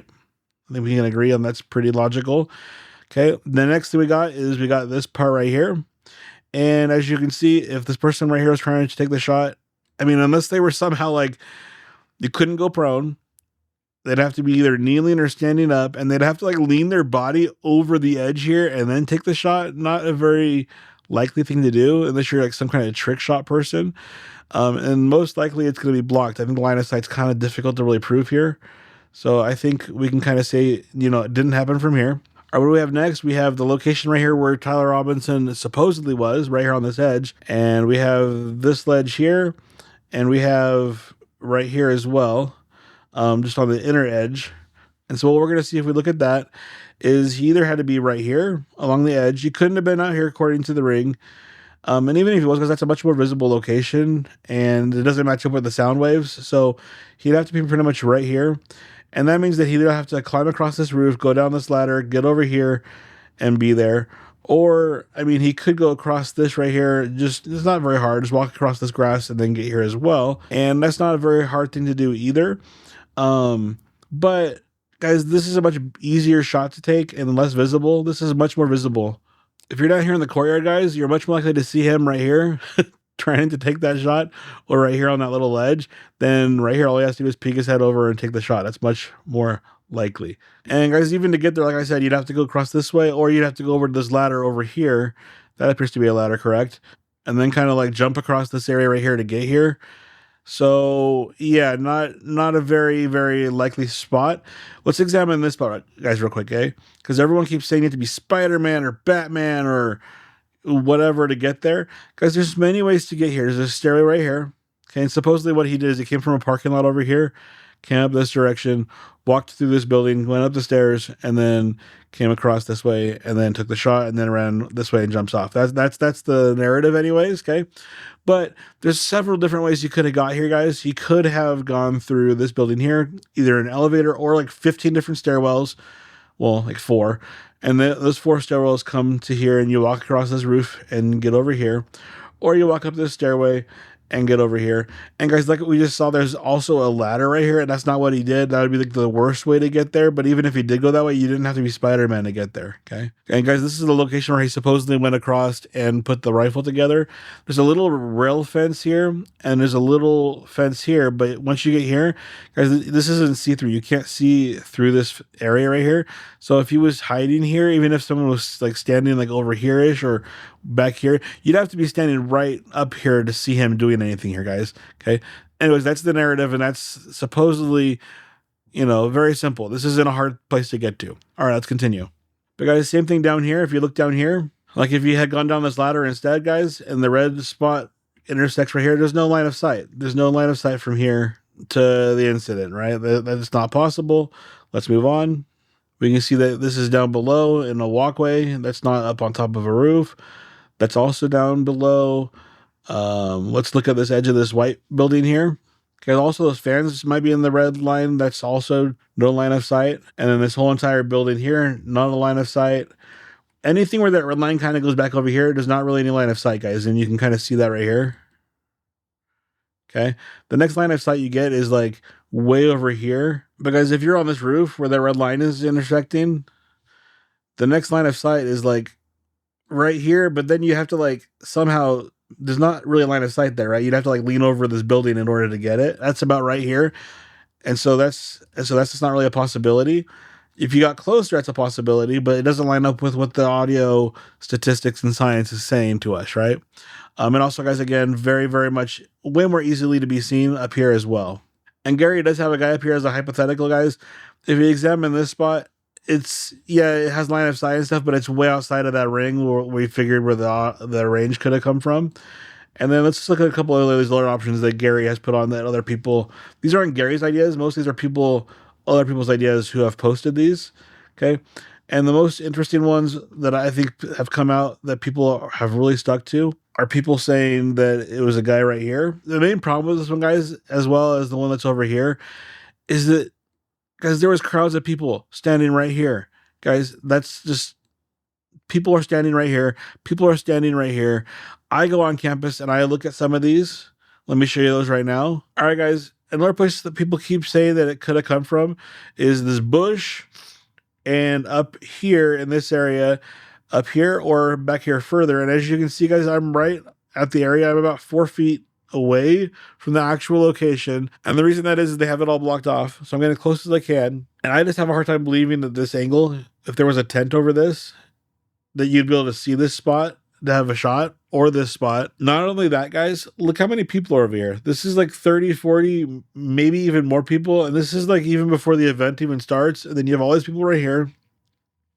You have people over here looking this direction, watching the event from right here. And you're going to tell me that no witnesses are going to see somebody up here, especially like here. Even if there was someone hiding back here or up on this ledge, like right here, you're telling me that no witnesses looked up at the moment of the shot and saw this? And guys, we know from the video we see from this guy over here that's recording, doing interviews, that there's nobody over here within like a half a second. Whoever was over here, if there was someone there, has had to like have gotten picked up by a helicopter, jumped off the ledge, somehow disappeared. So, even if that camera was too slow, there would have been witnesses that would have heard that and looked right over here and seen where it came from. Regardless, I did go to campus and I did take a look and try to see, is it possible that this angle gets that from there? Guys, it's also on the wrong side that we know that the shot came from because of the entry wound. And yeah, let's just look at this real quick, guys. You can see that if it's farther back here, they have to kind of shoot through this little narrow gap. And from the software, you can see that's not really super possible. The next best thing is right up here. But guys, again, you're telling me that it was right here? That is literally right here above these people. And nobody looks back? I have a really hard time believing this. Guys, then I raised my Pocket 3 up in the air to see if I can get a good angle of what this would look like from this perspective, kind of going down through my Pocket 3, if that makes sense. Pocket 3 is just a lower camera, guys. It's a video camera, basically. And I try to see what the angle would be. And I don't know if there was a tent here, guys. This is where the location was. If there was a tent right here, is there an angle? Like, I don't know if you can see Charlie sitting over here under the tent. If the tent goes out to here, I don't know if there's any spot to aim even. Then I go over here and there's a ramp, and the ramp goes down, and then this grass is kind of the same on the other side. Even from here, I think there might be a line of sight from here to here, but that's way farther away than where the tent was. I just don't see this being possible, guys. And as you get closer and closer, that angle gets steeper and steeper, and it's on the complete wrong side from the shot, right? You're telling me there's so many people there and nobody sees it. There's people standing here watching here and nobody sees anybody. You have people standing all over here and nobody sees anybody. They all look back this direction. To me, guys, I think we can stop talking about this one. I don't think it's possible. I think it's just something that people are trying to look for because they don't want to believe. It's one of those things where if the government said it has to be the opposite. And guys, a lot of the times that could be true, but you have to have evidence for that, right? If the government says, hey, get this pokey poke, but then it ends up giving you a heart attack, then the opposite was true, but we have evidence of that, right? if the government says your house is on fire and your house really is on fire, but you stay in there because you just don't want to listen to what the government said, then yeah, that's kind of dumb, right? You got to do your own research no matter what you hear. You can't just go in if this, then that, and just live your life that way. That's bizarre. Anyways, guys, let's continue with the software analysis. I just wanted to show you a little bit of footage from campus, and you can see how small of an area this is, how layered it is, and you can see that I don't think it's possible that it came from up here. And guys, yeah, I just can't see a possibility where someone takes a shot from right here. You know, there's just not really a line of sight. It's just, that'd be such a hard shot to take. And I go down here and I show you kind of what I think about this angle. But guys, either one of these things, like right here, the bush shot would have been from like right up here somewhere. And none of these are logical. And I have the same problem with a shot from over here. It's just so close to people that, like, I mean, there was crowds and crowds of people all along this thing. And you're telling me that someone is going to take a shot right here, like 10 feet from your ear, and you're not going to go, ow, that hurt really bad? Like, guys, the decibels right here are like 160 or something. You know, from 140 yards away, it's like, 80, 90 decibels, maybe a little bit less, maybe a tiny bit more, depending on which kind of caliber it is. That's not very loud. You're going to tell what it is, but it's going to be a little bit loud and a little bit, okay, I understand what that sounds like. But guys, right up close, this is like 160 or more decibels. That's going to like blow your eardrums out possibly. And guys, as we've shown, you can for sure tell where something comes from in an amphitheater. That's not something that's true. It's something that people just made up to make their theories more believable. But guys, if someone shoots right here next to your eardrum, even right here, that's going to be really loud, and you're going to tell exactly that it came from right behind you. And guys, even if you couldn't tell it came from right behind you and the whole amphitheater thing is true and you can't tell where something comes from, it would still be so loud that your ears would be like so hurt that you would tell that it came from somewhere close. Even if you thought it came from this direction or this direction or this direction or this direction, because you can't tell where something comes from in an amphitheater, it would still hurt bad enough that you would think that it came within like 10 feet of you. You wouldn't suddenly look all the way this direction to where it's supposedly the narrative says it comes from, guys. And that's precisely what everybody up here does. You see the camera up here, everyone looks that way. Let me show you that one real quick right now. I would like to point out another thing about the theory about the shot coming from the bush or up here or over here. When you notice that this happens, look where everyone looks, guys, and look where everyone's running to. All right, so it's going to happen about right here. All right, so notice when this happens, this guy is looking this way somewhere. This guy right here is looking over here somewhere. He turns his head all the way to the left and looks. You can't tell where he's looking because you can't see his eyes. I mean, you can't see his eyes there. You just judge from the look of where he's looking. He's kind of looking this direction. He's looking kind of like this direction. This guy's looking out here, kind of, it looks like. All right, guys, and what else do we notice? This guy right here is looking out that direction. This person right here is looking that direction. This girl's looking that direction. And you might say, well, they were already looking that direction. Guys, they just heard a huge loud noise. They would have turned their head and looked straight this direction. This guy would be looking straight this direction. Everyone would be looking straight this direction, okay? Some of them might be already turning around to run, and they're going to run away, okay? You can see several people over here. It looks like these people over here are even looking in that direction, okay? It is blurry. It's hard to tell. But if you look at other footage, guys, this isn't going to be a footage of analysis of everyone who was looking in which direction. But the point is they are all looking in this direction, trying to figure out what is that noise, where did it come from. I just heard this loud bang. What they're hearing is the bullet and the shot, but they don't realize that yet. And then everyone starts to turn and they start running away. Everyone else seems to continue to look this way, and then just keep watching, guys. And then everyone starts to run this direction, but holy shit! Holy shit! everyone down here is still kind of like in a panic. I mean, especially the people that are right up here, they just witnessed something terrible. I have a few friends. One of them was right here. I'm not sure where the rest of them were. I haven't talked to them. I know that a couple of them were pretty close, but I know one of them was somewhere right here-ish, and they said that it came from straight behind them somewhere back over here. But guys, look at this. within half a second, like, you're telling me that someone was able to take a shot from this bush area, and then within half a second or less, they disappeared? What do? Do they jump off the ledge and take a 25-foot drop? I mean, did a helicopter come pick them up? I mean, you guys tell me. You guys are the ones telling me there's a guy right here doing this, right? I guess you could still be prone back there hiding behind something, but guys, come on. No one looks at this. No one looks at this. Everyone's looking over here. I mean, there's a lot more videos that we can look at it from where they're looking at, but I mean, just from this one video alone. And then look at this. There is like 30 to 40 people over here, and you're telling me that they are not immediately running inside after hearing a shot come off from right above them? And what we know is that you can, in an amphitheater, understand where things came from, guys. Yeah, I think we can say that it for sure didn't come from here or here. And you're telling me this guy right here is just going to stand here while knowing that a shot just came from right here? Let's watch this one more time so we can see how quickly this video pans to the right. Because I think this is one of the biggest pieces of evidence that it did not come from up there, okay?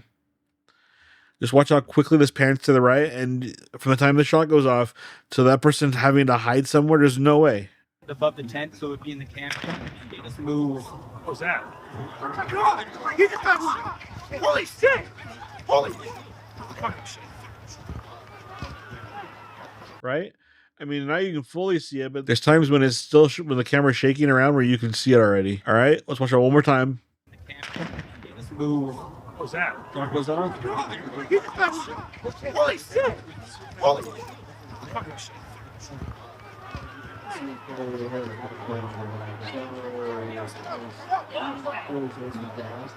You just need shooting. All right, guys, I think from this piece of evidence, we can see that there's nobody there. And then, guys, right here, we have another guy. Just, their perspective is just same thing, just so close. There's so many people standing right here. There's just so many people. This is a much more visible location. Everyone's going to see that guy, in my opinion. And then one more place that Gary has someone is way up here. And I think that's way out of the ring of possibilities as far as what we have discovered with the ring. I thought, and as I pointed out earlier, I thought that was also a location where it could have come from, like right here or up here. But as we've pointed out, that's outside of the ring, which goes more along right here of possible locations of the shot. Guys, let's examine this one just real quick, a little bit more, both from reactions as well as just me going to campus and looking at this. And guys, one more thing I'd like to point out before we end this segment, the security camera, you can actually see it right here. This is clearly going to be captured by the camera. They clearly have him taking the shot on camera. And then he runs behind here and then runs this way, but they clearly have him on camera right here taking the shot, and that's going to be evidence in the trial for sure. And yeah, they don't have to prove that to you. They don't have to release it for anyone. They're going to save that for the integrity of the case. But guys, I think this is the only real location that it could have come from. Does it prove that it was Tyler Robinson? No. Does it prove that it came here for sure?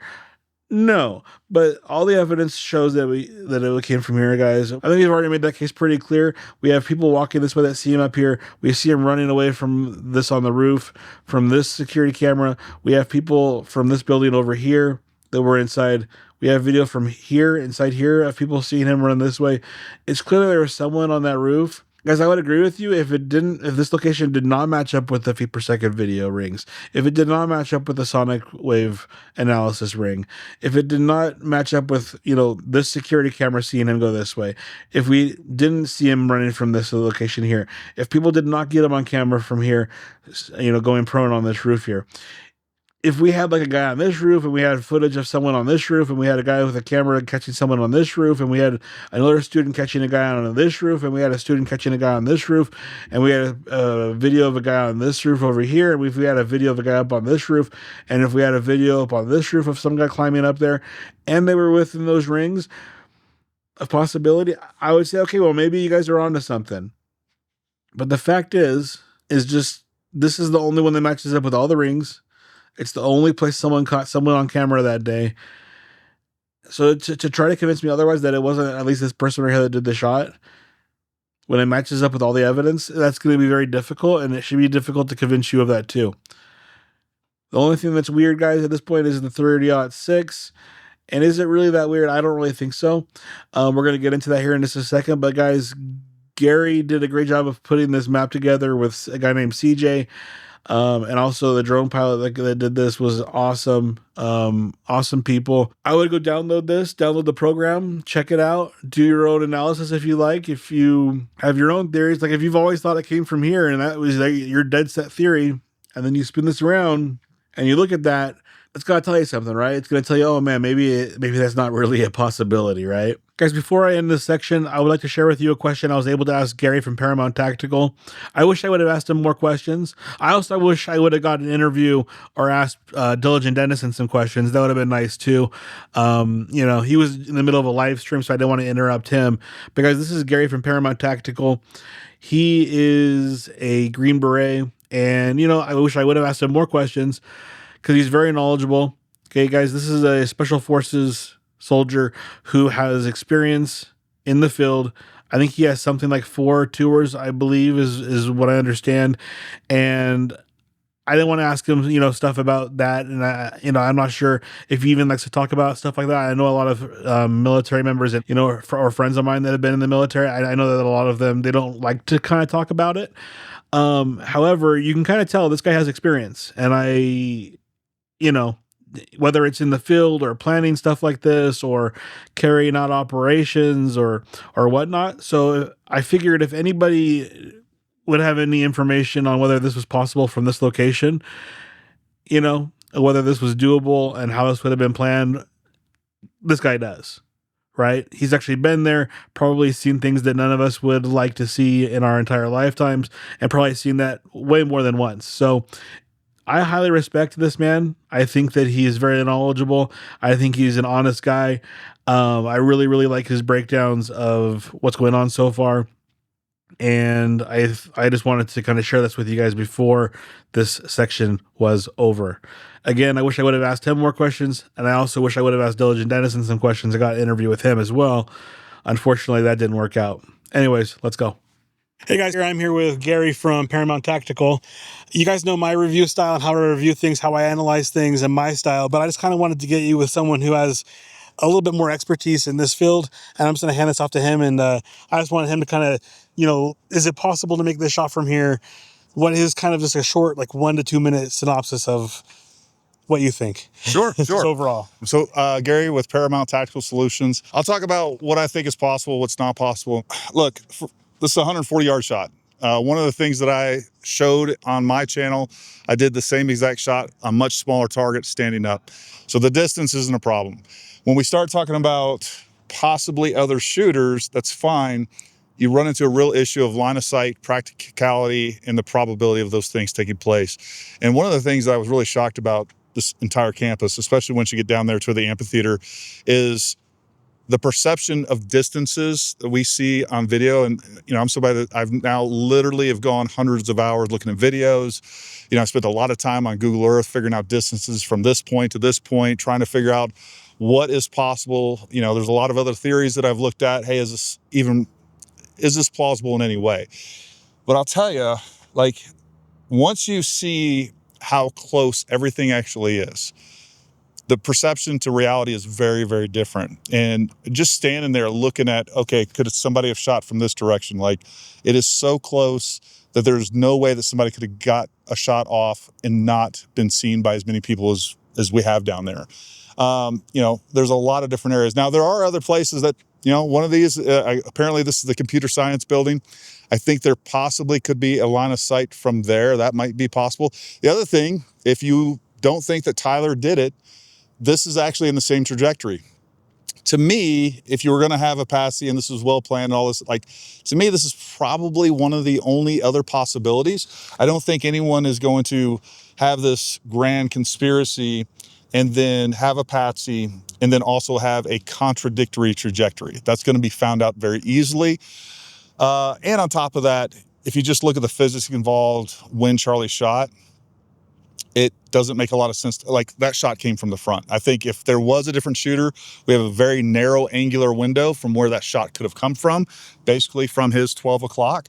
So I think, think if people take the time to come out here, and I definitely recommend you come visit this campus. Number one, it's a beautiful area. You know, come pay your respects to Charlie. I think the more people that get here, the more people will realize what is possible and what's not. Thanks, Gary. Gary's a Green Beret. I'd like to thank him for his service. Yeah. Go follow him over at Paramount Tactical. We'll put your things down in the description as well. Sounds good.